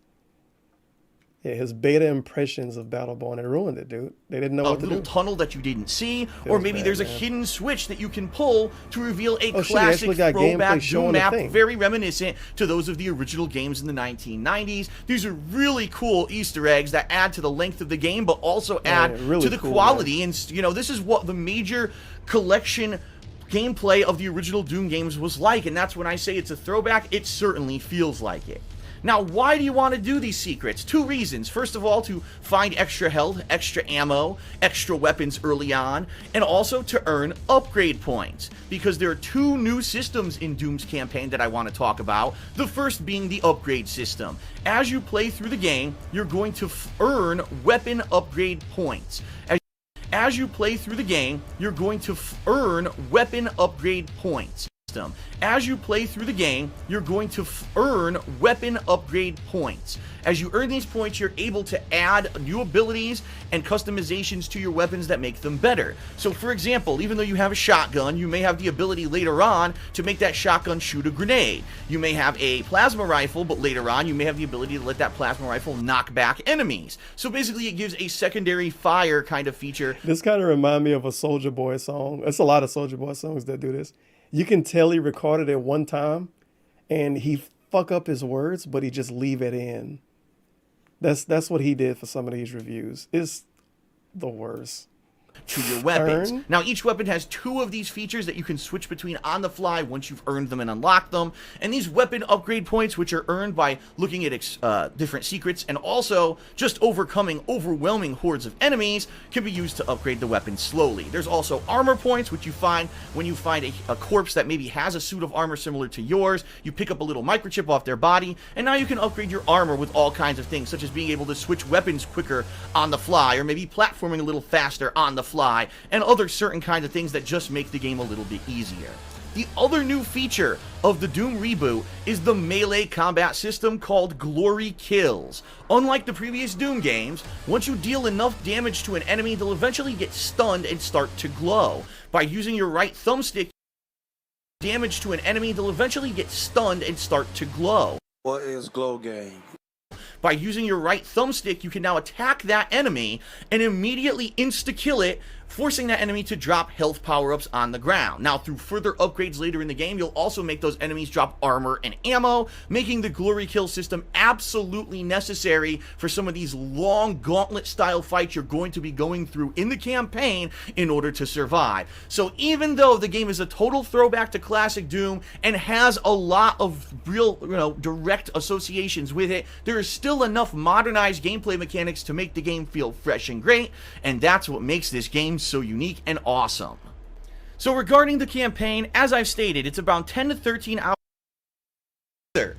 Wow, again, another amazing throwback to that classic style arena deathmatch kind of deal that you had back in the late 90s and early 2000s. Very reminiscent of games such as Quake, Quake 3 Arena, and Unreal Tournament. You're going to be using the basic loadouts from the game, the campaign of Doom, but you're going to be able to customize that loadout over time. There's various different game modes, such as Deathmatch, Warpath, where there's actually an objective that you need to capture, but it moves live through the the stage, and so your team has to kind of stay with it in order to control it on the fly. There's also domination and other standard game modes that you probably are pretty familiar with based on other first-person shooters of this style. The one unique thing about Doom multiplayer not only is that it is this kind of smash-mouth run-and-gun gameplay. No, there's no wall running. There's no ridiculous flying. There's no warping in droids and fucking kill streak bullshit. You can do so much dumb it's your stuff run, in this. What are you you talking kill, about? you do your objective, you win. That simple.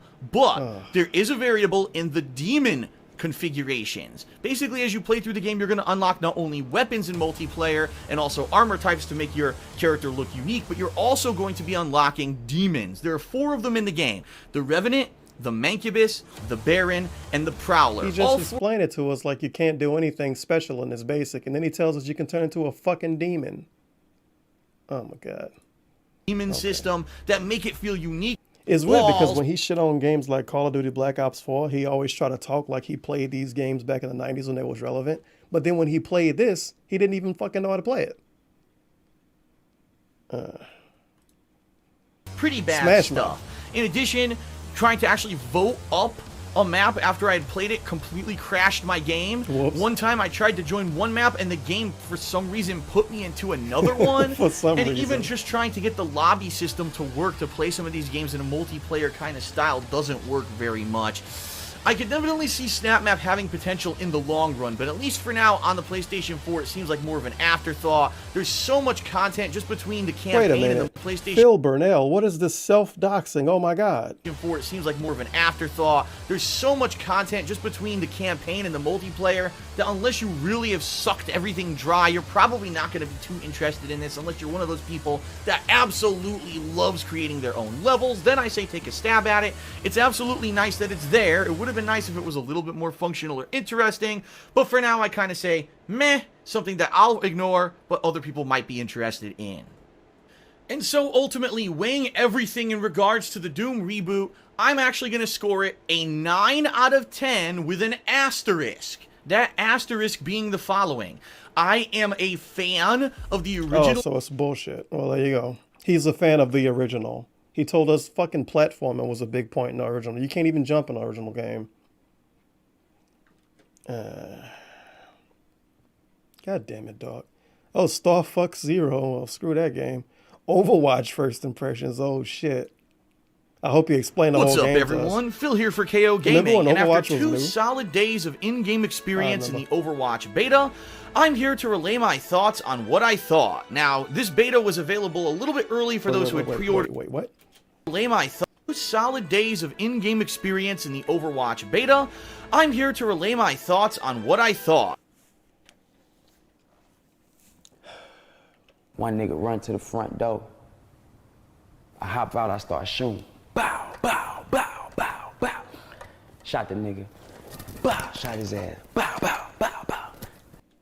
In-game experience in the Overwatch beta. I'm here to relay my thoughts on what I thought. Now, this beta was available a little bit early for those who had pre-ordered the game, but actually will be publicly available in an open beta format starting tomorrow. So before you jump in, allow me to give you some stuff that you can expect. The best thing about it is this is an edited video. He had to listen to himself talk the whole fucking time before he finished this in Premiere. My thoughts on what I thought. Come on, dude. Off, Overwatch is the first competitive FPS. Come on, dog. Come on, man. Game from Blizzard Entertainment, Shout out to Blizzard. a company that's otherwise known for doing MMOs, card games, and RTS games, and all kinds of other stuff. They're finally jumping into this genre, and a lot of people I think are a little bit skeptical, since it doesn't seem like they have any previous experience. However, I can certainly tell you that all of the bells and whistles of Blizzard Entertainment are present in Overwatch, including high production value, great voice work, a wide selection of... You know my favorite bell and whistle from a Blizzard game? Loot boxes. You fell for it. Congrats. You fell for the marketing scheme. Characters, a large amount of locations. It has all those little touches and attention to detail. The quirkiness, the comedy of the Blizzard Entertainment kind of game is very much present in Overwatch. So if you're a fan of Blizzard, you're probably going to end up liking the game. Now, right up front, I'm going to be honest, there's going to be a lot of comparisons to Battleborn in this video, simply because Battleborn is the direct competitor to Overwatch this month, being another competitive and cooperative first-person shooter that came out from 2K Games and Gearbox Software this very same day of the release of the Overwatch beta. So obviously these games are going head-to-head. Oh yeah, So Diablo is my favorite comedy-style game, obviously. It's hilarious. allow me to start with some of the comparisons. So many First funny, off, epic unlike moments. Battleborn, Hey, Overwatch Zarya. has 21 selectable characters a second that you boot Oh, the man, look at all game. these cool Battleborn characters, made dude. you do all kinds of crazy challenges Very and nice. requirements in order to unlock the Smelly characters in an fucking attempt to Lucio. almost pad the length of their course, beta. Road Hag. In regard to DSP loves Overwatch, Road that's Hag. not the case. You can select every kind It's a of big character dude. He right loves from the big dudes. get-go, Great which is a gameplay, by the way. We see him looking at the fucking characters and talking. We can't even hear him talk. So he's obviously talking to the chat. And he got some unique situation going on with his hand in the back. It's just kind of poking up in the back. big improvement. In addition, Very the nice. graphics of Graphics, by the Battleborn way. versus the graphics of Overwatch. If you actually look at the resolution and the detail of the characters, they're pretty much identical. But the difference here is the frames per second. Overwatch may pretty much identical, but the difference here is the frames per second. Overwatch manages to run at a silky smooth 60 frames per second at all times. The only maybe instance being when there's a crazy amount of stuff going on the screen at once. It may dip a little bit here and there, but it's supposed to be a competitive first-person shooter, and most first-person shooters have already achieved 60 frames. You fell for it. Congrats, you fell for the marketing scheme. I'm just a crazy old man. I don't know what the fuck I'm talking about. Which sounds good. Battleborn did not do that and could only run at 30 frames, so right out of the get-go and out of the gates, Overwatch already has two major positives on its side. Much like Battleborn, Overwatch's character selection has a wide Now, variety he told us the frame rate was silky smooth, but was it blazing fast? That's a pretty big difference. of playstyles. You'll have characters that are more like your typical soldier from a first-person shooter game. You'll have characters that... Soldier? Like Soldier 76? I wonder where you got the word soldier from.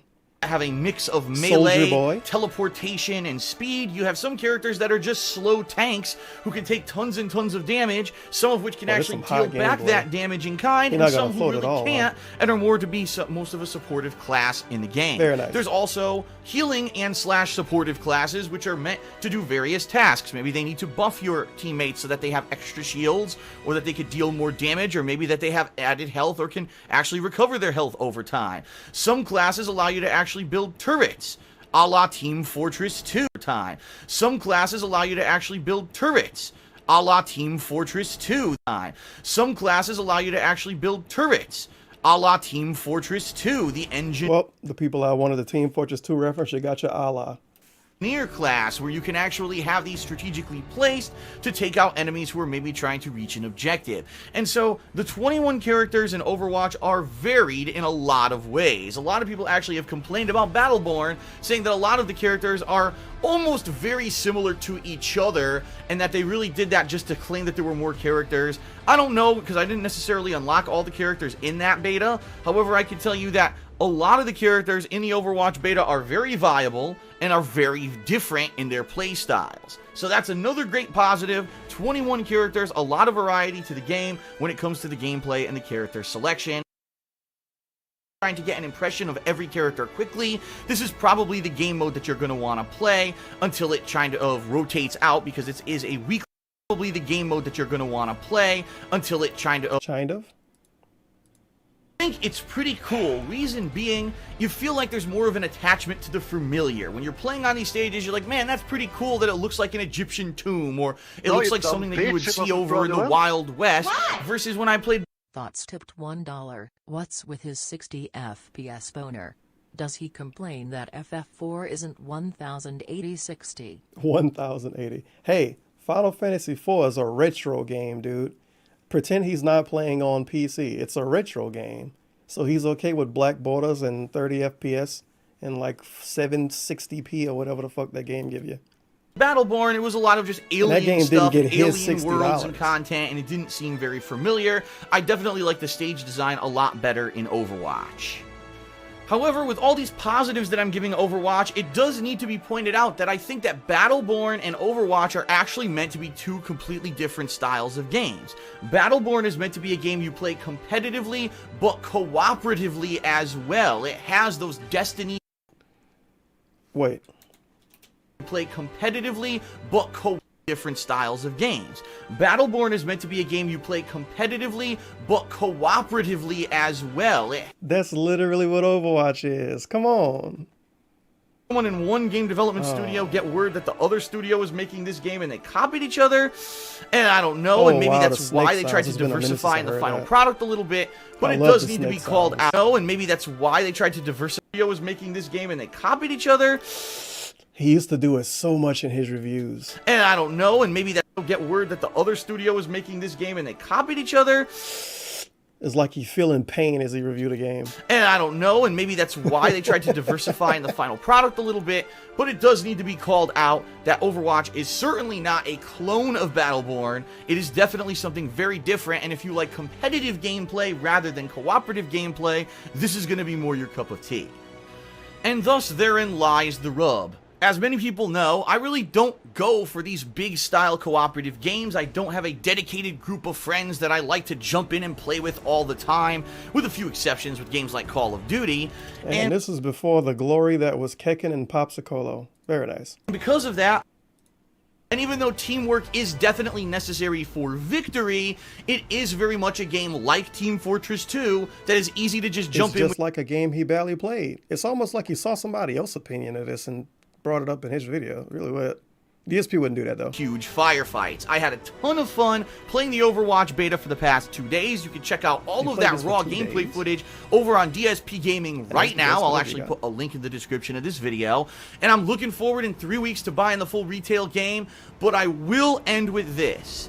I really hope that Blizzard Entertainment didn't blow their load with this beta. Yeah. Pun intended. Pun intended. Variety of content. I think maybe this beta could have shown off too much, having all the characters available, being able to play on so many. Showed off too much. Okay.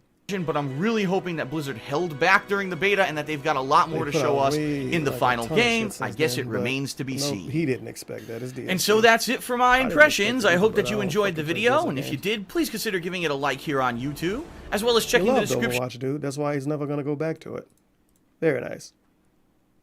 Oh man, fitting into a masterpiece, Uncharted 4. That can get out of here. 1 million views. The worst game I've ever played. Homefront: The Revolution. Now this is the video that changed DSP's life. May 17th, 2016. Biggest video of DSP's recent career. Maybe the biggest video he uploaded in the whole 10 years he's been on YouTube. And it was blatantly negative. Like, the definition of a negative video. Calling a game the worst game he's ever played. Definition of a negative video. But he's Mr. Positive with his 10-year legacy. Ladies and gentlemen, my name is Darkside Phil. I've been on YouTube for the greater 15,000 likes, 12,000 dislikes. Part of 8 years, covering pretty much every major release that I could, ranging from console. This brand new game is the worst game ever. Whoa. That are huge AAA releases to small indie titles, the occasional PC release here and there, hell, even some handheld games. And in all the time that I've made videos, over 50,000 videos for YouTube. Today, unfortunately... This is pretty fucking dumb. Because he made 50,000 videos, that's supposed to mean his opinion on a video game is supposed to be some kind of special, unique opinion. He only made 50,000 videos because so many of them are 10 minutes long. It's a lot of games he never played before. Is the very He's first not some day kind of grizzled that fucking I have to veteran tell you, gamer I have just played because he got a lot of the videos. worst game I have ever played in my life. Worst game ever, by the way. And I just want to let you know, I don't take that statement lightly. I really pride myself on giving you honest feedback, commentary, and reviews regarding the games that I play on YouTube, because I like to think that my videos are a service to people who are going to watch them, see if they like the game that I'm playing, and then go out and buy it for themselves, or subsequently skip the game if it's something that's not their cup of tea. Today we're going to be talking about Homefront: The Revolution, A game that was stuck in development hell for 5 years, a game that was supposed to be the sequel to a 2011 release for a game studio that no longer exists. Let's get started. Way back in 2011, a little game called Homefront was released. Nice fucking camera quality, by the way. And everyone's been wondering, full $60 retail price. I just want to make that clear up front. This is a full-fledged release that costs the price of a full game. From the get-go, you can tell that this game is insanely poorly optimized. A low frame rate, even in the opening cutscenes, choppiness. You mean to tell me a game ran bad on a console? No way. I've never seen that before. Hold the fuck on. I think this dude might be onto something. And you have to ask yourself, did anyone actually test this game on consoles and say that it was passable? Because even a basic game tester who's playing this game and running through the city and trying to do action sequences could tell you a sub 20 frames per second game is not going to fly in 2016, especially with such awesome recent releases like Uncharted 4 and Doom, both running at a full 60 frames per second with insanely detailed 1080p visuals. How on earth you think you could sell a game like this on the same exact console as those high-performing games and let... Didn't Uncharted 4 run at 2 different frame rates? I feel like I remember people saying that game ran at 2 different frame rates, including him. I don't know. It fly? I have no fucking clue. It's an atrocity, a ripoff, and the only thing I can tell you is that the game developers were lazy as fucking shit. But it's not just the frame rate that's the problem with Homefront: The Revolution. Just walking into the very first area of the game, you can immediately see the laziness of this game dev team. I immediately noticed 2 identical NPCs standing right the fuck next to each other. You couldn't even put them at opposite ends of the first area? No, let's put them right next to each other as if to laugh at the purchaser of this game and say, fuck you, we've got your money, bitch. We don't care that we didn't put any attention into the fucking development. Fuck you, I have your money anyway. Constantly whining. Shut the fuck up. You made your quick buck, but at the expense of losing your hardcore fan base. You! Yes, you! Yes, they said that you're a gay boy. And you'll actually notice over the course of the game that most of the NPCs of those who are in the Revolution, the rebel faction fighting against the North Korean invaders, are almost all the same characters repeated over and over and over. It's a joke, it's disgusting, it's incredibly lazy that they couldn't even be bothered to make more than a dozen characters for this game. What the fuck? The gameplay of Homefront: The Revolution is similar to those kind of first-person platforming action running gun Dude, it's like he purposely got bad footage for this. What the hell is this? Games of previous years. Think Far Cry, or maybe last year's gun shooter games of previous years. Think Far Cry, or maybe last year's Dying Light sans the zombies. Sans the zombies. And you'll probably That's my get favorite the Undertale character. Dependent on the situation. For example, customization. Incredibly annoying because the frame rate's so bad and the performance of the game is so poor on PlayStation 4 that you're gonna die a million times just trying to do basic things like shoot the fucking enemy that's 2 inches in front of your goddamn face who's a fucking idiot and walks directly in front of your gun, but you still can't manage to fucking hit with bullets. Idiot and edited video, by the way, with this fucking temper tantrum in it. Fucking enemy that's 2 inches in front of your goddamn face who's a fucking idiot and walks directly in front of your gun, but you still can't manage to fucking hit with bullets. Idiot and fucking you're gonna die a million times just trying to do basic things like shoot the fucking enemy that's 2 inches in front of your goddamn face who's a fucking idiot and walks directly in front of your gun, but you still can't manage to fucking hit with bullets. This game is a fucking piece of shit. It's terrible. It's not worth $60, and after playing it for 3.5 hours, I never want to fucking play it again. He bought this game for $60, played it for 3.5 hours, called it the worst game he's ever played, which is pretty dishonest to say the least. I mean, imagine if you watched DSP for 3 hours and said his stream was bad and tweeted him about it. He's gonna ask you to watch like 14 hours of footage and give him a second chance. He played the game for 3 hours. and called it the worst game he ever played and made so much money off of this fucking video. He was able to go on a vacation. It's almost like he probably he should give these people like some extra money, dude. They helped him out. It's the worst game ever. Come on. I immediately deleted it off of my PlayStation 4. Good riddance to bad fucking rubbish.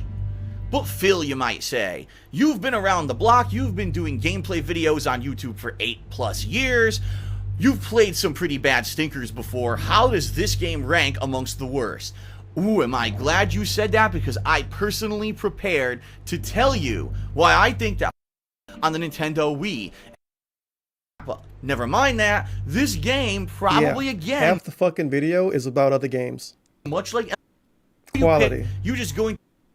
Both had some creativity to them and probably would have been pretty good games if not console exclusives on the Nintendo Wii, which could just not handle the creativity that those directors wanted to put into their games. Tony Hawk Pro Skater 5 is a piece of shit, but at least it's a functional piece of shit.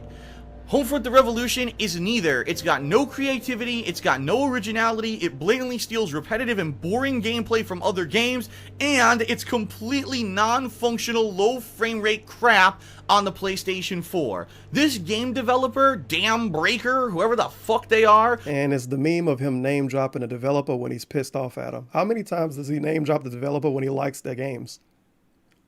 Almost never. He playing Call of Duty. Fuck you, Treyarch. He played Deltarune, and he called out Toby Fox or whatever the fuck his name is. Every single time. When he hate a game, he purposely looks up the developer, or he get the chat to tell him so he can shit on him. But when he likes a game, he never talks about the developer. Should be ashamed of themselves. Deep Silver should be seeking to give refunds to everyone who bought this fucking game, and I can't imagine that anyone is ever going to buy a game from them ever again. To add insult to injury, I have to read this from DSP also never bought another game from Deep Silver after this, except the games he bought. RIP. Wikipedia. You won't believe it. In March of 2015, Deep Silver announced that Homefront: The Revolution was delayed until 2016 for the reasons that they wanted to ensure their development staff would have every opportunity to turn it into a best-selling title. What the fuck did Damn Breaker Studios do for a fucking year? Because they certainly didn't optimize the game, they certainly didn't add any kind of gameplay that's fun. They probably sat there with their thumbs up their motherfucking asses and spinning, saying, I can't wait for the money to pay off all the hard work. Interrupting the video, tipped $1. Hello friends, I'd like to introduce you to Negi, Manu, girl. She's not like my ex, thumbs up, who was bonkers and super sensitive. She's a boxer and will protect me from Turvin Bill and that Greek dude. She is undoxable, so good luck, Kiwi Farms ACK. Thank you for the $1. Interrupting the YouTube video. That we didn't put into this fucking garbage game. This is the worst game I've ever played. Stay the fuck away from me. Well, that's it, everyone. I certainly hope that you liked the video, and if you did, I'd ask that you please consider giving it a like here on YouTube. Please also check out the description of the video for my raw gameplay of Homefront: The Revolution over on DSP Gaming, my partner YouTube channel, as well as my Amazon associate link, and you can check out my Patreon as well. Yes. Thanks for watching. I love this video so much, I want to watch the raw gameplay of the worst game ever and buy diapers on Amazon. I think he even named this the worst game ever for the playthrough. He's super clickbaited this game. He ran that shit into the ground. But I think you might actually find more than one game if you look up worst game ever. I feel like I did this. Yeah, the worst game I've ever played. Part 1, 2, 3. He named that the playthrough. Wolfenstein: The New Order. Worst crash ever? Question mark. Tekken 7 VR experience. Worst VR ever. Resident Evil 4 HD Assignment Ada Part 4. Worst game or whatever. Idiot programmers. Oh, that's kind of special. Worst indie stream ever. Worst game I've ever played. PUBG. Ride or Die. Worst game crash ever. Yeah, 2 worst crashes ever apparently. Worst shootout ever in PUBG. Good God. The worst gaming ripoff of 2018. Extinct. Honest review. He got Extinct for free, so that's good. Yo, he got Extinct for fucking free, and his thumbnail says $60 for this crap. Oh. Whatever. Okay. Worst indie stream, worst indie stream, worst gaming trends, worst indie stream ever. What the hell was this supposed to be? Was Rambo there? I bet you Rambo was there. It was 4 years. It was 4 years ago. Where's Rambo? All right. John is doing Yeah, this one. So pick this. John. There you go. What the Oh. fuck? Look at this. Great. Great. John. God. Sending out mice to fight each other. Really Money good. they're not. All right, that's enough of that. Scottie Pippen Slam City. Why the hell is it worse than this? Oh, want to see the worst basketball game ever made? Of course it is. Of course it is. Worst gaming trends. PUBG again. PUBG again. Worst match I've ever played. Modern Warfare Remastered. Of course. PUBG again. And he really hated on PUBG.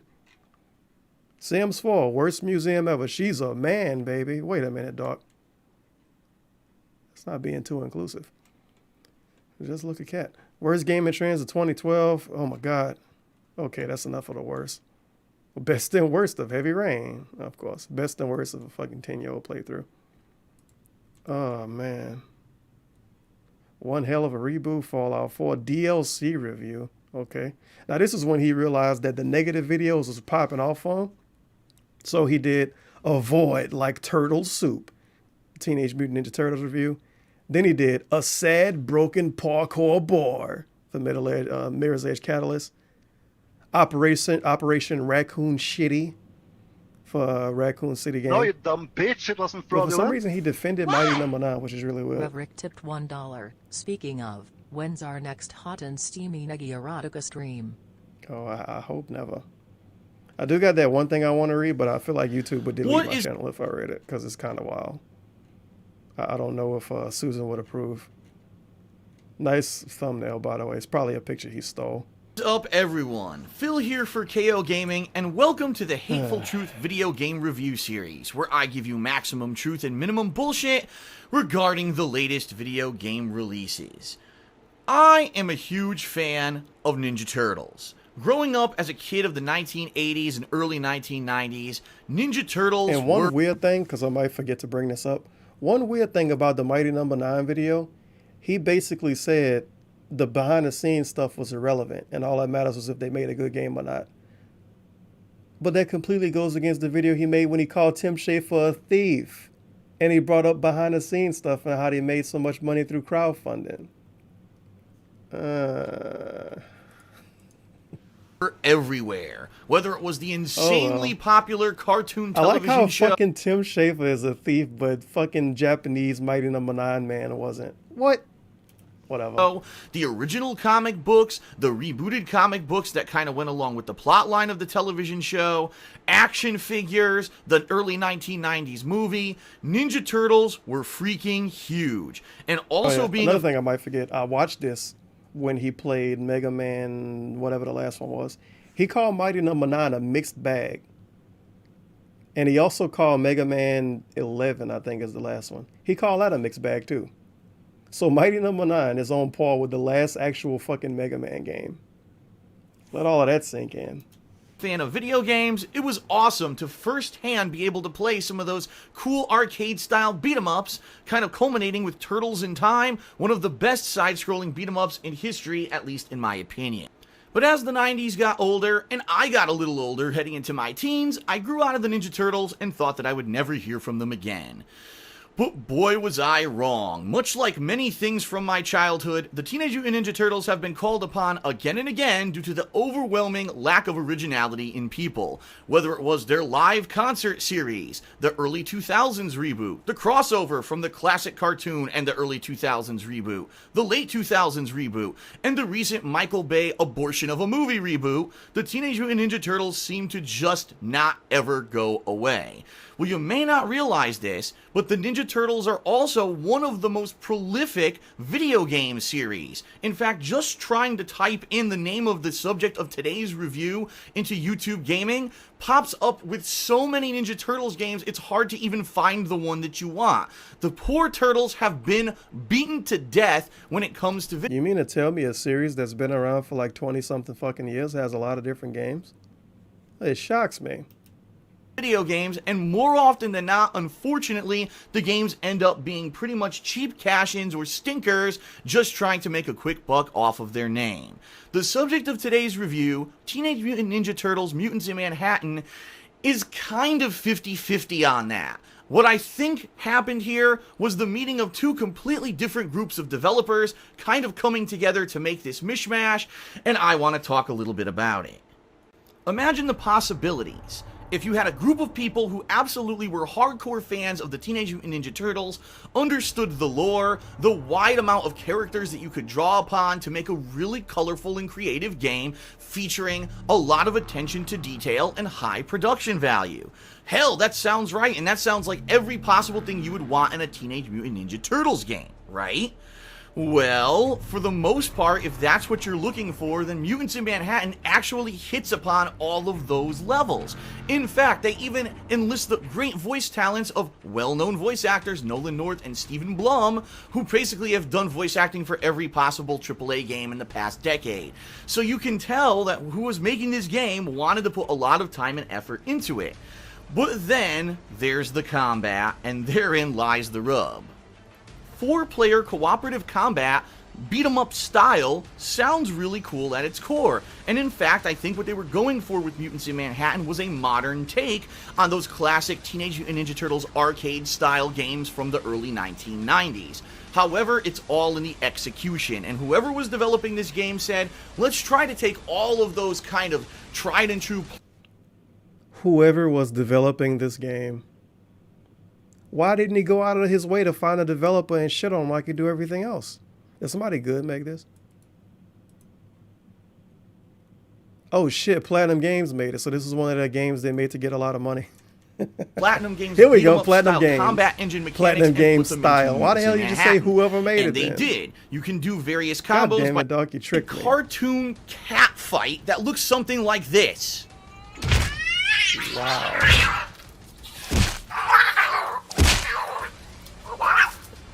That's right, okay. because all while two try to do the objectives. That's a nice while if edit. you're playing with AI, it could be a little bit more difficult because the AI sometimes does not take on the enemies, but instead tries to do whatever the objective is with you, leading to you being interrupted frequently. However, the problem here is that it's wash, rinse, repeat. Oh, here's some enemies. Well, I'm going to mash some buttons. I can't meaningfully do anything against them because they're so chaotic during the combat. Next thing you know, all the enemies are dead. And then you go to the next... Tell me this is a beat 'em up? It's shocking. The game itself only features 2 modes, single player and multiplayer. And guess what? They're completely identical. Yo, did he fucking... I think he did. I was about to say EA did. I was about to say he should have cashed out and played that Ghostbusters game everybody shit on. He played that too, of course. You'll be going through the same 9, that's right, only 9 stages. Whether Some of you're these going games with are AI just boring, companions and or they you're say they going through bad. with human-controlled people with co-op I mean, a over the 10-year-old internet. probably Because, like by this. the way, Mutants in Manhattan does not feature couch He obviously co-op. put You a lot have to more thought play into the with game, someone or else who thought it would purchased be the game more over than the what it was internet supposed to be. in order to do cooperative multiplayer. But it's so limited in its content. Both the single player and multiplayer are identical. And quite honestly, once you play through the game once, there's... The single player and the multiplayer is identical for a game that's supposed to be co-op. Okay. Okay. All right, moving on. Overwatch gameplay tips. What is going on, 1,000 everyone? dislikes, Phil here for KO 477 Gaming. And if likes. you're This video anything is like ass. me, this past week you've probably been playing quite a lot of the new competitive first-person shooter from Blizzard Entertainment, Overwatch. Being the very first first-person shooter from this AAA game development studio, people have been absolutely hype about it for months. It's finally here. And so I decided to actually sit down and take some time to record some of the best tips and advice that I can give to people who may be relatively new to the game and maybe to people who are playing it but need a little bit of help trying to figure out how to play with certain characters, out of which I'd probably say 10 out of the 21 characters in the cast I've had a decent amount of time to play with, and I think I've learned enough that I could lend you a little bit of knowledge and He's played with half the cast. He admits he's played with half the cast. He makes a tips video.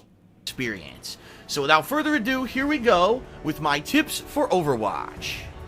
First off, the biggest, most major piece of advice that I can give to anyone jumping into Overwatch from the get-go is to understand this is not Call of Duty or Halo. This is not at its core a run-and-gun first-person shooter where you're going to be running off and doing things solo. Yep, tell us it's a team-based game, basically, as he's playing with Lucio and running around. Very nice. Might take you some time to fall into line with what you This like, video is but quality. over time I think you're probably going to find someone that you do.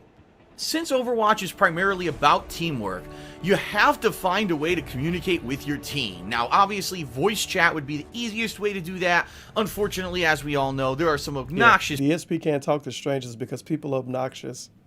Kekken isn't obnoxious, though. That's why he played with him so much, I guess.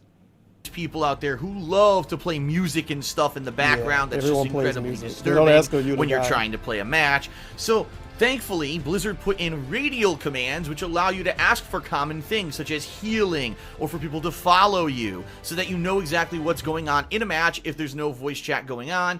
Don't be afraid to use these commands in a situation where you think that something is needed. For example, if you are one of these tank-like characters and you're about to go in and try to distract the enemy, don't be afraid to call for healing so someone can heal you and you can basically tank against everyone while other people go on to a different objective. It all goes hand in hand, and no footage of him calling for healing. It works out pretty well. In He's addition, not even doing don't it. be Come on, afraid man. to support your fellow players. And what I mean by that is a lot of these first-person shooters, again, have been about just running off and getting kill streaks and having the best kill-death ratio. That is not what Overwatch is about. There's entire classes based around just simply getting... Have some more solo Lucio gameplay. Your team from point A to point B, or healing your team, or buffing your team. Much like another strategy-based game that Blizzard has made, Warcraft, you're going to have to try to make your teammates as viable as possible in certain situations. So I understand that many people are just used to the, oh, I gotta go gung-ho, run-and-gun, kill-death ratio kind of mindset, because that's what a lot of other games have done. Don't be afraid to delve into other classes and try other styles of gameplay, because overall it's refreshing, and you're probably gonna like it. Let's get a little bit more specific and start talking about the individual classes. Oh shit. We about to get specific, son. Listen to how specific and cool these tips are. First, with the Assault class. If you've played other run-and-gun shooters a la Call of Duty, and you want something a little bit more familiar to you before you might jump into the more varied characters of Overwatch, Soldier 76 is going to be your best bet. He really is kind of like a classic-style military character, having an assault rifle that's good at even close and far range. He also has a little cluster missile, which you can fire from time to time to deal a big chunk of damage, and his ability to run at double speed of most other characters is great. He's very maneuverable, and also has decent damage from any range. By far his best ability is his ultimate, by which he can automatically lock on to anything in his field of vision and just fire away. You don't even have a hot tip. Pick the Call of Duty dude and use your ultimate. Have to be pointing at the characters, you will be hitting them no matter what, and this is great. It basically turns Soldier 76 into a one-man army that can take out multiple people at once. So again, an easy character to jump in and learn from the get-go. If you used to play Quake back in the day, then I think Pharah is going to be a character that's right up your alley. If you're not aware, the gameplay of Pharah seems to be based around the rocket jumping mechanics of games such as Quake 3 Arena and Unreal Tournament. Because she has a jetpack, at any time she can do this super jump that propels her into the air, kind of similar to how rocket jumps used to in previous arena-style shooters. Now she can hail rockets down from the sky for area of effect damage and actually affect groups of enemies at a time, which is really neat. In addition, she has an ability to knock enemies back, which is great if they're hoarding over an objective, or if they're near a ledge, you can blow them off for an instant kill, which is kind of neat.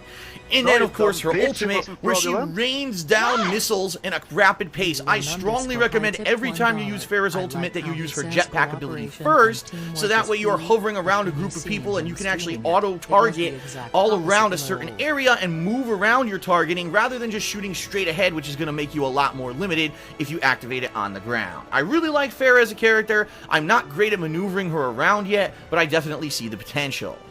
Out of all the assault classes, I actually like Tracer the best. Now, she's the character you've seen all over the promotional artwork and the advertisements for Overwatch, and she really is refreshing because she's a totally new style of first-person shooter character based around maneuverability. She has 3 teleports stored at a time where she can jump around the screen to confuse enemies, and she actually can get right through roadblocks and other hindrances that would hold back a lot of other characters, including turrets and shields. So, one really great strategy with Tracer is to rush ahead of your team, and when the enemy is building their defenses, teleport through them to get behind them and then attack them. Now, her other ability is Rewind, which is incredibly unique. It allows her to rewind about 10 seconds of gameplay from where she presses the button to start, and not only does she move backwards in time completely invincible, but she also heals if she had more health but in that 10 seconds in the past. So, for example, if you're rushing into the enemy, you teleport behind them, and you start to attack them, then they realize it and they turn and start to shoot you, hit rewind, and you will get all your health back and start out where you were from. So, it's really cool. Her ultimate is a sticky bomb. Admittedly, I'm bad with it. My aim is terrible, but I get what you're supposed to do. Admittedly, so it's really cool. Her ultimate is a sticky bomb. Admittedly, I'm bad with it. My aim is terrible, but I get what you're supposed to do. Teleport in, toss the sticky bomb, then hit that rewind to get the hell out of there, because when it blows up, it's going to do area of effect damage to a lot of enemies, and you don't want to be caught in that blast radius. I love Tracer. I want to play a hell of a lot more. You tell us. Holy shit, my microphone got completely fucked up. What happened? I don't know, dude. It's way quieter now. I need to figure this out. But I like how it does area of effect damage. And you don't want to be caught in that blast. He throws it. Radius. No one gets hurt by it.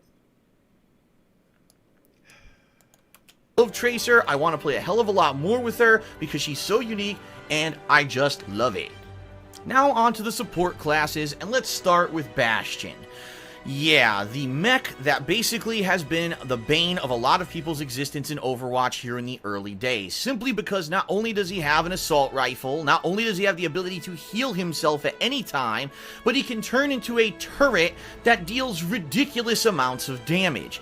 Now, he's really useful for certain kinds of matchups. For example, I found that in a payload matchup, when that payload is moving across the screen, if you could transform into the turret on top of the payload, and if your teammates actually support you with shields and healing, it could become almost unstoppable, leading to insanely high kill streaks. But I really think that Bastion's downfall are the more maneuverable characters like Tracer, who would be able to teleport behind him, and or someone like Mei who could freeze him in place and stop that turret action. So Bastion is really easy to use, deals tons of damage, and at first you're probably going to do a lot of successful killing with him until people find ways around him, but he's a pretty cool character. Now, I tried to play with Hanzo a bit, the archer character, however, I'm just not good enough with the aim so far on console in order to get those one-hit headshots that everyone seems to be getting, but the one tip I want to give for everyone is his ultimate. It's so incredibly good. It's a giant cluster of dragons that travels across the entire map and does ridiculous amounts of damage, even passing through walls. I've seen this ultimate completely turn matches around, so whenever you hear the roar and you see the dragons, if it's from the opposing team, get the hell out of the way. Now, one support character that's pretty unique is Mei. She relies solely on her capability to use ice to freeze opponents with her primary fire.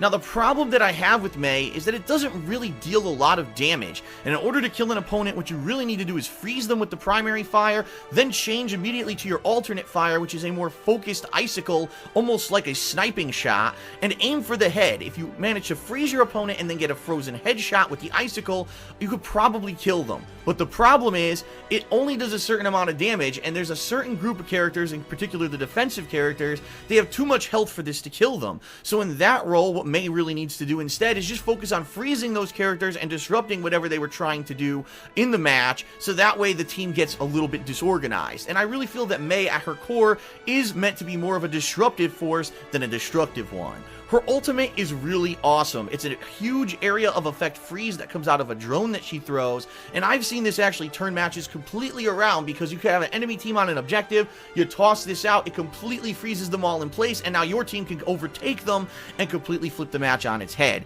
So I like the character, I just wish that she could deal a little bit more damage so she'd be more viable against certain characters and matchups. Now, admittedly, the class I've played the least of is the defensive class, so really I'm only going to talk about a couple characters, starting with Reinhardt, the character who I used the most from that class. He's completely unique from everyone else because he's primarily focused on melee combat and doesn't even have a gun. Now, the good thing is, they gave him a crazy powerful shield, and one of his primary capabilities is to block your team and or block an objective as you're trying to defend it, or even move slowly across a map from point A to point B. This shield absorbs tons of damage, and if Reinhardt actually gets buffed by his team, he can become a disruptive dynamo, having so much health and shields that he can just rush in and slam things left and right. His other ability is a unique shoulder charge that will push enemies across the screen, slamming them against the wall if you do connect with one, stunning them, and then allowing you to do a follow-up hit or two, pretty much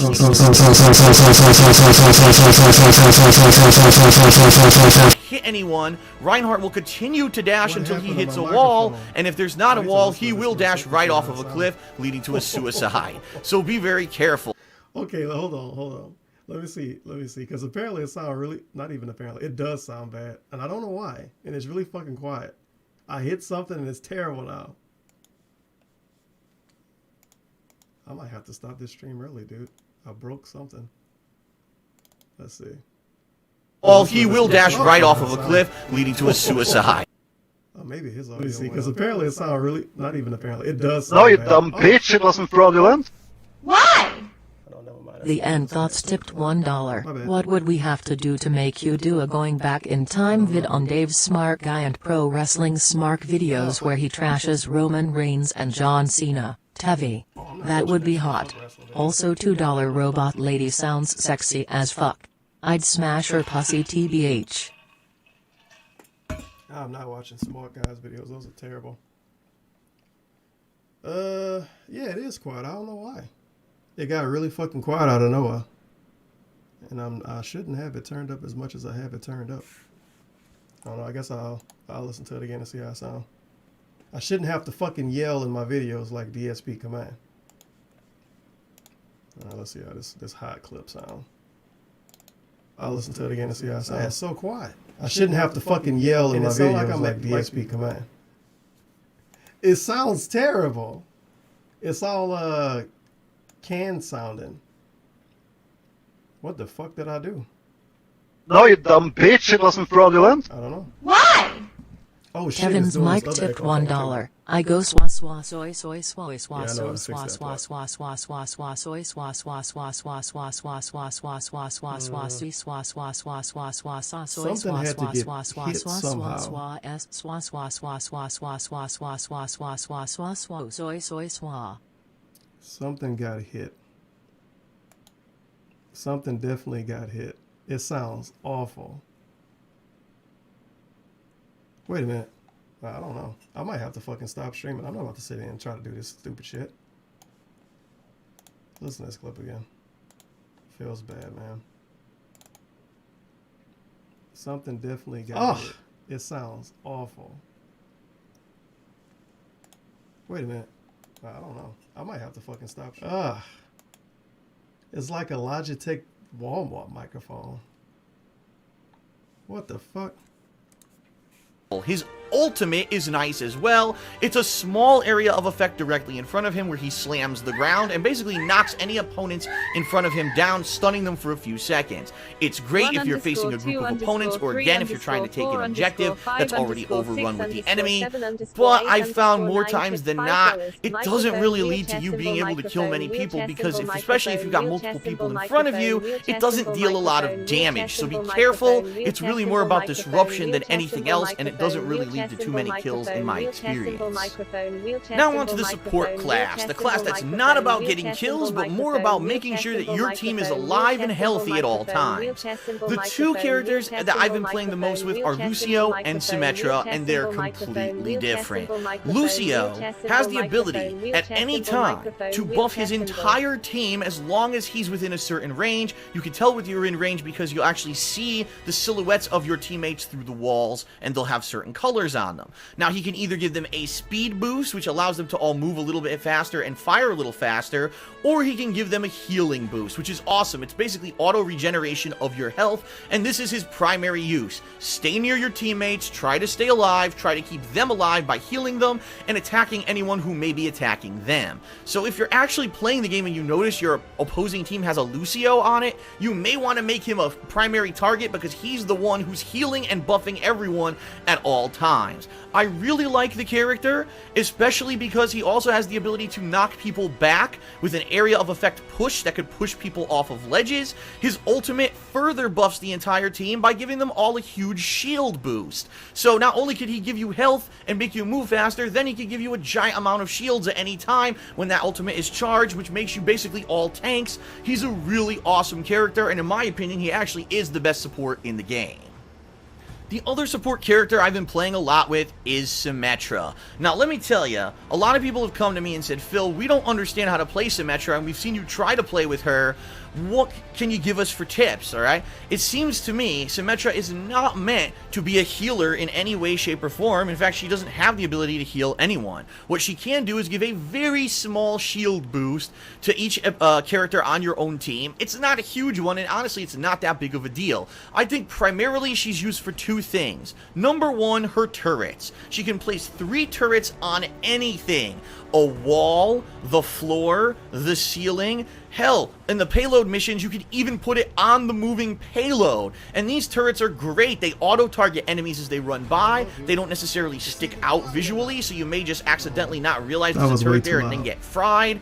They're pretty useful. And one of the most useful things I've found for them is at the beginning of a match, especially if you're on the defense, run to the enemy spawn before they have a chance to come out of the spawn door, place 3 turrets around the door so that way they can't see it on their way out. They'll run straight into 3 turrets, and for the first few seconds of the match, you're going to see 2, 3, 4 people die to these before they realize they're even there and have to turn around to take them out. While they're doing that, you can get some cheap kills, so basically you can disrupt the entire first minute of the game with her turrets, and it's really great.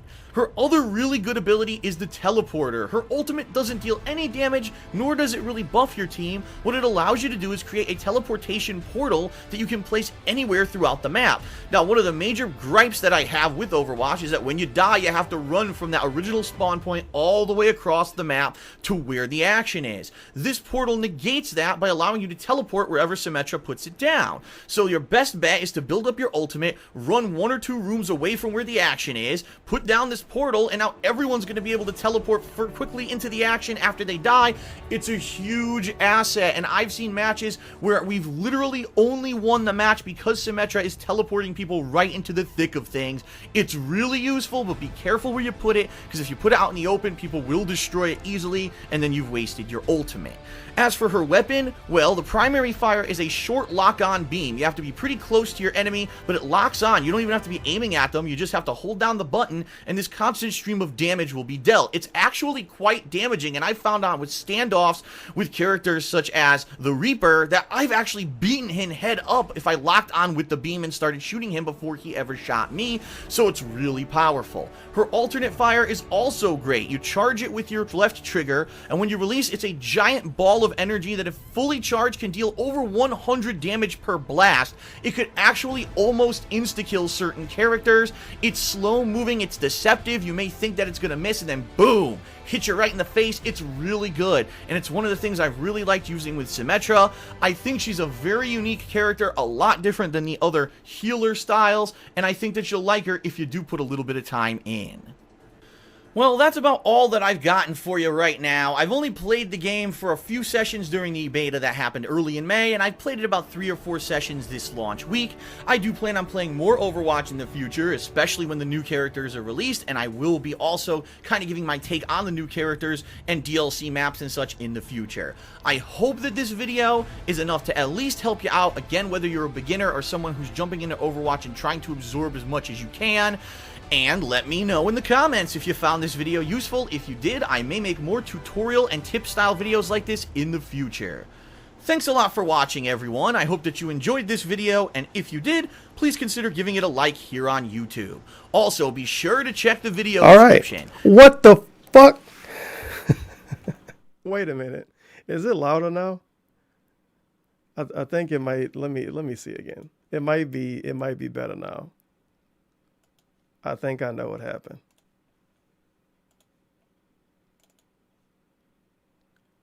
I don't know. Oh my fucking God. Are you kidding me? Ugh. Ugh. I'm mad at myself. I don't even want to fucking explain what happened. That was massive fucking boomer moment. I guess this mixer work a different way with this microphone. But what happened was the microphone, I pretty much knocked it, reaching for something else, and it completely spent around. So I was talking. Let me see if I can do it again. I was talking into this part of the microphone. It legit just doesn't, it barely picks up what comes behind the mic. I didn't know it worked that way with this mixer. So this is the way it's supposed to sound. I thought I could have it rotated for a second and not fix it and it'll sound right. What the fuck? Oh, man. Because the other mixer, it didn't do that. It sounded the same through both sides. So I guess this mixer really did fix the audio quality a lot. Because if something happened on the opposite side, you barely hear it. Well, there you fucking go. Guess I'll play this again. No, you dumb bitch. It wasn't fraudulent. What? The karma tipped $1. Ha ha ha ha ha. I have finally come to get you, Tevin. This is what you get for making It's supposed to illegal record from, restreams it's and supposed to making sound the cat. same all Thumbs up. around. Leave the house. Come on. The ice cream man, the honking man and yapping dog were also me. Now you must spend the turkey, hamburger, funds on Blue Yeti. Boom. The turkey hamburger funds. I got a Blue Yeti in the closet. I fucking hated that microphone because the USB port isn't phenomenal. I went through 2 of those microphones from the USB port. If you plug it in and never mess with it, it's okay. But if you mess with it a little bit, it fuck up. What a special issue. The microphone was back. I used to legit use the microphone backwards on purpose. And now I can't even if I wanted to. That's very obtrusive. No, you dumb bitch. It wasn't fraudulent. Why? Oh, the man. Tipped $1. The sad thing is, look how much fucking KOGAMING shit I got left, dude. This is what you get for making illegal restreams and making cat. Oh, I think I did Thumbs that by up. accident. Leave the house. The ice cream man, the honking man and yapping dog were also me. Now you must spend the turkey, hamburger, funds on Blue Yeti. Boom. Feels bad, man. This is a lot of fucking videos, dude. I might have to do this next week. This is ridiculous. Did my phone die? You got the end of the year videos, so many end of the year videos, so many more reviews. You got talking reviews. You got the panic videos and shit. I'm not even halfway through the life cycle of the channel. Oh, and then you got the Seattle staycation video, which I kind of want to watch tonight. But this Lego rant was pretty fucking good too. Feels bad, man. What last video could I do? I need a good one to end off on because that Overwatch video is terrible. I mean, they kind of all are. Ooh, 4 months for this? Street Fighter V cinematic story review? I don't know. YouTube don't want to tell me. Yep, review. Thank you, Rage Quit Fury. I don't know why he played it in the first place. He fought for so many marketing schemes. Phil, it's gonna be like Dark Souls. Is the future here? A PlayStation VR review, and it's some random black dude in the thumbnail. He couldn't even take a picture with the VR thing on. Yeah, I'm gonna play the Lego video. This is I'm gonna watch this other shit next time. This Lego video is fucking legendary. Let's go. And he started off with the weird smack thing he do. What's going on?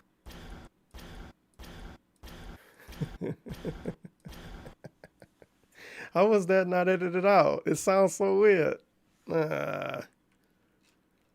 897 dislikes, 794 likes. Yeah, this I think this was after he rage quit a game that he was playing with Panda Lee. He really wants us to know he has a girlfriend, huh? Yep. That was the original thumb emoji.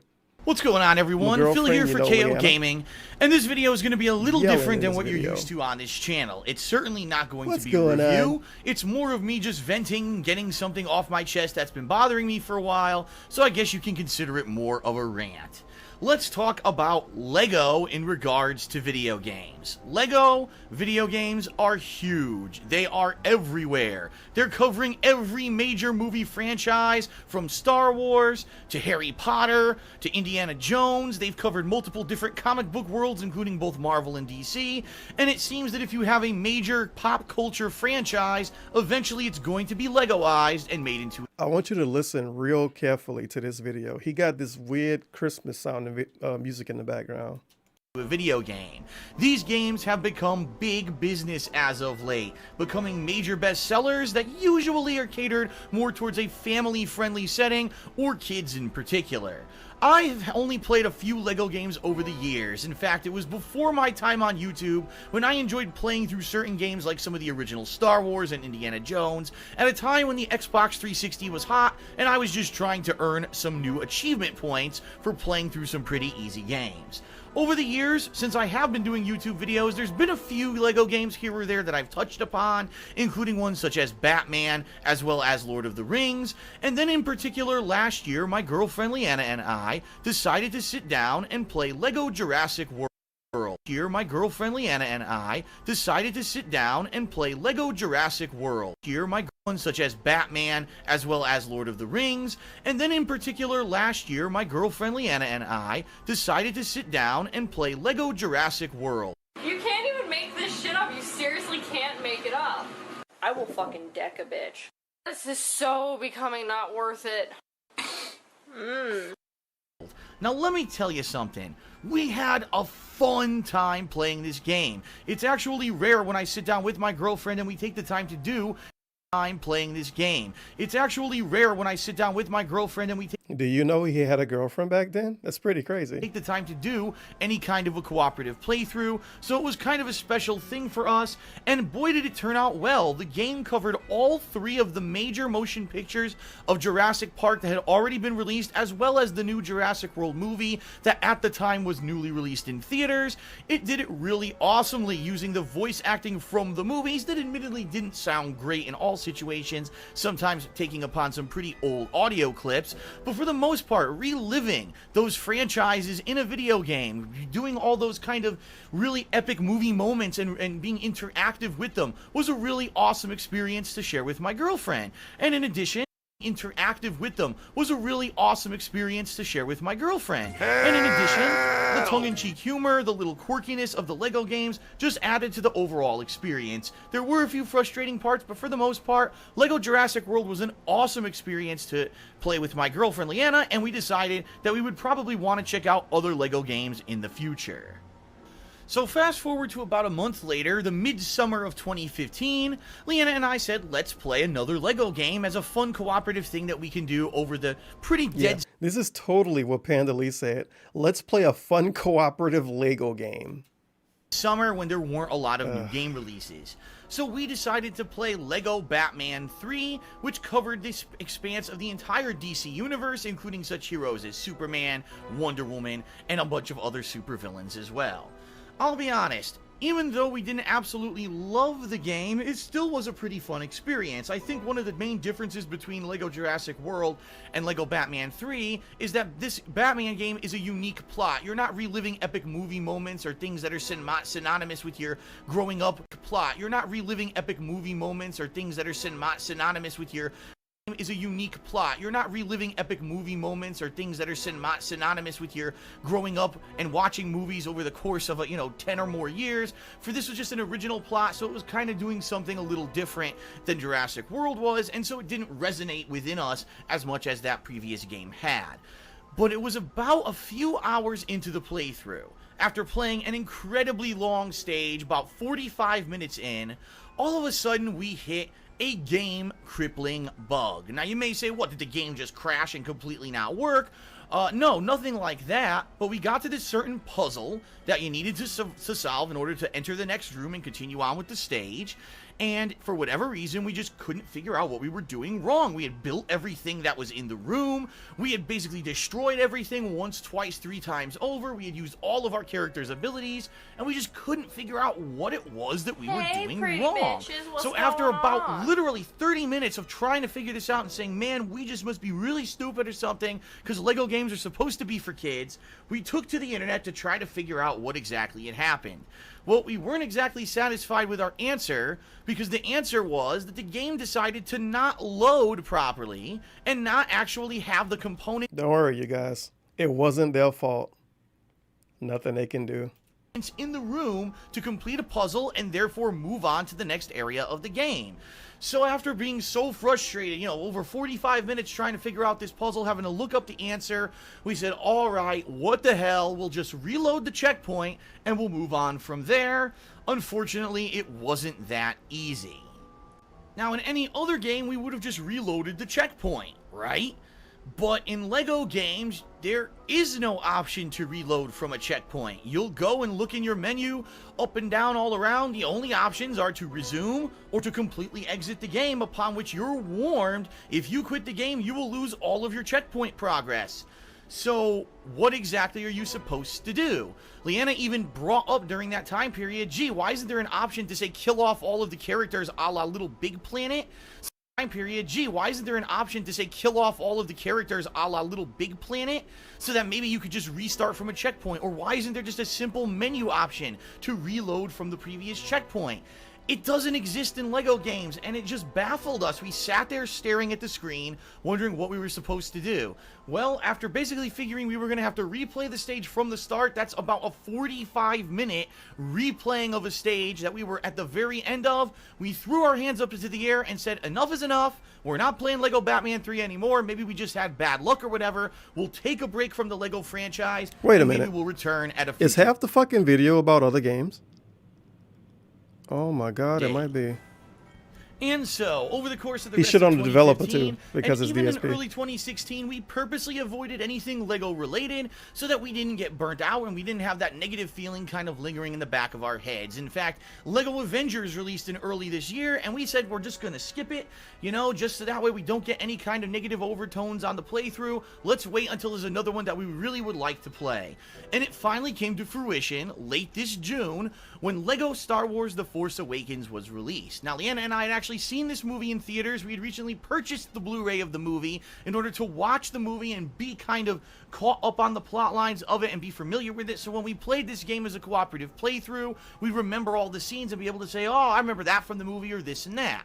And for the most part, the game did a pretty good job, although it needs to be said up front that Lego Star Wars The Force Awakens is the very first Lego game that covers an entire movie in one game and nothing else. If you actually look at the previous Lego entries, it was like, oh, Legos, the original trilogy, or Legos, the prequel trilogy, where you had multiple movies covered in one game, and so you'd say, okay, if the game's going to be 8 hours long, cool, spend around 2 hours on each movie. Taking the plot line of Star Wars The Force Awakens and stretching it from a 2.5-hour movie into a 6 to 7 hour game, we kind of knew that there were going to be segments that were either going to drag on or that wouldn't have taken, place in the movie that were going to be in the game, and we were wondering, would this be a game that would drag out too long? Would it have too much silly stuff in it? And here's what we found.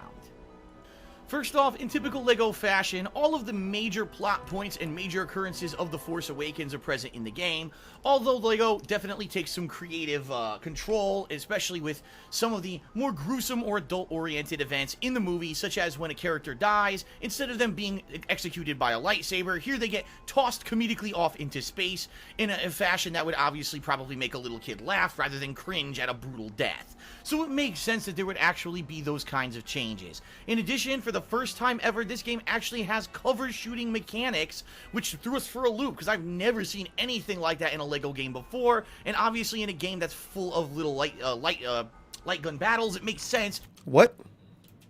And obviously in a game that's full of little light gun...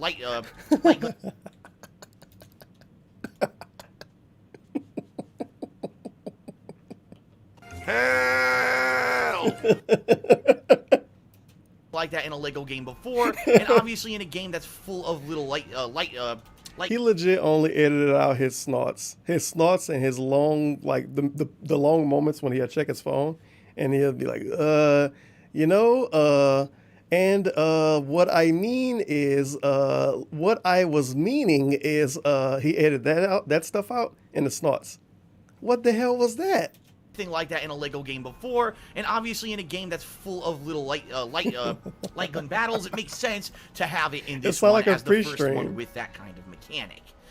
And then there's some things that I definitely think didn't need to be in the game, including some open world roaming segments where you're going from point A to point B, and it's obvious you can't do much in these segments right off the get-go. You need to unlock characters optionally later on in the story of the game in order to even open them up. But for the most part, it wasn't too boring or taking too much away from the story advancement, in my opinion.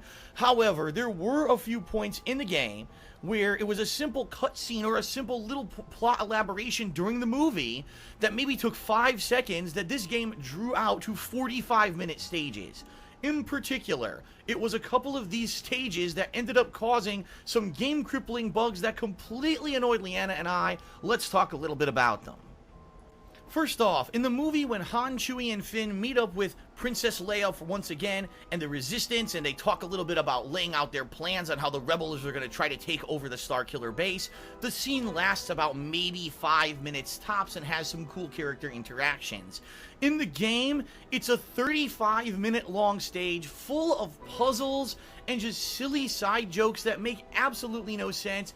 Okay, I can understand that this is the LEGO style of humor, but when I have to spend 35 minutes collecting Wookiee cookies and trying to get ice cream to give to an alien so he'll open a door so I can load my X-Wing to go attack the Starkiller base, I mean, really, it's a lot of padding and it gets pretty excessive. Now, in particular, during this mission that really has nothing whatsoever to do with the movie, if you can believe it, it was getting the crate of ice cream that led to a game-crippling bug. Game-crippling bug. Did Leanna like it? At one point, his girlfriend, you have by the to way, control a conveyor belt by using BB-8 to hack into a computer system and get it to start moving this golden crate that apparently is filled with Beebleberry ice cream. Well, when I was moving this conveyor belt, that crate got all the way down to the end and then decided to get stuck instead of landing into the final platform that would have flipped it outside and allowed us to continue the puzzle. The problem being, as I already previously mentioned with LEGO Batman 3, there is no option to load from a checkpoint in LEGO Star Wars The Force Awakens. The checkpoints exist, but they don't actually resume anything. So we tried everything. We tried different characters. We tried restarting the puzzle. We tried killing each other multiple times. Everything. The thing is, if you watch these actual clips, he was way more annoyed than Panda Lee was. Panda Lee was just kind of along for the ride. But DSP was fucking furious during this dumb shit. And he was so mad, he made an entire video dedicated to complaining about LEGO games. That's so specific. Nothing worked. And eventually we resigned and said, well, after trying to get this to work for about 10 minutes, it seems there's just no way around it. We're going to have to quit out of the game, lose all of our checkpoint progress, and we're going to have to re-enter this stage at a future date, replay through it, and continue on with the play. Future date, by the way.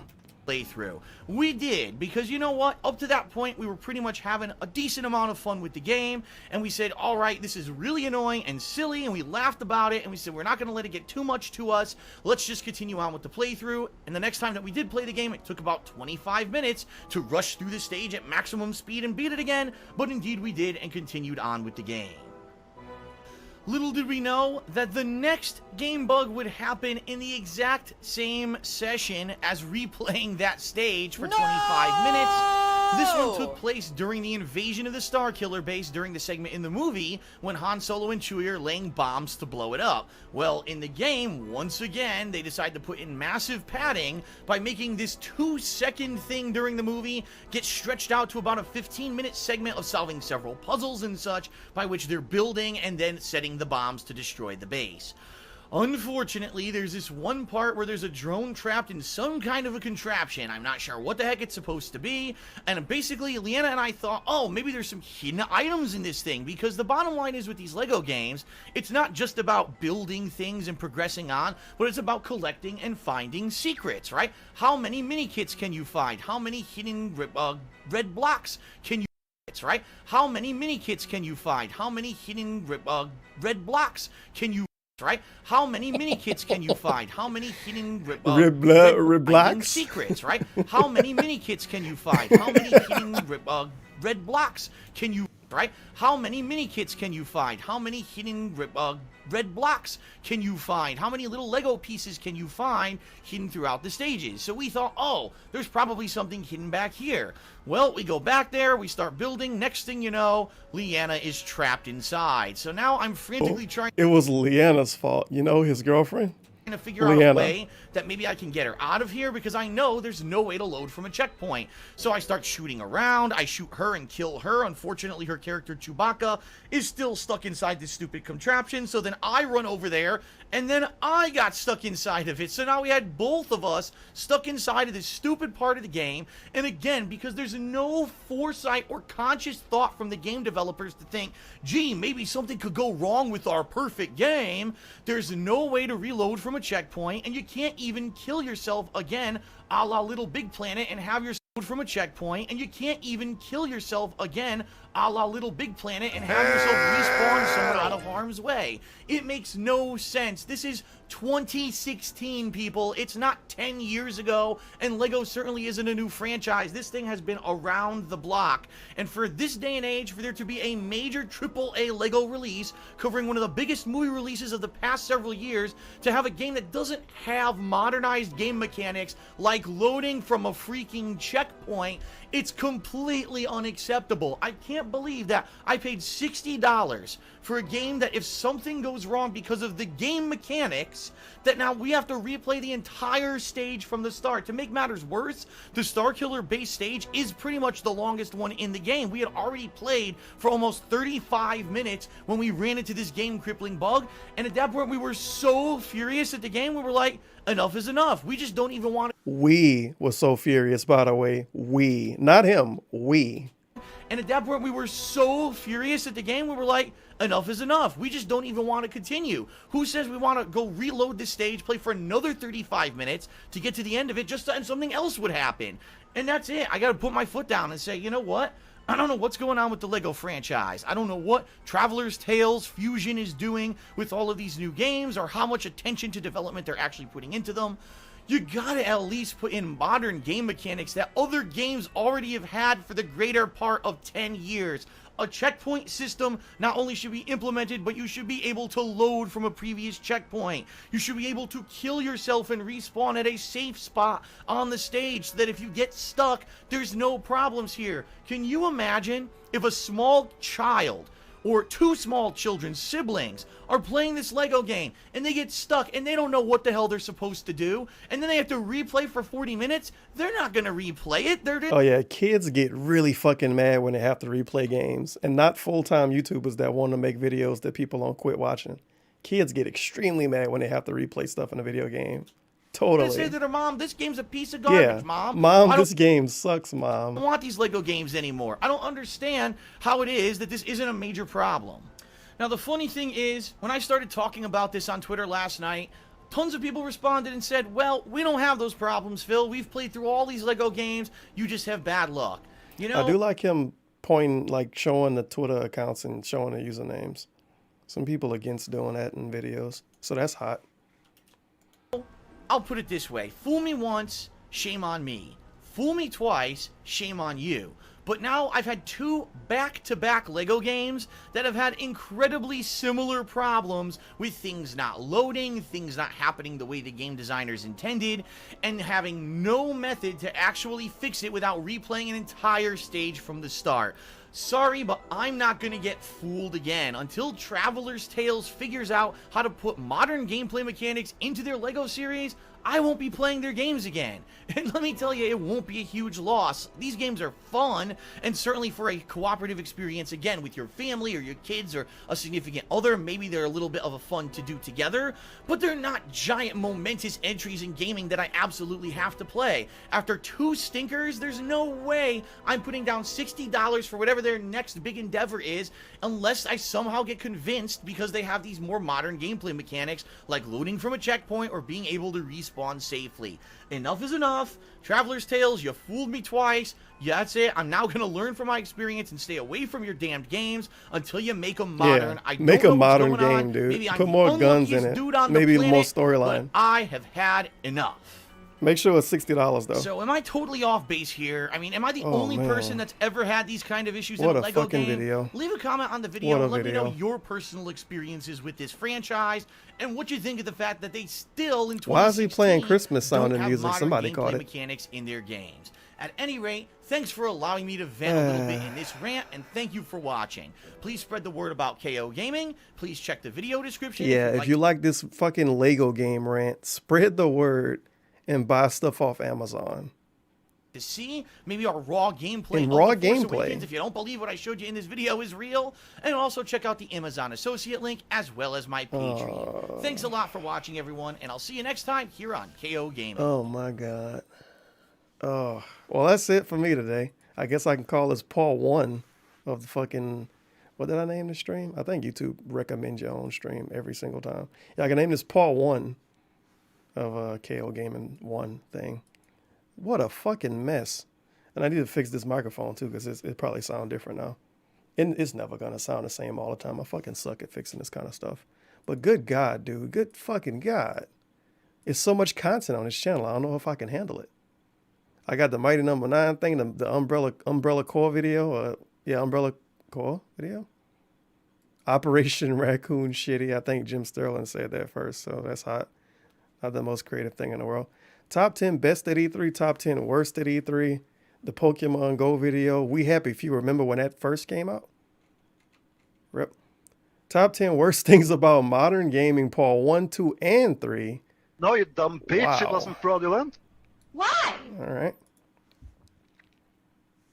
He did a Sonic 06 video. I kind of Anonymous forgot tipped about that. $1. He complains about developers not using updated features, yet his streams are outdated. Bro, his face cam is in 480p. And if you complain about it, he say you a troll.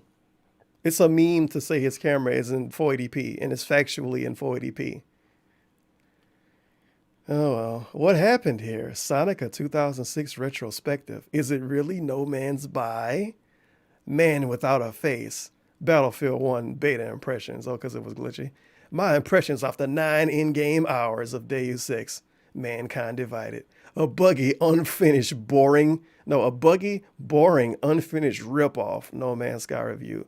Lost in Translation. Attack on Titan. You could tell he was being really fucking negative with almost everything.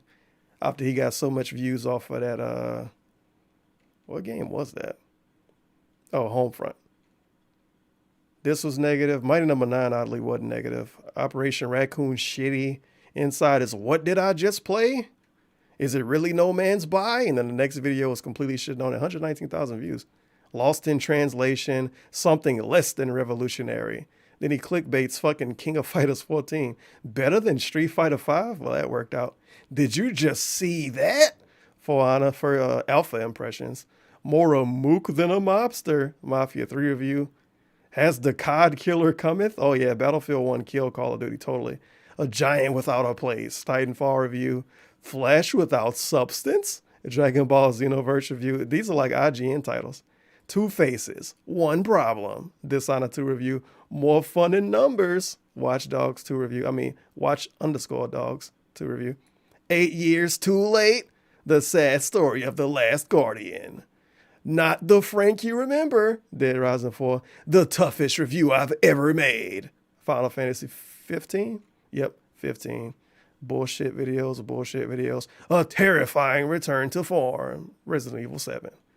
Wow, he used the cowboy hat? Okay. Does Resident Evil 7 need the PSVR? Oh my God. Are there 2 different versions of Neo? Oh. And he got this weird death montages and shit that other people made. For shame. 4 big reasons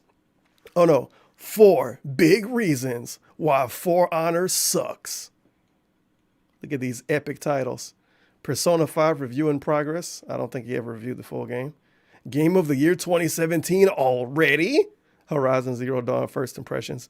A beautiful story you've already played. Horizon Zero Dawn review. Yeah, he pooed on that game.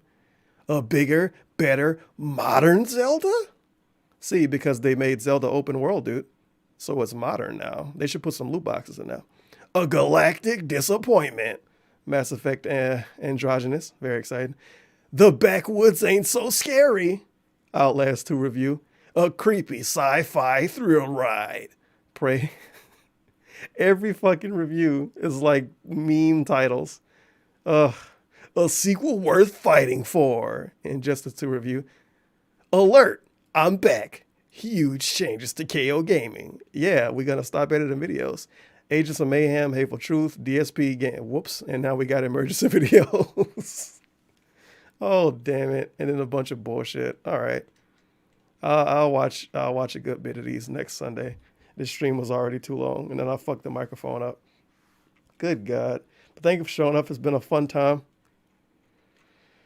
I guess I'll just let this archive go live because, well, I mean, even when I wasn't talking, at least something was playing on screen. Obviously. Let's see if Kekken 3 is still streaming. I love watching that guy's content. He's a very great content creator. Oh, no.